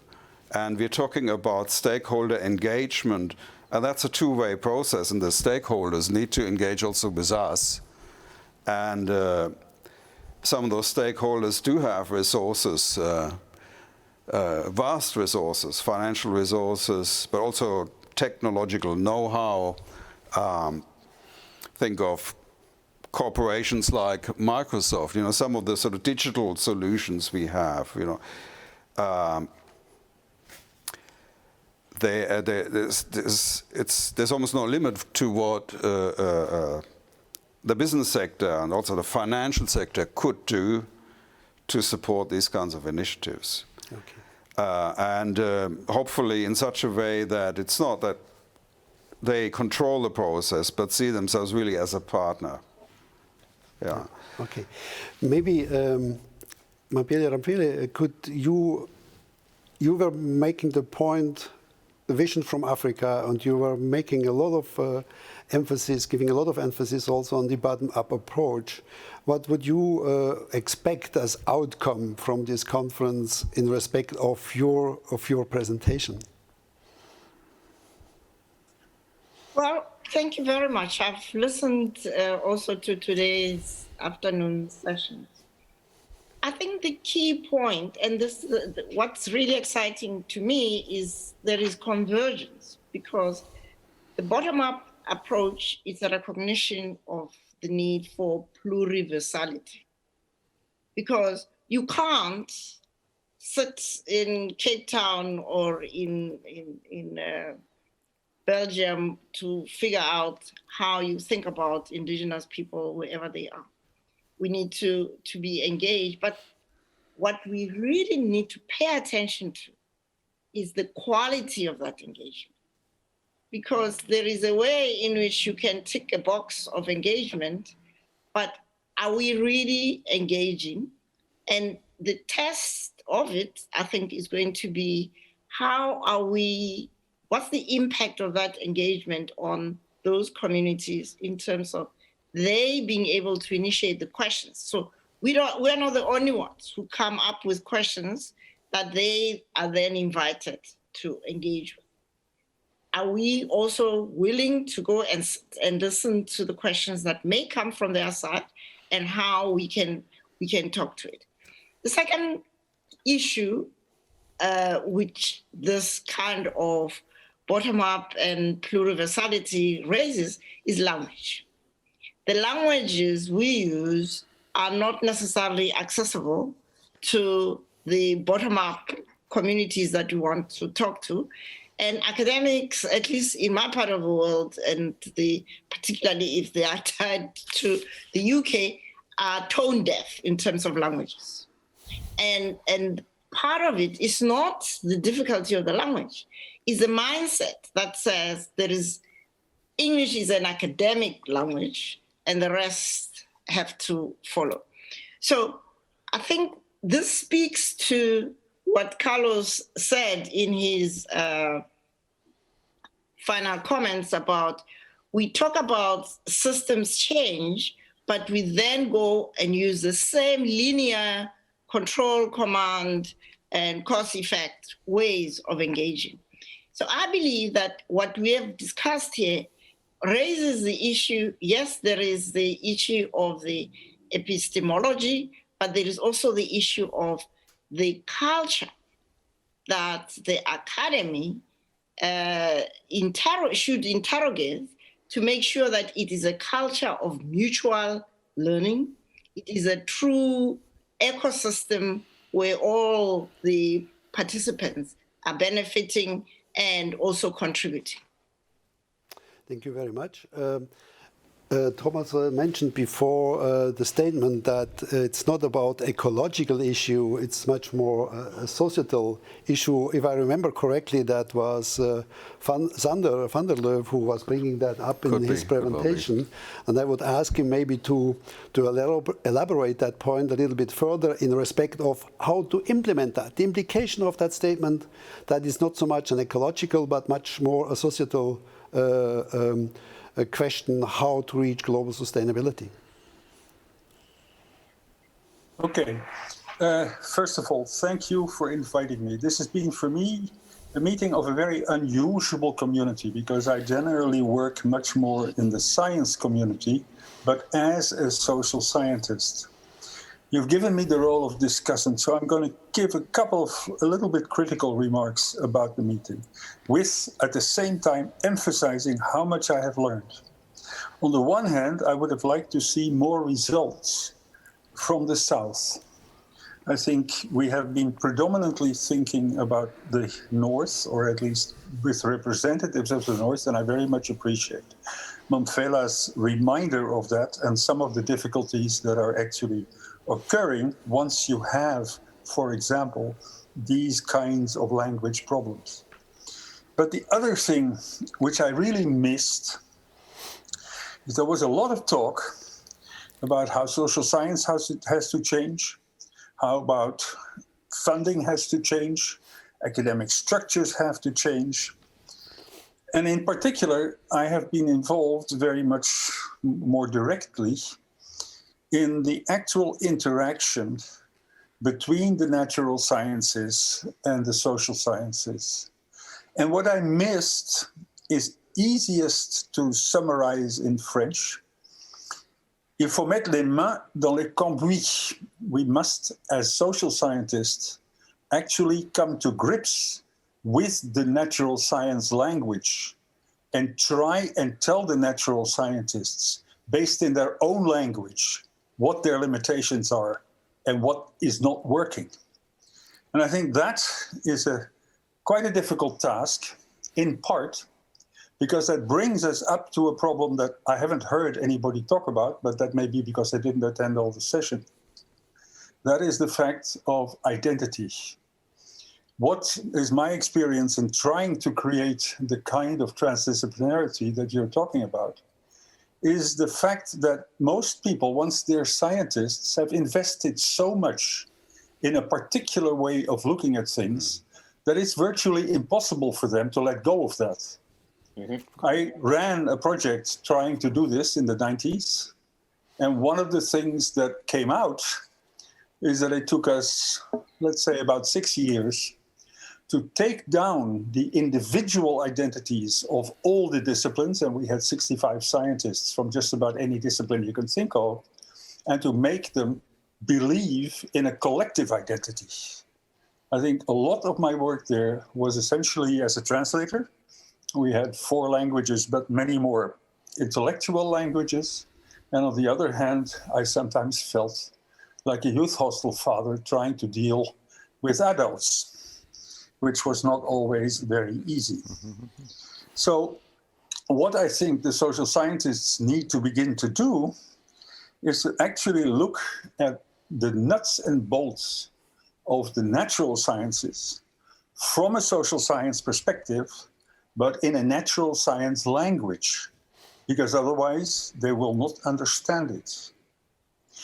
And this was brought home to me in very recent days, simply looking at what's happening in America. I taught in America for 15 years. I'm now living back in France. And to look at the sort of fact that I don't think we will be able to solve the sustainability crisis without finding a way out of the colonial trauma that the whole world has actually lived in. I think that is a big task. And the way I have been looking at that, but that is partly simply because of the way I've been brought up, is as a historian.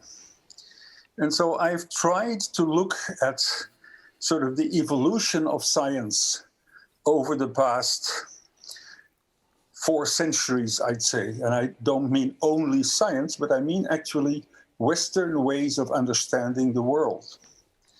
And when you get to that, you take an anthropological point of view, which I am sort of, and you try and present that to scientists.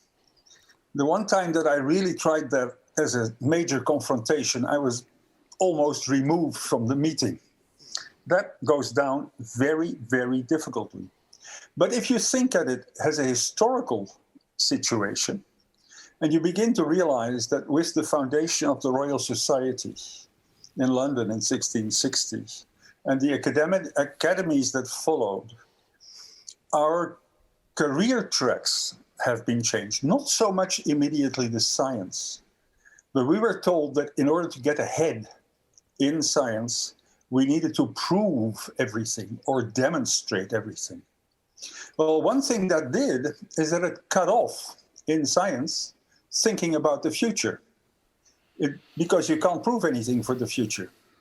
And so the focus of our science over the last 2.5, 3 centuries has been about the relationship between the past and the present.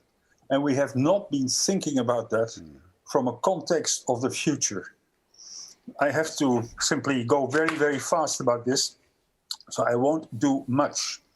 But I do want to accentuate that because of that, there are a number of issues. Science has homogenized our understanding of the world around very limited, specific topics. It has actually exchanged a world that was experienced as full of the unexpected by getting control over that world and its understanding into a world that now has a relatively normalized understanding of what it thinks, how it works, and that is done by science. But as Nicholas Taleb has argued, that actually is only a very limiting perspective. And what we need is to do much more. We actually need to find ways to begin to look again at the unexpected. That same movement of science has created the current disciplinary fragmentation. And because of that, the huge gaps in things we don't know. And so part of that has a special effect. Our short-term working memory is able to deal with about 8 dimensions or sources of information simultaneously. When we're a group, we can deal with more.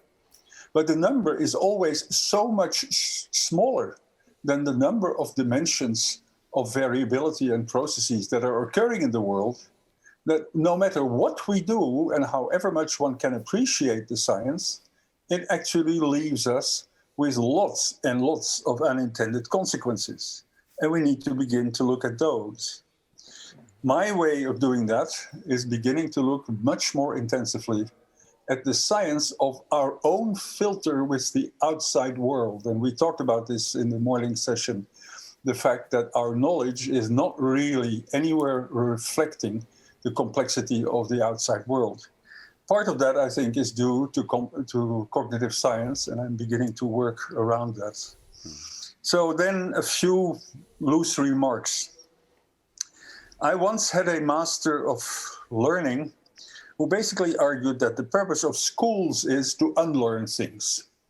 And that goes back to your earlier discussion about the plasticity of children's learning and how that actually is taken away. And I am also reminded there, for example, of Delbrück, who argues this for vision in a very interesting way. We do that by instilling cultural narratives and give them this strange conception that they are truths. That may be necessary to keep a society aligned around a certain set of values, but it is also very limiting and very uninformatizing. I loved Fadwa's example of her teaching in Qatar, which brings the points home from an anthropologist, how difficult that actually is and how learning differs wherever you are. And with that last phrase, indeed, education is creating new knowledge rather than reiterating old knowledge. Thank you very much. Thank you very much, Sander, for this very helpful and very precise, complementary presentation of what happened here in the conference. I would like now ask John Crowley from the perspective of UNESCO and the Social Science and Humanities section of UNESCO, how he thinks about the discussions we had here and the results we produced so far. John? Thank you, Benno. Thank you, everyone, for your earlier comments, which were extremely interesting. And I think the whole discussion during this conference, I haven't been able to follow everything, but everything I have been able to follow has been extremely interesting, has pointed to some converging themes, many of which are the ones that Zander just referred to. I think looking at it from the perspective of an international organization like UNESCO, there are probably 3 main entry points. The first entry point concerns the nature of knowledge. UNESCO is, among other things, the UN Specialized Agency for Science. We have a constitutional mandate to work on scientific cooperation for the benefit of humankind and for the various values that the international arena order is committed to. And it's reasonably easy to understand that scientific cooperation is about getting scientists talking to one another and doing things together. But on the one hand, for what? What's the purpose of scientific cooperation? How does it connect to the ultimate purpose, which is to create the conditions where we can jointly inhabit an Earth that we know to be fragile and that we know increasingly is not restricted to us humans who talk about it, but also involves all sorts of other entities and beings who in their own ways talk about it too. We interrogate them in various ways and they answer back through science, but not only through science. And secondly, what is the kind of content of the activities that are relevant to achieving those goals? And of course here, the challenge is breaking habits. And we know, as anthropologists, sociologists, any other kind of social science, that habits are the hardest thing to break. Kicking a habit is much harder than shifting a belief, for instance. And the habits we've got into, and we were discussing this informally before the meeting started indeed, are to think of cooperation in terms of certain kinds of material processes, many of which involve people getting on planes and flying to distant places. And of course, we've reshuffled that to make it people sitting down on desks in front of computer screens to connect through Zoom and other platforms. But what we haven't really done is rethought what the process of interaction might be. We have the language of participatory research and transdisciplinarity. We have exciting practices in certain areas, which of course we build into our programs. But what we haven't done is rethought strategically the very nature of what our mandate of scientific cooperation is in order to accommodate not just a diversity of scientific practices, but a rethink of what the very nature of scientific practice is. And here I would just like to throw in a good word for science. A lot has been said, including in this session, about the limitations of the command and control mentality that tends to dominate in public discussions about issues of all sorts, including issues of human health, for instance, in the context of the pandemic, as if the scientific question of improving knowledge of something was co-equal or coextensive with the technological question of controlling it in response to some supposedly optimal path. I think, first of all, that doesn't necessarily follow from science, even within the narrow conceptions of science that we might have reasons to criticize. And secondly, scientists often don't think that way at all. The mindset that prevails is one that's constructed not so much within science as in the intermediate space where science gets used by non-scientists. It's a certain language and cultural construction of science, in other words. And what this means is that some of the issues might be easier to address than we sometimes think, because scientists in a wide range of disciplines, including those that are the most associated with the hardness of science, will actually be very sympathetic to the idea that the problem is not to control through knowledge. There are other ideas do exist as well.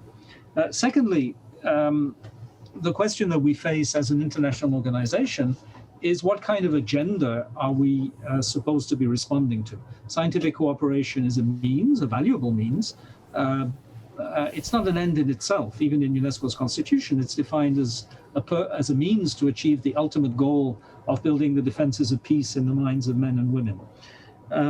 And here, I think we really need, and I know this is not necessarily popular with everyone, it's certainly not popular within my own institution. I'm being rather politically correct in saying it. We need to adopt a radically critical perspective on the way the international agenda has been formalized, in particular through the Sustainable Development Goals. Not because they are somehow the wrong goals, not because their existence doesn't create action potentials that might achieve useful things, but because the mindset of the goal target indicator framework is the wrong kind of mindset within which, first of all, to deal with the issues that we need to deal with, and secondly, to leave open the spaces where those issues can themselves be dynamically questioned and reinterpreted. We have created, in other words, a command and control framework. And this is part of the consequence of the pathologies of half-digested management techniques applied to the public sector. Again, I'm being very politically incorrect here, but new public management has not produced better public administration. It's actually destroyed the old idea of public administration, and it does not really introduce private sector management into the public sector.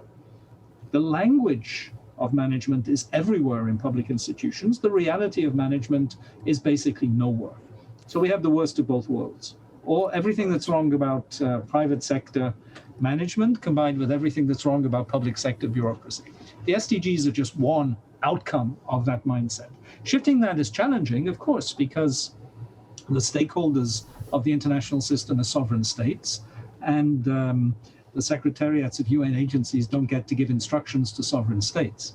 But still, it's important to recognize the issues. And of course, the pandemic context clears the deck in some respects for discussions that probably would have been impossible 1 year ago in October 2019.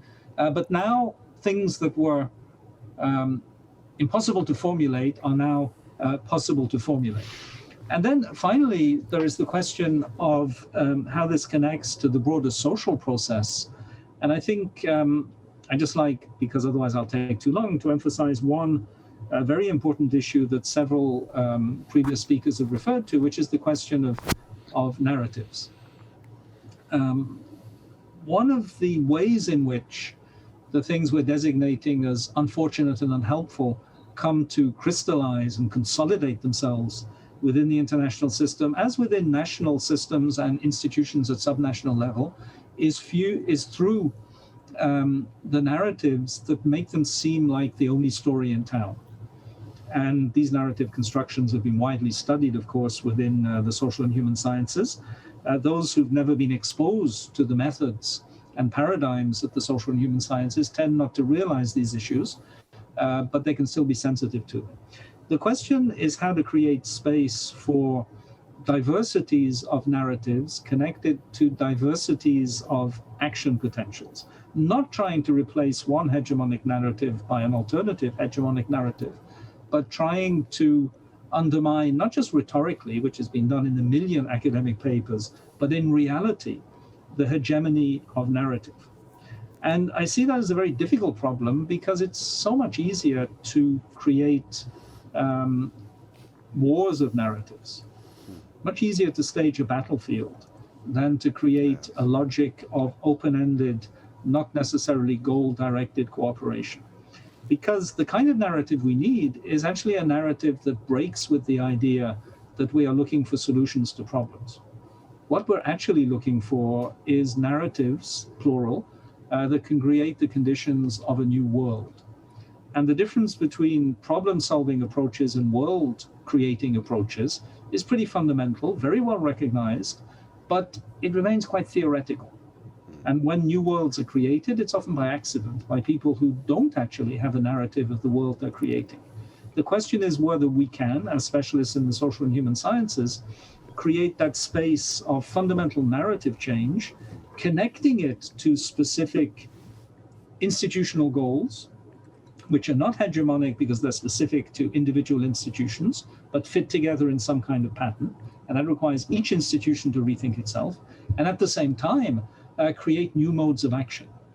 And that triangle of narrative change, institutional change, and action level change, obviously stating it that way doesn't produce anything in itself, but it designates something like the space in which we would need to operate. And this is very challenging for UNESCO. Let's not pretend otherwise. We do not naturally fit into that understanding of the world or of the purpose of a UN agency within it. But at the same time, everyone is very conscious within UNESCO at the member state level and at the secretariat level that the option of simply trying to be more efficient in doing what we traditionally did is a dead end. The issue is not to be more efficient in doing what we traditionally did, it is to completely reimagine what it is our purpose to do. And I think that message speaks to many institutions, and don't see that as something to be resolved at the global level, top down. See it as Benno and Thomas both said earlier in complementary ways. See it as a question of creating the space for multiple dynamics of bottom-up change. I'll stop there. Okay, thank you very much, John. Very, very important. I would like now, one of the topics throughout the conference was education and implementation, how we can bring or engage people to maybe change their ways of living in a more sustainable direction by respecting the differences, cultural differences and regional dimension. Anne, what are your outcomes for the educational part? As a philosopher of education, you certainly have a lot of made a lot of observations, and I'm interested to know what your conclusions are. Yes, well, maybe allow me to talk a little bit first about where I come from. I'm not connected to UNESCO. I have a very tiny job at the KU Leuven for the moment, but basically I have worked for 20 years in an NGO with women in poverty, mostly with migrant backgrounds, and that is where I have learned the most. Before that, I had done 10 years of academic research, then I went for 10 years working with communities in poverty. And the knowledge that we co-created with those people, and really we made them the experts and said, you know, the minister has a problem. Can you please help us to solve the minister's problem? And then academics came to us and said, how did you achieve those results? Because, you know, by listening to the women from other cultural backgrounds, they told us, you in the West, you always approach the individual as a patient, as a client. We come from cultures where the community is important. So that's where co-creation really came in, and we also co-created knowledge. So now I'm back in the university because, you know, academics were asking me, how did you do that? And what can we learn from that? So I'm working with students, and I can assure you, I'm just telling them that the answers are there. The answers are there if only we are opening our ears and listening to them and recognizing them as answers. And it's not just about listening to the other communities asking the questions to science. It's also listening to other communities offering other visions of what, you know, can help us forward. And in my experience, we don't have to bring people to change their ways or students to change their ways. Look at Youth for Climate. Look at Extinction Rebellion. The young people know what's going on. It was said this morning, they are natural systems thinkers. What it is about, you know, think of the song by Bob Dylan, the times are a-changing. Don't stand in the doorway, don't block up the hall. I think it's not so much that we need to educate students in a different way, it's that we need to educate the academic institutions to allow the students and to allow the indigenous people to co-create a future where, you know, where they're playing. And I have experimented, you know, as I told you before, with a very, you know, learning with the head, the heart, the hand, and the hope, reading books, not just art and visuals, but going out in the terrain. And what the students told me is, it gives us hope. It has changed our life. It gives us hopes. So I'm very optimistic about that level. We can do it. We currently use honors programs as innovation labs, living labs, if you like, to innovate higher education. So what I think, and it has also been said by many other people, what is really needed is that we create context for funding agencies, for educational decision makers at many levels, to understand what the students and what the indigenous communities are telling us and are bringing us and are offering us. So I think this would be my main conclusion. I'm very hopeful if I look at young people, as long as we are willing to create the conditions for them to tap into that you know, that longing for community and that, you know, that wisdom that is there and that capacity to systems thinking. So that would be my main conclusion, is that let's foster that power that is already there, and also what Sandra was saying, work with the scientists who who learn to step out of this, I'm an individual, having rights or having careers, towards let's be a community that co-creates with all the other communities a better world.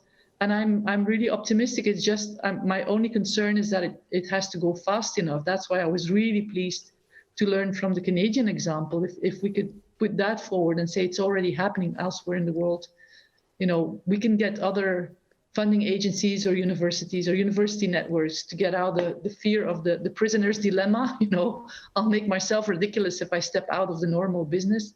And Thomas Kuhn also tells us that anomalies create space for new paradigms to emerge. And I think this is what's happening. I mean, the anomalies are so incredible now that the alternatives are emerging, but they are not emerging necessarily inside the academic, structures as we know them, because then it wouldn't be a new paradigm. So this is where, I think there's a real opportunity. The terrain is there. In French, they say, c'est la forêt qui pousse. The forest is growing back.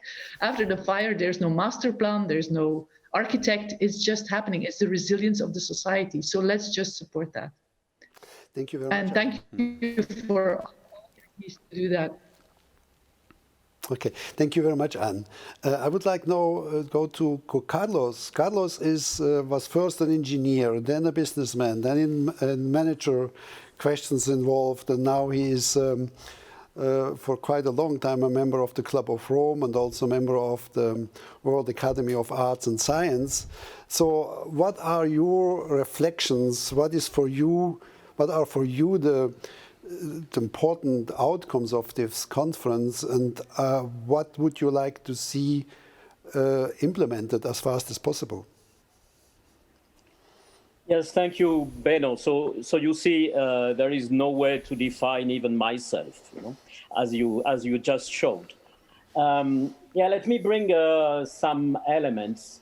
Coming back to 1 year ago in Cape Town, South Africa, the Club of Rome adopted the lemma "emergence from emergency," which I think is a great lemma. Of course, I'm biased, but because it says a lot about the exercise in which we have to engage, and we are well aware of the multiple emergencies coming at the same time, but we have the hope that something new and better and desirable will emerge out of that. And as Anne just said, it's actually happening, and other participants have said it's already happening in places around the world. It's a question of listening to what is happening.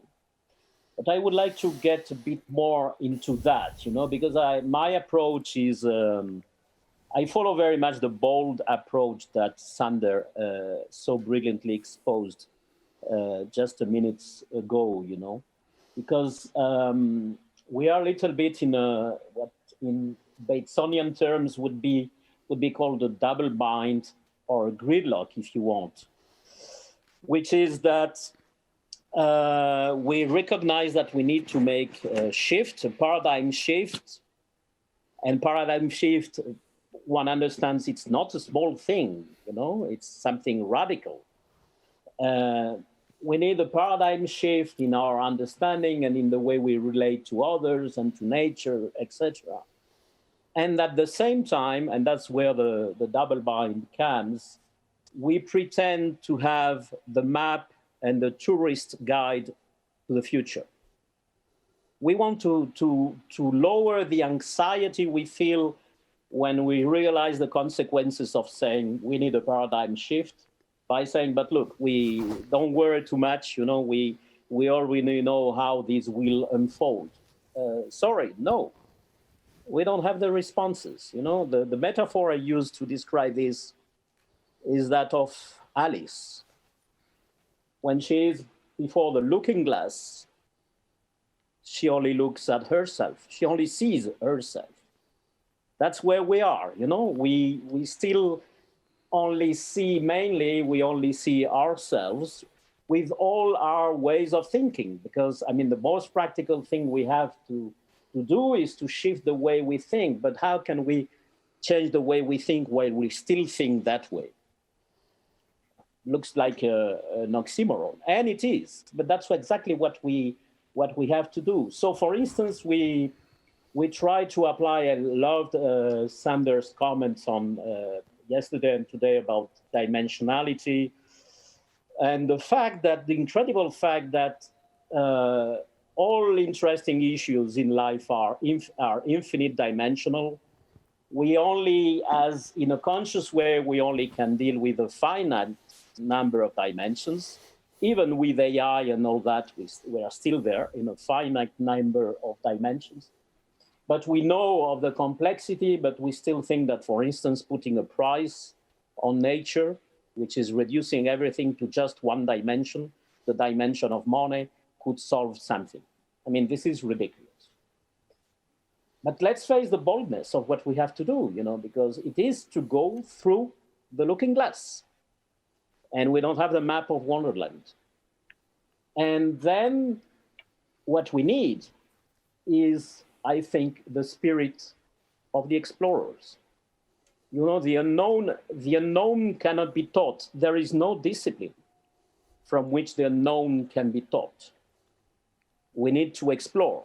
And this is a lot about how we make the way by walking, because that's what the explorers did in the past, explorers of all kinds. And this spirit of exploration is, curiously enough, and that I would say sadly enough, lost in a lot of what we do as society in terms of research, innovation, and education. Yes, it looks like we are, progressing very fast. This is high-speed gridlocks, because at certain levels, and in particular at levels of epistemology, we are completely gridlocked in this traditional way of thinking, which includes the colonial mindset. And colonial mindset is not about color of skin or certain cultures or anything like that. It's rooted in this fantasy of exclusion, of separation and exclusion. And I put aside, I can draw a border between myself and others, and then very easily this leads to the justification that I can exploit those others, whether they be nature or other people, etc. So what I would like to see is to recover this spirit of exploration and to call for, as somebody said, I think that was Thomas, who said there is a huge amount of money out there, dead money, not being invested in what we need it to be invested. And I agree, it's exactly like that. Let's make that money resonate, to use Hartmut's word. Let's make that money resonate with the spirit of the explorers into Wonderland, knowing in advance that we don't know. We don't know how complex systems change. We don't have the recipes, because our limited capacity of the conscious mind makes us unable to master how complex systems change. But at least we know something. And we know that it's about, at least we more or less know that it is about creating the good conditions for the change to happen, for the complex systems to learn by themselves. And then we know that it is about the way we walk all together as people, not as stakeholders or scientists or policymakers or whatever. Everybody as people in many different places. That would be my reflection. Okay, thank you very much, Carlos. I would like to ask Joanne if she's still there. Is Joanne still there? Can I see? I'm here, yes. Joanne Kaufman. I'm here. Oh, sorry. No, I'm Joanne here. Kaufman. Did you? Oh, okay. Can you put your camera on? Okay. I would like to ask Joanne, her reflections about today's session and the session before, and especially also in respect of all the interviews we did for the Canadian Thought Leadership paper, that having in mind what all the points have been in that survey, and in respect of the outcomes of this conference, if you put the 3 or 4 most important points, you would put the agenda on the agenda of the social sciences and the humanities to have a stronger impact in the sustainability policies, having a long experience in sustainability sciences.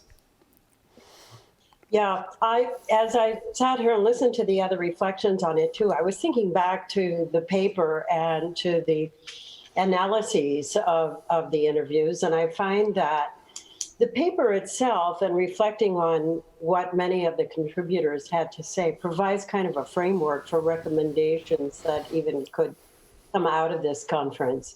And I was thinking that another aspect that I think we should consider is looking at examples of where we see the seeds of this change already occurring. We had the presentation by Dr. Srivastava that pointed to some of these changes in his university. And I was thinking also of one that of my institution of MIT that this year has launched a very large and it's university-driven program on climate change that when the president sent out the description of this new initiative and was inviting participation, specifically referred to, and this is at MIT, including the humanities and the social sciences in this very large effort. And so I think that there is evidence out there of the kinds of things that we've been talking about, the consciousness that is being raised in institutions of higher learning that want to move in this direction. And I don't think that it is perhaps not as completely bleak as we see, or no, that's not exactly how I want to put it, but that I think that there are seeds that have been planted at universities around the world, and perhaps if we could make these visible in some way and provide opportunities like this forum, but expanding it for sharing. Because I think many universities that enter into this work feel unique or alone or isolated or marginal. And as somebody said, I think it was Professor Reuter, who said that actually innovation always comes from the margins. So maybe if we could put some of the margins in contact, the marginal innovators in contact with each other, we would also develop stimulate a larger conversation and to perpetuate looking more deeply into this. And I think that a good place to start is with the results of the interviews that we had and the analyses and the topics that grew out of that. I feel that they were really foundational in the discussions during this conference, and that we have the opportunity to build on that now. So those two things, one is building on the results of those, and a lot of the conversations during this conference certainly are a step in that direction.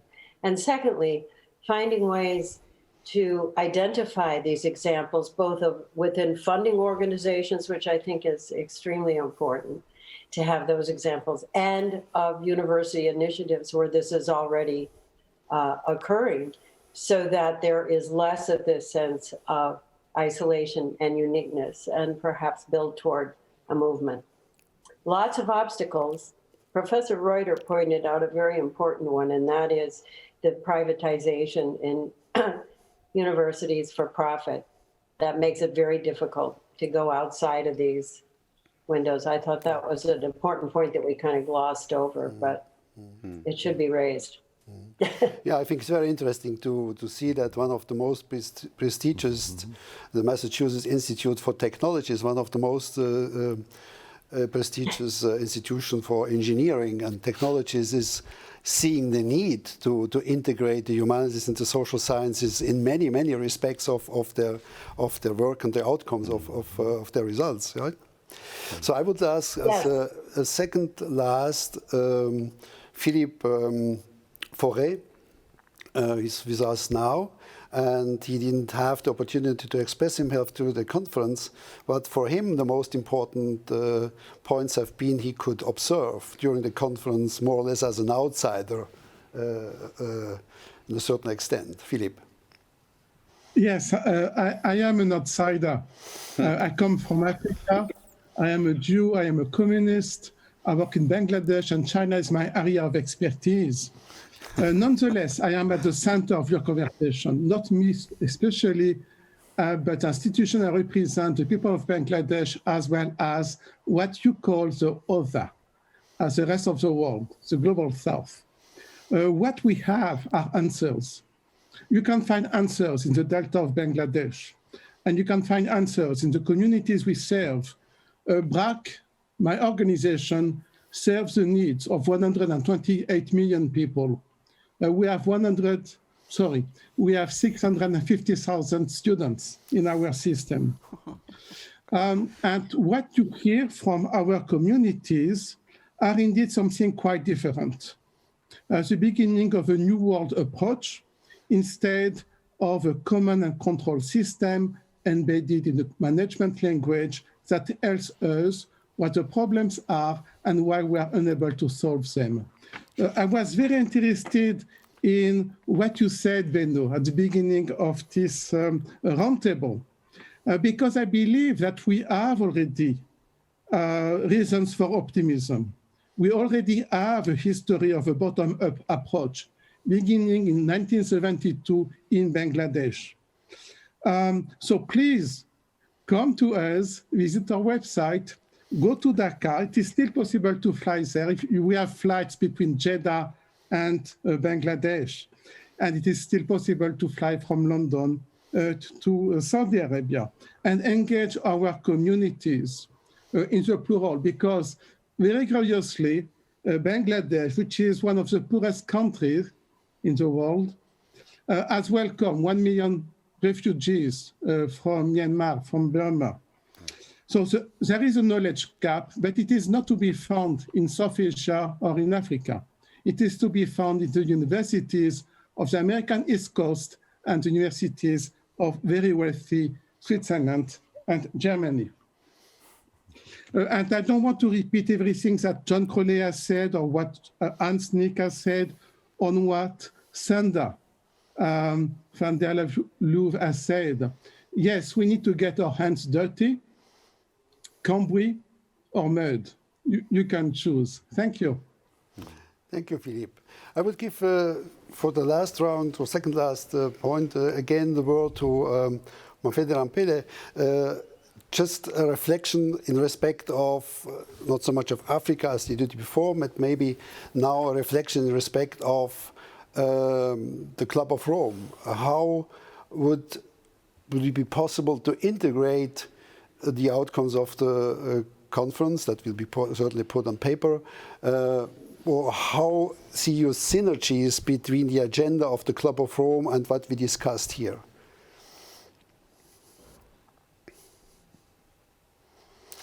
We can't hear you. Can you unmute you? Can you put your microphone on?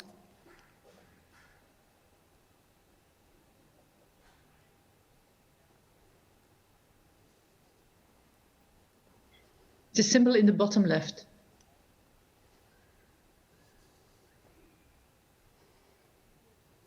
Now. Okay. Thank you.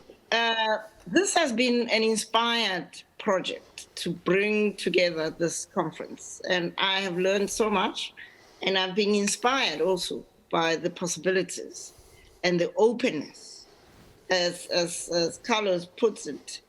This is really not about coming to find answers, but it's an exploration of what is possible, and we have to all find comforts, which is very difficult to find, in making the way by walking because we suffer from the need for certainty. And the Club of Rome has, in many respects, been a pioneer willing to go when no one had gone before.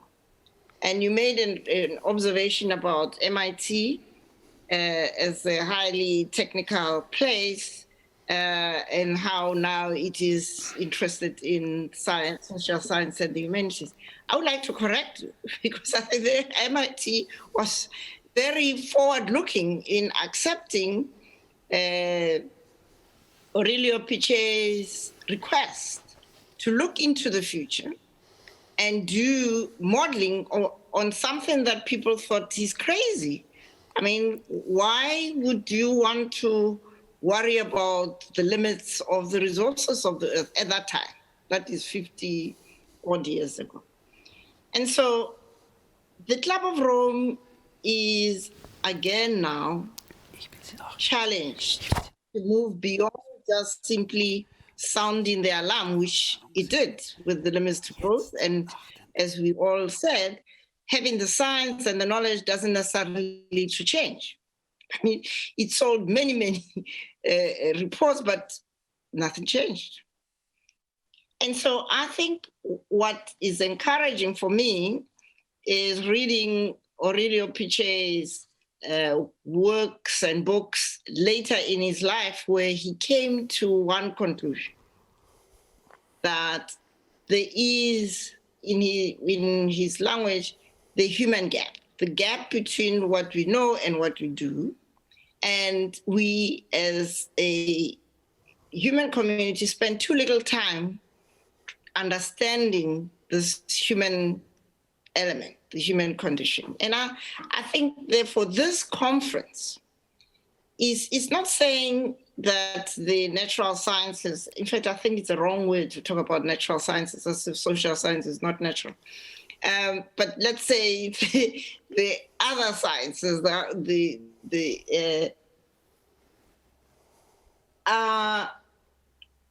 I think we need to respect the contribution they make, because when you look at things like the climate reality check, those are real tough reports that come from very hard work. But that alone is not going to change the world. What's going to change the world is how we take that knowledge and make it inform how we might move forward. So at the Club of Rome, we've come to this point where in the end, we have to get back to the old-fashioned emergent property view of life. But nothing is set. If you really want to make the progress we want to make in terms of sustainability as linked inextricably to regenerative approaches, we have to be comfortable with walking into the unknown. And unfortunately, both the so-called natural sciences and the social sciences have not done enough work of looking forward. We are very good at looking back and looking at today. And so I think the Club of Rome, in its thematic work, yes, it is looking at the existing planetary emergencies and how we emerge from these emergencies. It is challenging the existing economic models and saying we need to explore and reframe new models. It's looking at finance, which is like the tail that's wagging the dog, to say, how do we rethink finance? And then, of course, we have this broader rubric that Carlos and I are involved in, which is exploration of the possibility of emerging new civilization or civilizations. The interesting thing is that we are wrestling and are struggling to get people to be comfortable with not knowing what's going to come out. That roadmap. I mean, Carlos and I have got bad names in the club because we haven't yet produced a roadmap of how we emerge from emergence. How do you do that, right? And yet it's a constant. And it's not just our colleagues within the club. We talked a lot about funding of these kind of innovative approaches. It's difficult because funders want to know, okay, what's going to be the impact? How are you going to know where you say, how do you know? This is an exploratory process. And so I think we are in a very good space. I would like to believe that. We are in a good space in the club because we are daring to go on this exploratory journey.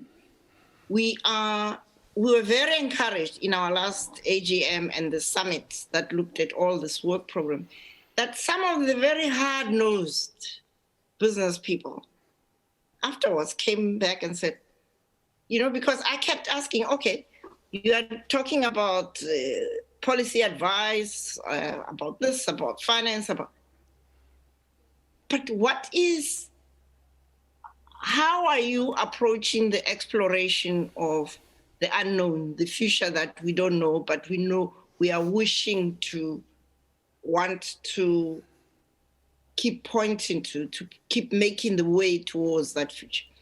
So the long and short of it, Beno, is that I'm very grateful that you included me, you included Carlos in this exploration, and I hope it's not the last. We need to continue, and I'm glad that I've heard about Anne all the time, but I've now met her directly. There is a lot that we can do after this forum to see how we take forward some of the things that we have talked about. We were not looking for solutions, and we shouldn't be looking for solutions, but we are looking for ways of working, ways of walking this unknown journey we are on. Okay, thank you very much. I would give also the word to Martin Leiner. Just maybe we had quite some moments in the discussion when the discussion came up, or the points came up, the survival of the fittest, and we had the discussion about alternatives. And I think if you need something for the future, to be trustful, looking forward in the future, is certainly the idea of solidarity, that the idea of solidarity is overarching or being more important than the survival of the fittest.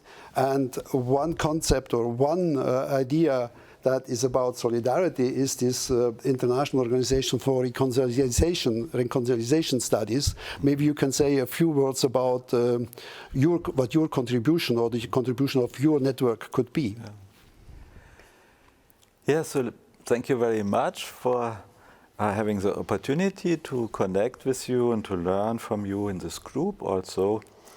And I found it very interesting when we were talking how often the idea of relationships came up, that good relationships are important for being satisfied in life. This Harvard study was quoted. Or that it's important to build good relationships towards nature, to understand interdependence, and to understand your own interdependence with nature, with other people, with between different countries. And now there are moments in history where people are not acting like feeling and respecting interdependence. These are moments often of violence, of dictatorship, of wars, of imposing by the force of the stronger what some people want. And this creates a need for reconciliation, a need to heal the relationships and to come together again.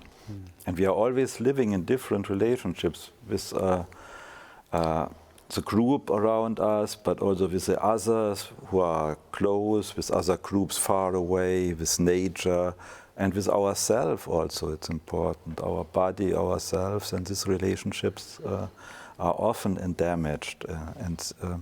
Therefore, the goal of reconciliation studies is to work transdisciplinary. We are very much committed to transdisciplinarity and to find more ways how, as a long-term project, we can create better relationships. And I see also the link to the Sustainable Development Goals, for example, that they are good goals, but I think it would be good to keep in mind and to check always that the way they are implemented is in a way that relationships become better relationships, and that the whole thing is not used for the profit of some people who want to make business from some of the goals, or for states or others who want to install control mechanisms and other systems of discrimination and new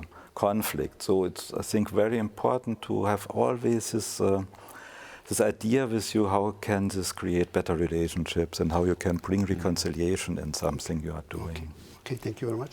Maybe a few words of your conclusions before I come to the concluding remarks. Thank you, Benno. There's a few strands I'd like to pull together. I don't know if I can quite manage this because it's so complex, but one point was, I want to connect to is what Sander said about what I like to think of as the entrapment in the real that comes with the sort of mainstream scientific attitude towards things, because science focuses on what is real and what can be observed.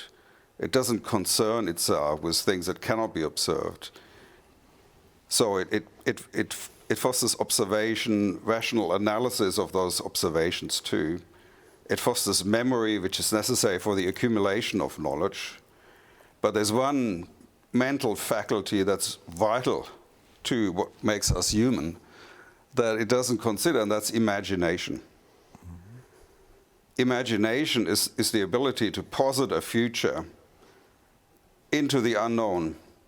So you don't need to know. You don't need to know what will be. You need to know what you want. And the question for me is, how can you promote that in a way that brings society together, that unites? We've seen, like Luiz pointed out, the whole balkanization process, the polarization process, whole societies. I have colleagues in the US who don't speak to their own brothers because they're on different sides of that divide. We all know what I'm talking about here.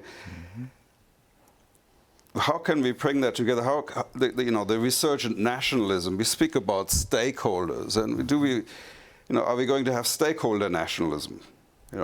Or do we have true partnership? And if you're going to have partnership, where is that space, and who is going to convene it? Who has the knowledge not to command and control, but to convene, to understand all these different positions? I think the humanities and social sciences are very, very special in that regard, because we study corporate culture, we study governance systems, we study hierarchies, we study elites, we even study the mafia. We study, organized crime. We study indigenous people. We do have that sort of understanding, that capacity to understand different positions and to not judge too quickly.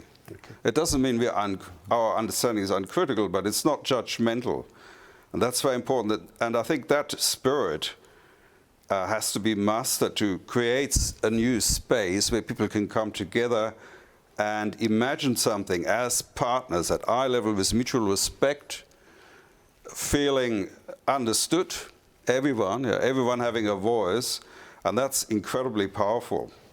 Okay.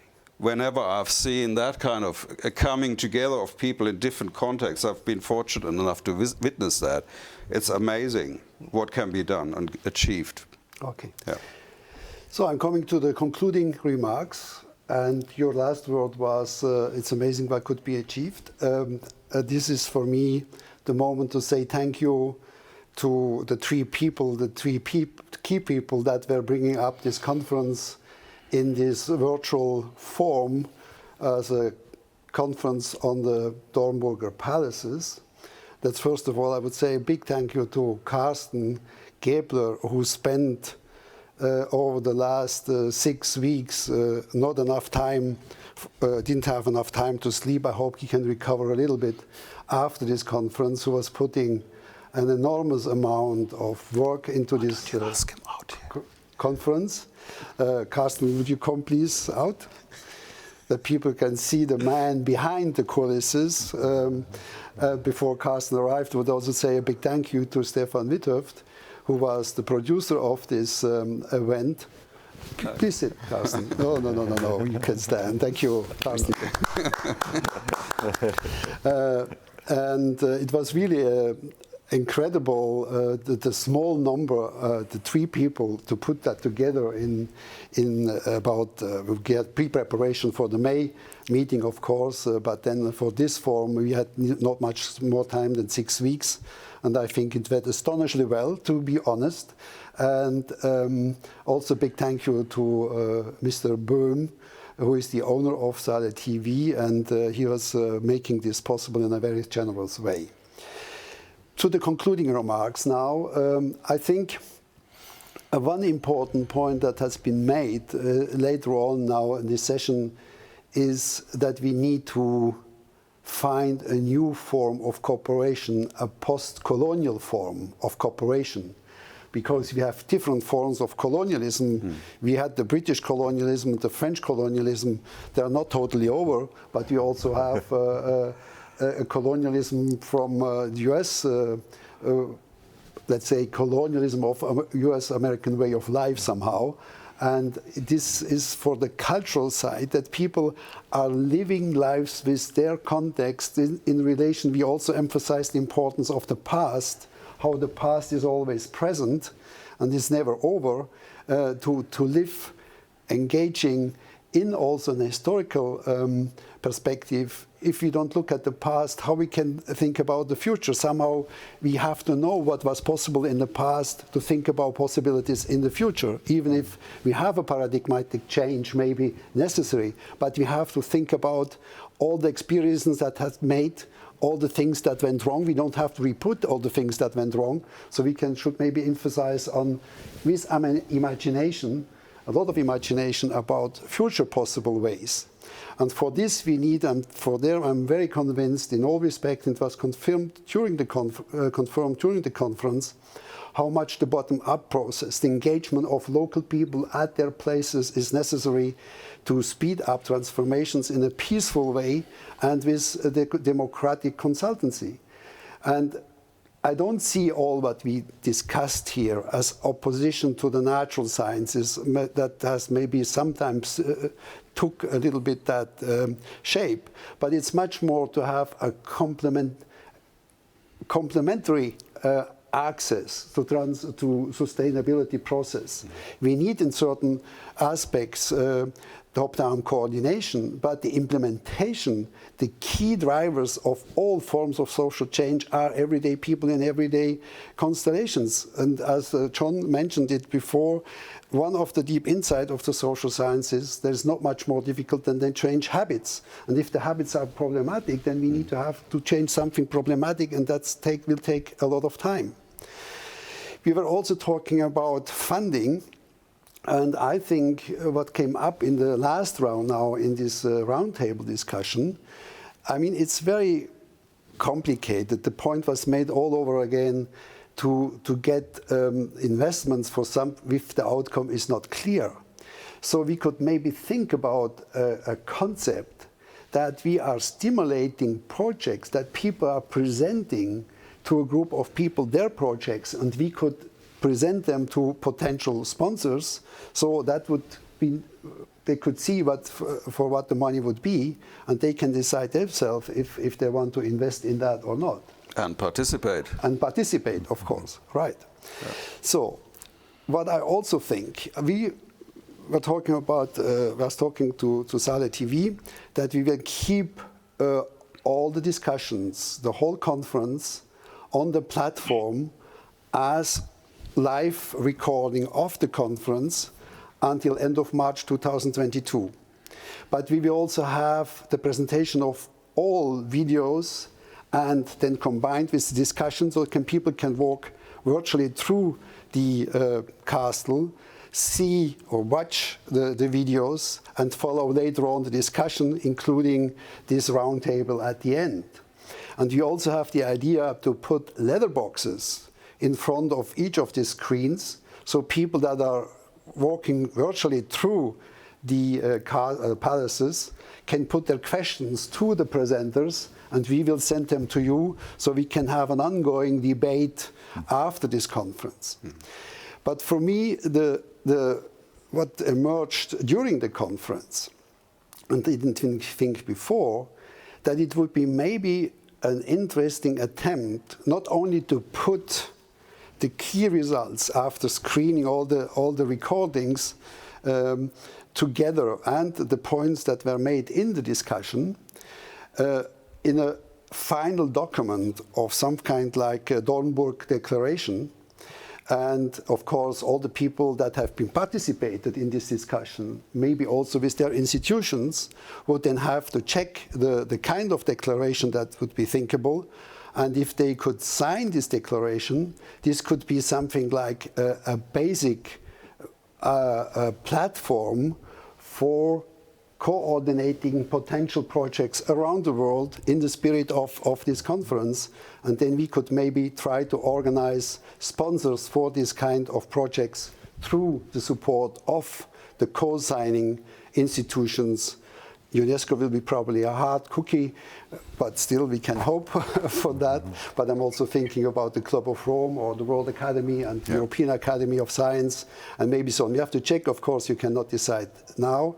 We would deliver that document. We would circulate it around the participants of the speakers of this conference, and they could bring in their comments, and that would be something or a good platform to continue the work we started with this conference, also as a continuation of the International Year of Global Understanding and many other programs, including the program of the Club of Rome, the World Academy, and other organizations, especially also the International Council for Philosophy and Human Sciences, and maybe also the International Science Council. That's a little bit less clear. Let me say also a big word of big thank you to all the participants of this conference, all the viewers and all the contributions through the chats. I think it was really a stimulating event, and I hope that it will resonate in future debates among us, but also resonate in the political arena, and especially also resonate in the field of the social science and the humanities.